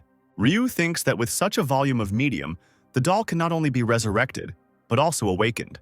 In exchange for the favor, Ryu gives Jisoo the promised ticket to the concert. Arriving home, Ryu performs a ritual to return the doll. At this moment, something happens to Daesung, who is sitting with Ho, but he doesn't pay attention to it. Finally, the doll comes to life and Ryu is happy about it. The girl is happy and hugs her creation. However, the doll hits the girl and grumbles that she was almost late with the resurrection. The creature beats Ryu and humiliates her. The girl does not get lost and uses her technique to restrain the creature. Ryu mockingly says that without discipline, children do not obey and looks contentedly at the doll. Her phone immediately rings and Ryu sees that it is Han. Shin, Don, and Ryu are transported to the Pantheon, and the first two hunters are confused about where they are. Ryu asks the mentor where they are going this time. Daesung states that all the assistants present are weak. Shin and Don prefer to remain silent about this. So, the main character says that now they will level up, but he is distracted by Ryu. The girl says she wanted to show her mentor something. Ryu summons the Khan doll and a small creature appears next to the heroes. The doll assumes a relaxed pose and asks the girl why she was called this time. Ryu happily states that the doll is Han and her joint child. Shin and Don do not intervene in the conversation but look at the creation in shock. The doll sees Daesung and happily greets the hero, while Han is shocked and unable to say anything. The creature runs up to the protagonist, but he hits the doll with all his might and now Ryu tries to revive the creature. Han thinks to himself that he knew Ryu was weird and could do something like this, but nothing could be worse than this. However, Daesung changes the subject and turns to his assistants and says that it's time to train. The hero launches the Spider Queen's domain and Shin and Don prepare. Ryu demands the program to start the inspection. Don asks Han how they got to this place. Ryu smiles and says that the hunters are in a hellish training camp, so they need to prepare. Enemies are heard approaching from the side, and Han announces that the point of the training is to hold out until the end of the timer. Don is preparing for battle and is looking forward to it. Khan is pleased with the mood of his assistants and the training begins. Meanwhile, in the real world, the department head requests a meeting with the head of the association in Korea. Pak meets and greets the boss, asking what's the matter. The man reports to his supervisor that he has received an urgent call from the World Hunters Organization. The boss adds that the World Alliance has decided to hold a hunters meeting in Korea, and they really want to invite Han there. Pak doesn't answer at first, thinking over his subordinate's words. The association's leader says with disbelief that the alliance recently planned to invite hunters to join them. The head of the department ignores the manager's thoughts and hands him a list of all the participants, which includes Aslan Anderson, the world's #1 hunter, which surprises Pak. Sometime later, Park meets with the president Lee Kangchon, who warmly welcomes the association's leader. Pak denies the president's words, saying that it has been a long time since their clan fell apart. For a while, the men reminisce about the past and discuss how difficult it is to be president. However, Pak soon interrupts their conversation and says that he wants to get straight to the point and not distract the president with empty talk. The head of the association reports that they have been contacted regarding holding a meeting of the World Alliance of Hunters in Korea. It should come as no surprise that Korea would host such an important event without any conditions. Pak adds that in exchange they will keep quiet about cons for a while, since portals are a gold mine from the country's point of view. The president begins to discuss the influence of portals on the country's economy and its citizens, and says that the loss of etheric cores will now lead to problems with demand and consumption. Park interrupts the president's reasoning and says that Darren Anderson asked at the meeting whether Korea would take responsibility if they dealt with haunts and the portals did not appear. So Park could not give a precise answer. Lee agrees with the chief, saying the foreign ministry has also briefed him on the country's situation, and it appears that this is also the unofficial position of the states. Park reminds that Korea still needs to develop the economy and take care of the safety of its citizens, but it is not clear how to do this. The head of the association immediately tells Lee to prepare an order of the highest rank. The president is surprised when he remembers Han Dae-sung, and Park adds that with only Han, Korea does not have to envy even nuclear weapons.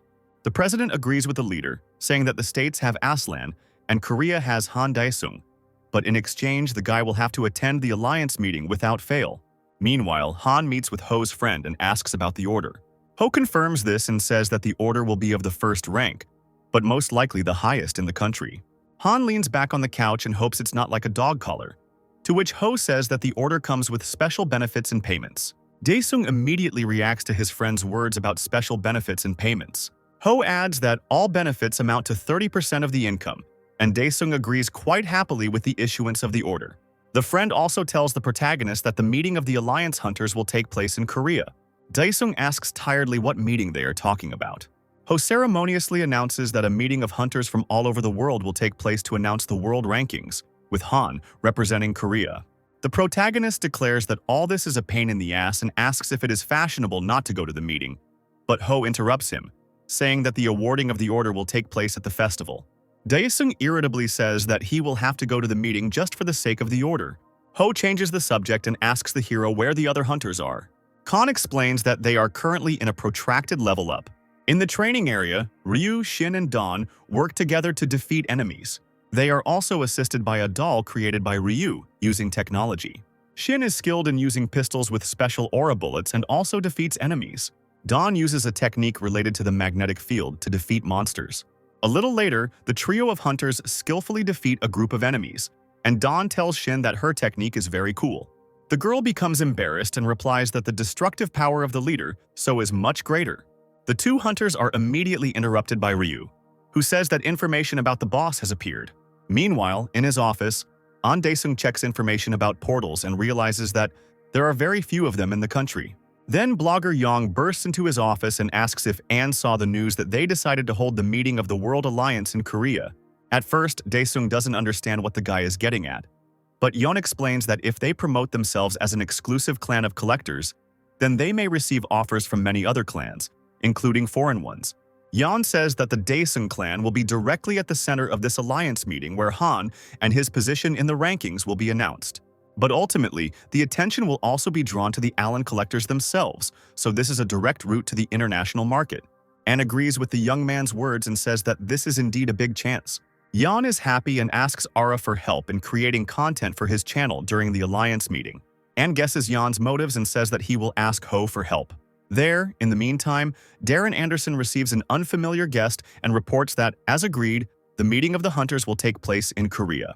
There is a beautiful girl in a hood sitting on the couch, and judging by everything, it is Karina from Hans. The creature stands up and shows a special cube surrounded by an aura. Karina stands next to Darren as he marvels at the portal cube shown to him. The woman urges Anderson to gather his organization and take refuge inside the portal, to which Darren asks what the creatures from Khans are planning. Karina turns to the man and says that they are planning to do what everyone truly wants. Without saying anything more, the woman disappears and Anderson is left alone with the cube. A moment later, Darren goes to the phone to make a call and report that disaster is coming. Sometime later, hunters from all over the world arrive at Incheon International Airport. The media reports that the goal is to see the strongest hunter, Aslan Anderson. A moment later, the American appears at the airport and everyone immediately turns their attention to him. Meanwhile, Khan and his family are preparing to meet the hunters and are thinking about the order. While Jisoo and Mom are sorting out her sister's clothes, Dae-sung receives a text from Ho saying that the raspberries have arrived. Near the festival site, Oli appeared and started a live broadcast. The guy stands with a camera and declares that he will keep viewers updated on all events and show the most striking shots. Finally, all the hunters are assembled and seated in the banquet hall. Daesung attracts the attention of many foreigners, such as a high-ranking hunter from Japan. The host comes onto the stage and greets all the hunters gathered at the event. This man invites the president of Korea to the stage so that he can personally present the national order. Jisoo, watching the scene, tells her mother in surprise that the president himself will be awarding her brother. Finally, the host invites the main character onto the stage. Daesung shyly walks onto the stage to the screams of his mother and sister. A beautiful case with a massive order inside appears in front of Khan. The president shakes Daesung's hand and asks him to protect Korea. When the president raises Khan's hand, the protagonist thinks that, no matter how you look at it, the order is similar to a dog collar, but it is better to think about tax breaks and benefits. Mom and Jisoo cry looking at the guy and rejoice at his success. Yeon, who is still broadcasting in shock, tells the viewers that it seems like a new era is happening right now. As Daesung returns to his seat, Aslan appears next to him and congratulates the guy in English. Khan stops in front of the American and asks who he is. Aslan begins to introduce himself in English, proclaiming himself the one and only chosen one. The American thinks to himself that Daesung is probably in shock, because he never even thought he would hear congratulations from the #1 in the world rankings. Daesung turns around and goes back to his place, thinking that strange weirdos are pestering him again, and he needs to be more careful. Suddenly, a long-haired hunter from Japan jumps up from the table and says that an S-rank dungeon has appeared in his country. Other hunters are also starting to receive reports of high-ranking portals appearing in various cities around the world. Jin from the association runs onto the stage to the presenter and says that S-rank portals have started appearing all over the world. The man adds that it looks like the alliance meeting will have to be postponed.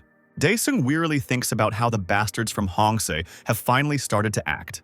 Therefore, the main character goes to the Pantheon, where he is met by a creature that looks like a fairy. Khan orders the creature to open the sky shop. Daesung buys a future diary and learns that portals are opening in over 90 countries, excluding Korea. Huge orcs appear in the USA and attack ordinary civilians. In Japan, in Tokyo, huge white wolves are on the rampage. Groups of Japanese hunters engage in battle with monsters. A high-ranking hunter notices that the portal is not closing, so enemies continue to attack. The American hunters are barely able to cope with their opponents and are indignant that Aslan left at the most inopportune moment. In Korea, a department head watches what's happening in the world and wonders why everything is quiet in his country. A blonde woman in glasses approaches the man and says that requests for help are coming from all over the world, and the boss thinks that in this way, Korea could also be in danger. The man wonders out loud if they can take such a risk and send their hunters to help others. The man asks the blonde, Kim, what the S-rank hunters who arrived for the meeting are doing now. The girl says that hunters from China and Japan have already joined the military action, and European and American hunters will also soon join the battle. Before the boss can answer anything, his phone rings, and Ho demands that all S-rank hunters be called in, because Han wants to hold a meeting. Meanwhile, a contented Aslan calmly strolls through the streets of Korea. While the hunter is taking pictures, some people on the street recognize him and don't accept why he is here and not in the US. Aslan notices two young men whispering about him and asks them to take a photo of him. The American smiles and thanks passers-by. Sometime later, a meeting called by Han about Hongse begins at the Daesung clan headquarters.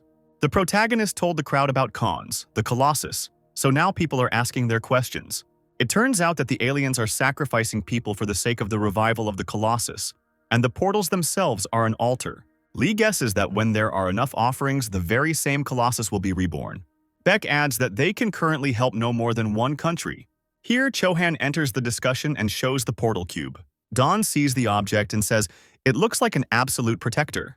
The masked man says that he received it from Han, and together with Professor Pak, he researched the cube's functions.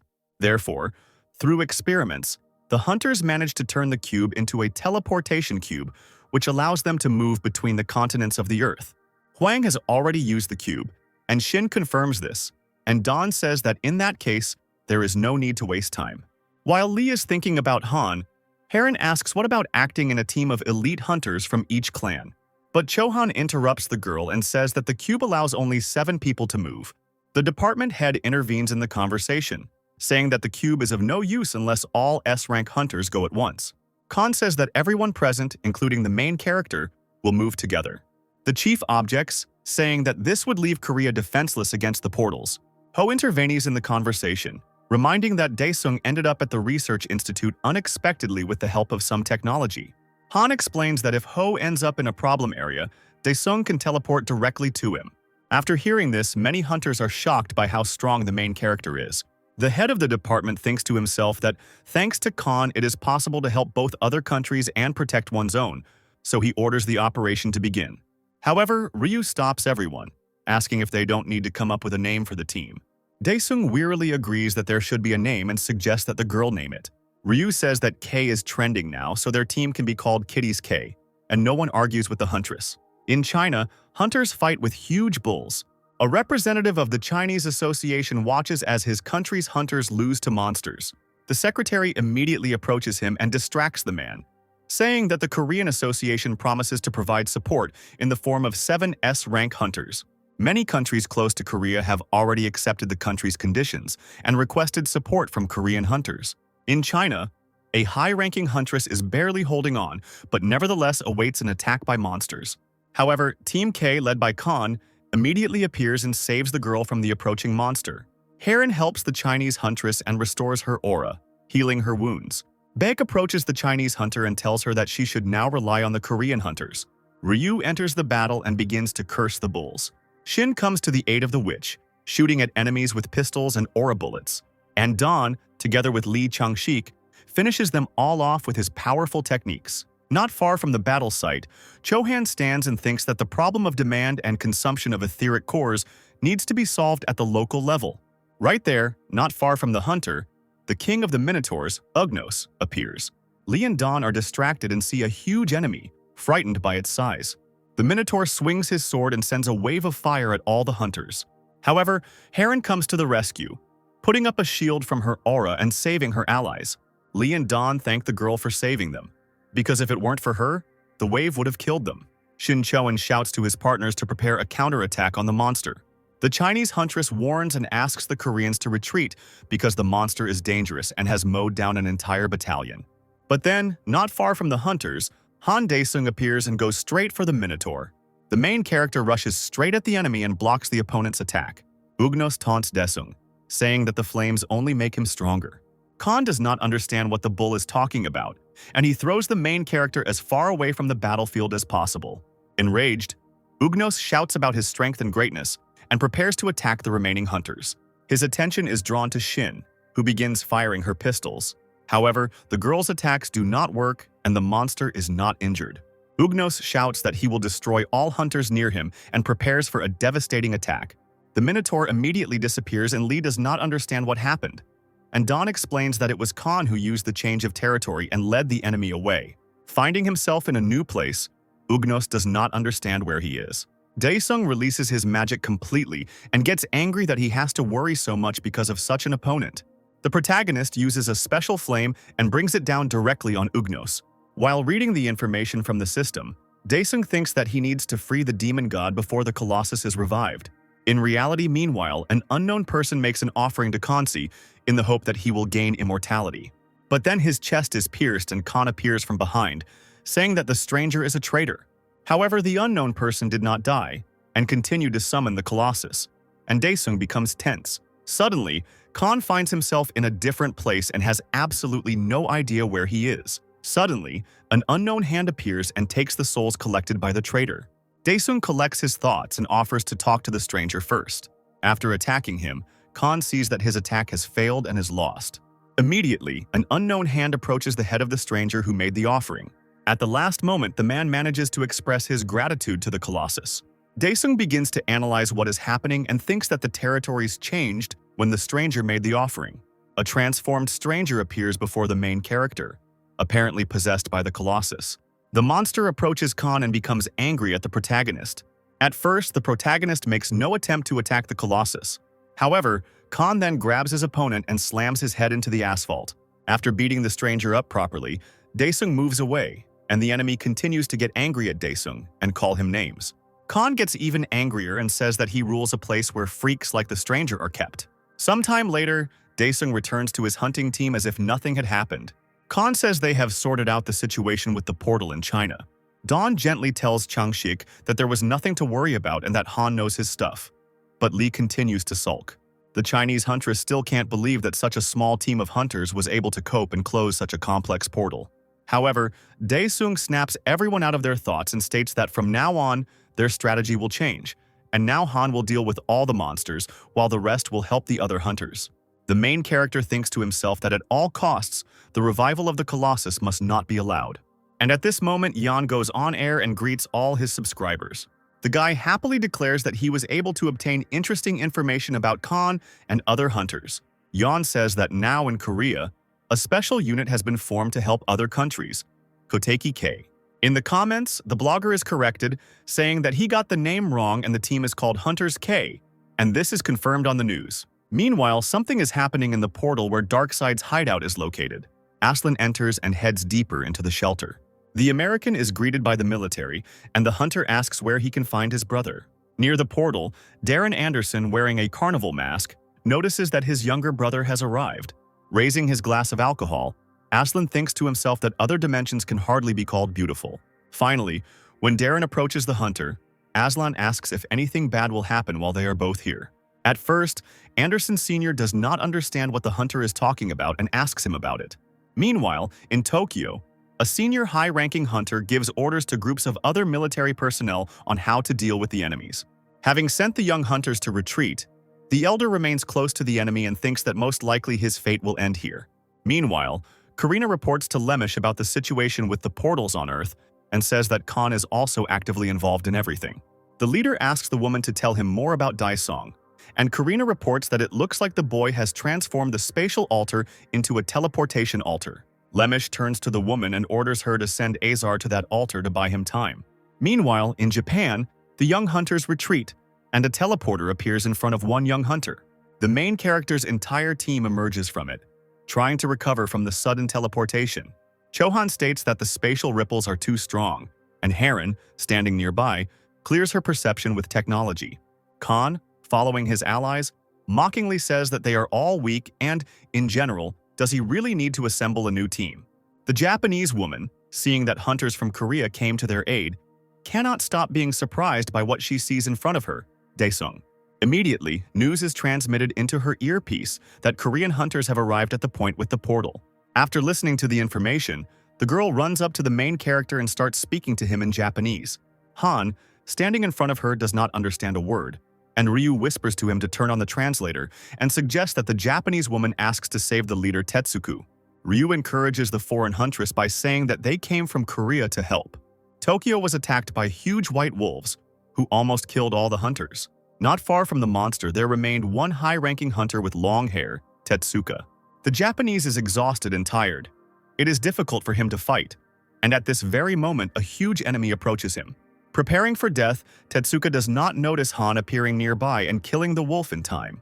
The protagonist approaches the Japanese hunter and inquires about his condition, but Tetsuka realizes that his translator is broken, so he does not understand the Korean. However, the Japanese man immediately shouts to Daesung in Japanese, warning him of danger, and Han turns around. An abandoned train is flying straight towards the main character and Tetsuka. However, the young people manage to jump away from the attack in time, and the train lands down, raising clouds of smoke and dust. At that very second, an unknown green ball flies straight at Daesung, which the main character deftly kicks away. However, in the air, the ball turns into Azar and Daesung recognizes the creature from another world. The entity from Hans gathers all its power into a fist and prepares to strike from above. However, Khan jumps out to meet the monster and they collide in midair. A moment later, the protagonist assesses Azar's abilities and realizes that the enemy is strong. While the creature from Hans prepares for another attack, Daesung calls for a change of territory, but the system refuses him because the enemy's size exceeds the norm, and Han is shocked. Suddenly, Azar completely absorbs Daesung. Tetsuka, standing nearby, looks at what happened in surprise. He doesn't believe that Hana was swallowed so easily. Azar cannot hold back and spits a pillar of fire from his mouth. Meanwhile, the young huntress searches for the leader Tetsuku on the battlefield. The long-haired hunter calls out to the young Japanese woman and beckons her to him. Sometime later, everyone gathers around Tetsuka, and he informs Han's team that the main character was eaten by Azar. Chohan asks the Japanese man again about Daesung being eaten by a creature from Honsei and disappearing. Tetsuka confirms the Korean's words and agrees with him. Lee begins to wonder about the team's next steps, and Beck adds that facing Azar one-on-one is dangerous. Meanwhile, in Darkside, Aslan asks Darren if he is surprised. Anderson asks if they'll give him an S-rank core if he feigns surprise. Finally, Darren gets up from the table and tells his brother that, no matter what, the entities from Khans are stronger than Khan. Aslan also stands up and objects that he had already warned about everything earlier. Aslan remains silent and does not answer his brother, so he turns around to leave. Darren adds in conclusion that their plan is doomed to success, and there is absolutely nothing to worry about. Meanwhile, in Japan, Ryu summons dolls created with the help of Han. The girl leans over to the creature and explains that Daesung has disappeared, and the doll asks, upset, if Ryu means dad. Changshik and Dong look at the girl's creation and think to themselves, what an ugly doll. Ryu agrees to the creation, and the doll does not believe it, saying that only a psycho would kidnap a demonic god. Then the creature jumps up and claims that it senses dad's anger. The hunters become wary, and the doll points into the distance, saying that it senses Khan's wrath far ahead. Ryu's creation senses the protagonist's wrath, which emanates from Mount Fuji. After teleporting to the top, the doll tells everyone that Daesung's anger is coming from the crater. The creature jumps down, and Lee and Don look down warily, realizing that this is very dangerous. Tetsuka wonders out loud where Fuji got such a big crater from. Shin enters the conversation and tells the other hunters that she will first fire a flare. Meanwhile, Han, inside Azar, realizes that all of his movement skills have been sealed. At that moment, Azar's gastric juices begin to approach the main character, and the guy wearily notes that everything has started again. While Daesung tries to escape from the creature, Azar sits deep within Fuji and casts special spells. A moment later, the creature is found by the Ryu doll and triumphantly announces that he has found the bastard. Lee and Don come up next and start discussing who will attack Azar first. However, Ryu's creation does not listen to the hunters at all and rushes straight to the entity from Hans. The doll jumps on Azar's head and stabs him with a knife. Don and Changshik join the attack, but then realize that the entity from Hans is very strong. Azar gets angry and starts attacking the hunters with fire, creating balls of flame. However, Lee does not stand still and jumps out at the enemy in response, preparing an attack. However, Azar senses the enemy and prepares to strike back with fire, and Changshik feels that he does not have time to dodge. However, at the very last moment, the blonde is saved by Tetsuka, who arrived in time. Azara immediately begins to attack Shin, using his pistols, distracting the enemy's attention to himself. Don comes to the girl's aid and deftly hits the enemy with his technique. Finally, the combined attacks of the hunters succeed, and Azar is wounded. But the creature won't disappear so easily, so it starts throwing out dangerous charges. So Beck comes to the rescue with a shield. Ryu steps forward, very angry at Azar. The other hunters shout at the girl to return to her shelter, but she doesn't listen to them. Ryu takes out a homemade doll and a needle and uses an instant death technique on the enemy. The attack hits the enemy and Azar falls. Don, Changshik, and the other hunters are surprised that Ryu almost defeated the monster. Ryu herself is surprised that she was able to use such a complex technique on a monster from Hans. Meanwhile, in the US, the orcs are discussing among themselves why they don't kill people, and one of the monsters says that the Colossus prefers the pure souls of warriors. Right there, crowds of zombified people controlled by someone are advancing straight towards the orcs. The orcs are fighting with the humans, and one of them says that the stupid scum, who don't know how to use the ether, are suddenly climbing up to them. At this point, one of the orcs is struck by flames, and their leader orders the others to find the awakened one who controls the zombified people. The orcs continue to be attacked from nowhere, so their leader begins to get nervous and look for the culprit. It turns out that Aslan is standing on the roof, who, with the help of his control technique, has subjugated people and controls them. Noticing the hunter, the orc leader jumps straight at the American.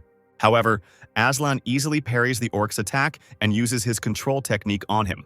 Having taken over the orc's mind, the American orders him to attack the rest of his kind. Meanwhile, in Japan, hunters look at Azar and wonder if he is dead. Ryu explains that the monster is not dead, but simply unconscious. The doll created by Ryu tells everyone that Han Daesung is in the stomach of that bastard from Hansei. The girl sees that the creature is tense and asks in shock if he really thought of climbing into Azar's stomach on his own. While the hunters are deciding what to do, Azar wakes up and Tetsuka and Lee panic and warn everyone about it. The monster from Hans is furious and angry, shouting that he will kill everyone. As Azar breaks free, Lee readies his weapon and says that they have no choice but to attack. However, a teleportation portal immediately appears next to the heroes, and Ryu happily announces this. A satisfied Han emerges from the portal, with the Ryu doll sitting on his shoulder, and thanks everyone for their help. Without explaining his plan, Khan tells everyone to run and rushes forward himself. At first, the other hunters don't understand what's going on, but they still catch up with the leader.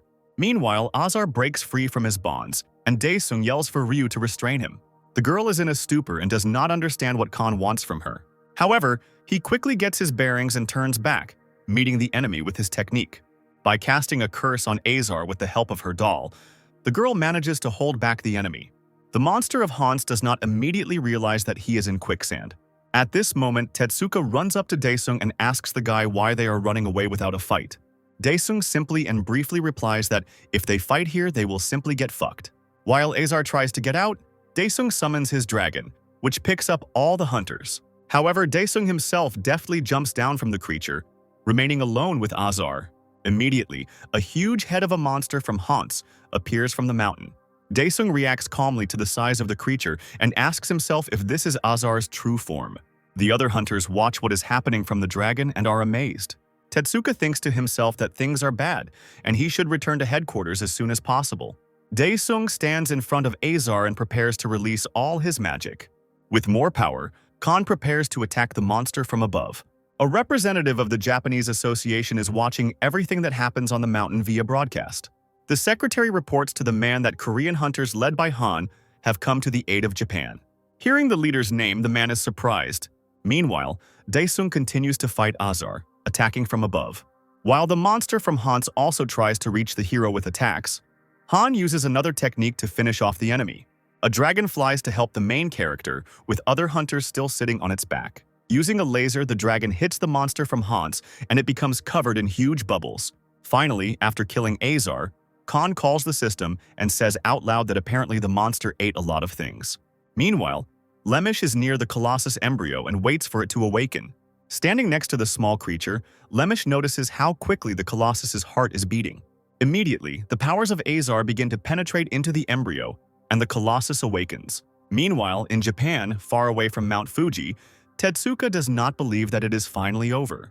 Haran distracts Ryu and asks where Han Daesung went after defeating Azar. The girl remembers that the main character told her that he was going to leave on business, and the others should calmly wait for him. Turning to her allies, Ryu solemnly states that Daesung told them all to have fun, and the hunters don't understand her. Tetsuka meets him in conversation and says that from now on, he wants to take care of the hunters. Dawn immediately asks the Japanese hunter if they have hot springs here. Meanwhile, Khan is in pandemonium and sells all unused items and ether cores from his warehouse. Then, the main character orders all merit points to be invested into the implementation level. The system carries out Daesung's order, but he still lacks 0.1% for full implementation, and he does not understand why. Daesung wonders why he lacks points, so he decides to contact his friend Yahello. Daesung asks the young man where they should go next. Ho explains that the World Association is sending out hunters en masse to all parts of the world to close the portals, and that Han's team can return home. The protagonist is surprised that the association has only just begun to stir and asks Ho what the matter is, to which his friend replies that it was probably due to a lack of people. Daesung objects that he doesn't understand why some objects are more valuable than ordinary people. The main character immediately asks what his allies from Team K are doing now, and Ho tells them about their location. At the men's hot spring, Don, Chohan, and Changshik finally rest after the mission. Lee asks Chohan if he has to wear a mask even in the bathhouse. The man is surprised and tells his friends that the mask is like his skin, so he forgot about it. Then Chohan takes off his mask and underneath it is a very pretty and attractive face. However, the man does not like it, so he wears a mask. Meanwhile, in the women's bathhouse, Ryu, Haran, and Shin are also relaxing. Shin asks Ryu what Han is doing in pandemonium now. Karen intervenes in the conversation and asks what pandemonium they are talking about. Ryu jumps out of the water, completely naked, and explains that pandemonium is some kind of secret base. Karen asks the huntress about this again. Shin comes to the rescue and explains that this is some kind of training center run by Han. Ryu mocks Beck, saying that she is now her rival, and that in this fight the girl was able to show off a strong skill. Seeing Ryu ditching his jutsu doll, Shin warns her and asks if it's dangerous to use it here. But the huntress doesn't listen to anyone and says that everything is absolutely safe. Immediately, Ryu casts the curse of doll replacement. At this moment, Han approaches the men's bathhouse and is met by a worker at the springs, who explains where to go. As soon as Han enters the men's bathhouse, Ryu's technique is activated, transporting the boy to the girls. Totally confused, Daesung stands in the middle of the women's bathhouse, not knowing what to do. Meanwhile, the news broadcasts are reporting on the events of the emergence of many portals around the world. The special guest of the news is Jin from the Korean Association, who came to tell us more about everything. Jin explains that the incident bypassed Korea, and that is why Team K was able to help other countries. The presenter asks that there is a large flow of complaints from all associations to the World Association, whose delayed response has led to enormous damage. Due to the irresponsible approach of the World Association to solving the problem with portals, people riot near the headquarters of the association building. One journalist, hosting a broadcast about this problem, asks a passerby his opinion, but he says, offended, that because of the association he lost his family. Darren Anderson watches the procession from the building's window and tells Karina, who has arrived, that following their plan has only brought them shame. A woman from Hans counters that they always follow through and keep their promises. Karina pours rocks onto the table in front of Anderson and explains that they are the flesh of the Colossus, and if eaten, one can become immortal. The woman adds that soon this world will turn into a completely new one. As she leaves, Karina says that if Darren wants more flesh, he needs to make sure Daesung doesn't get in. Anderson wonders to himself who this Han Daesung is and realizes that he needs to meet him. Meanwhile, in Japan, Tetsuka expresses his gratitude to the Korean hunters for their help. Daesung states that everyone tried their best, so now they can rest easy. While everyone is enjoying their food, Ryu turns to Beck and Shin, asking if they all saw Han's body in the bathhouse. The girls become embarrassed and tell Ryu to be quiet, but she calms everyone down by saying that she activated the sound wave blocking skill. While the girls are gossiping among themselves, a man's hand falls on Ryu's head. Behind the girl stands Han, who mockingly declares that from this day on, Ryu will train in hell. The girl begins to justify herself by saying that the call was an accident, and she does not understand why she is being punished. Ryu is instantly transported to another location, and Lee and Dawn, who were watching what was happening, did not understand what happened. Meanwhile, in Korea, An Daesung's clan of collectors received a call. Secretary Moon picked up the phone and the call came from the Japanese Association. And hearing this, An approaches the woman, saying that he wants to talk to the contact himself. Taking the phone from Moon's hands, An begins to talk to the Japanese man. The secretary asks if they are really going to Japan since the Ana clan has been entrusted with collecting the loot. However, the old man says that someone must remain in the office, and that will be Moon. Meanwhile, the protagonist and his allies are about to return home after their vacation, and Khan asks where the portal cube is. Chohan replies that after the battle on Mount Fuji, the cube could not be restored. Daesung states that in that case they will fly home on a dragon, but Baek says that they can use a plane. Changshik agrees with the huntress, saying that the plane is much more comfortable than the dragon. Don turns to his allies and says that the leader Tetsuka will give everyone a ride to the airport by car. Everyone immediately rushes to the car, and Khan wonders if anyone really liked the dragon ride. Shin, who still remains by the protagonist's side, wonders about the condition of Ryu, who was sent to hell. Meanwhile, more and more enemies are approaching the young huntress. The girl and the doll she created, Hana, are shocked by so many enemies. Meanwhile, Yang goes on air and talks about the reception of the Koteki K team by Japanese hunters. At this moment, the blogger's phone rings and Anne calls him. The old man tells Yang that he was offered to collect loot in Japan, and it is a very cool prospect. Then Anne asks the blogger if he would like to film the broadcast in Japan, and Yang replies that it is a great idea. Meanwhile, the heroes take their seats on the plane and prepare to fly home. As Daesung walks into the airplane, he thinks about how this is his first time flying first class. As he sits down in his seat, Darren Anderson, who is sitting next to him, contacts the guy via telepathy. The man introduces himself and says that he is glad to meet the guy. Khan says out loud that is there really anyone in this world who has the gift and ability of telepathy? The man ignores the guy's words and says that he is here on very important business and has a proposal for the guy. Darren tells Daesung that a new world will soon be recreated. Anderson continues, asking if Khan never wanted to be the master of that special world, since he is well worthy of it. Daesung refuses the offer and adds that he himself came from the destroyed world and pretends to be its master. Anderson stands up and says out loud that he heard the guy. The man is about to leave, but the protagonist calls out to him using telepathy. Daesung asks if Anderson is from Darkside, and the man leaves, thinking that Han knows too much. The main character is happy. Now he knows Darkside's coordinates. Meanwhile, Anderson arrives at a secret meeting. Its participants consume the Colossus's flesh and agree that they feel a surge of strength and refreshment. One of the assembled turns to Anderson, asking if this flesh was the last. The man bows and confirms the words of the unknown man, saying that if they want more, then let them allow them to use the legacy. The man gives his consent to the use of the inheritance for the purpose of obtaining more flesh. Darren turns and walks away, angry and planning to start with the old people once he gets his inheritance. Sometime later, in the office in Korea, Han Dae-sung declares that Team K's activities are now over. Beck distracts the protagonist and says that she heard about Han's training center and asks if she can train there. The rest of the hunters join the girl, and Han thinks to himself that he can only bring servants to the training hall. However, Dae-sung states that he agrees to let everyone in, but only after a week's break. Ho adds that each clan will send people to loot in Eurasia. Chohan says that his clan is already operating in China, and the rest need to take different regions. Shin intervenes in the conversation, asking Han if Ryu is still in that camp. Dae-sung replies that if she dealt with the boss, she should be home by now. Meanwhile, An Dae-sung and Yeon arrive in Japan, where they were able to collect a large amount of supplies. Yeon approaches the old man and asks if he can start filming content now that the loot collection is complete. Finally, the blogger starts a stream on Mount Fuji and greets his viewers. The young man streams with An Dae-sung and explains that they are now going down to the place where Han fought with Azar, and introduces the audience to their new suits, which are made specifically to protect the body.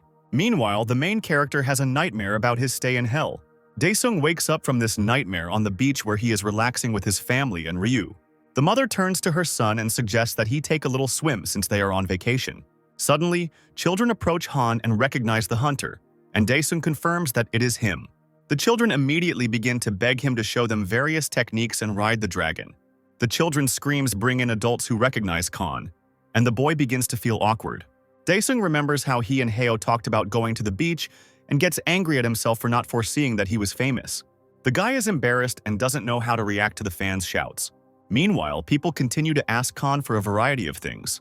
Meanwhile, Yong in Japan is making progress inside Mount Fuji, earning big donations in the process.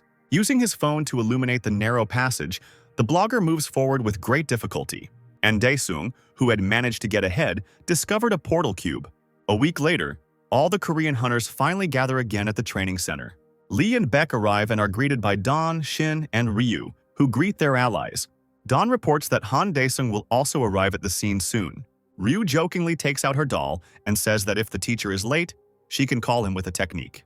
However, Han immediately appears behind her and tells her that it is time to start training. Looking at Lee and Heron, the guy thinks that he will hardly be able to make anything worthwhile out of them.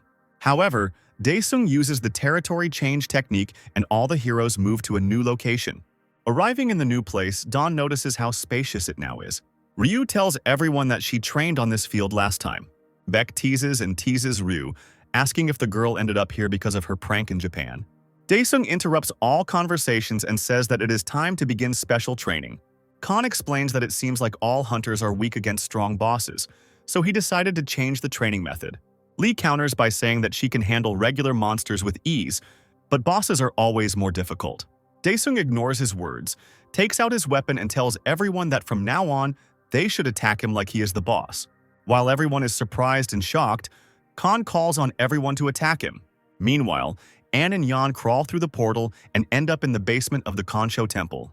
The blogger becomes frightened and wary, asking the old man where they ended up. Anne says he doesn't know, it's dark here and he can't see anything. Yan whispers that this place scares him and suggests leaving, but Anne tells him to stay for a while and look around.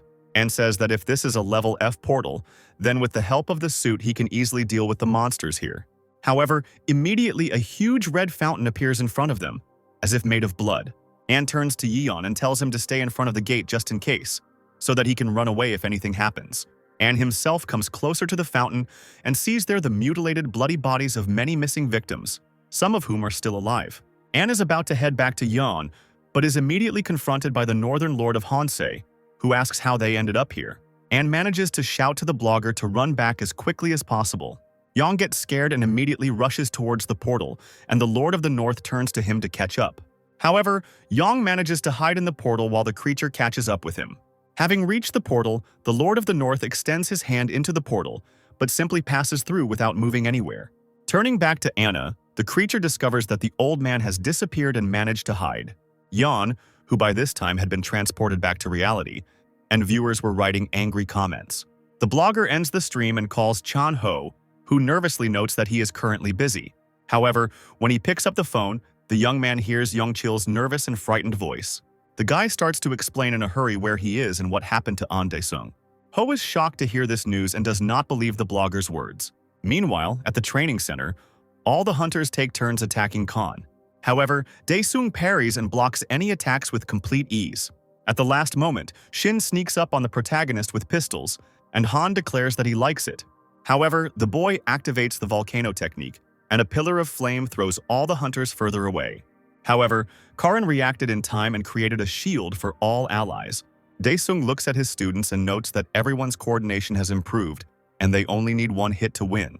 Changshik sadly notes that they are still not giving it their all. Beck approaches Ryu and tells her to do something, but she replies that all her curses are blocked. Suddenly, the system notifies Han that Ho is trying to call him. Having accepted the challenge, the protagonist's friend nervously declares that he needs his help. Hearing Ho's words, Han and everyone else return to the Dae-sung clan headquarters, while military personnel appear near the building. While everyone is standing and waiting for Ho, the huntress Ryu acts extremely nervous and Han asks, "What's wrong with her?" Suddenly, the girl jumps up and runs outside past Ho, screaming that she needs to go to the toilet. Meanwhile, a friend approaches the protagonist and Dae-sung is out loud angry at Ryu, but the friend calms him down, saying that they are all a team. Finally, Ryu says that he told the Korean and Japanese associations that they will take care of everything, but Han says that they can't do that. Then, the main character tells everyone that he is taking a break because he has an urgent trip to Japan planned. Suddenly, a tall blonde woman in dark glasses enters the building along with military personnel. The woman stops in front of the heroes and says that she is an officer of the World Association, Somi, and has arrived here to investigate facts related to the World Gate. The woman also issues a document stating that she will officially accompany the hunters, and Ho is indignant, saying that this is not an order from the Korean Association. Here, Khan says that it must have been Darren Anderson who ordered her to capture him. Karin and the others standing behind see the altercation, and Beck says that she thought the association had no enforcement powers. Somi says that they suspect that one of the hunters is responsible for the breaking of the World's Gate. The hunters behind Dae-sung prepare to fight, outraged by Somi's behavior. Ho intervenes in the conversation, saying that he will leave them for a while. Then Somi touches her earphone and says that as expected, nothing will go smoothly, so she orders the legacy to be activated.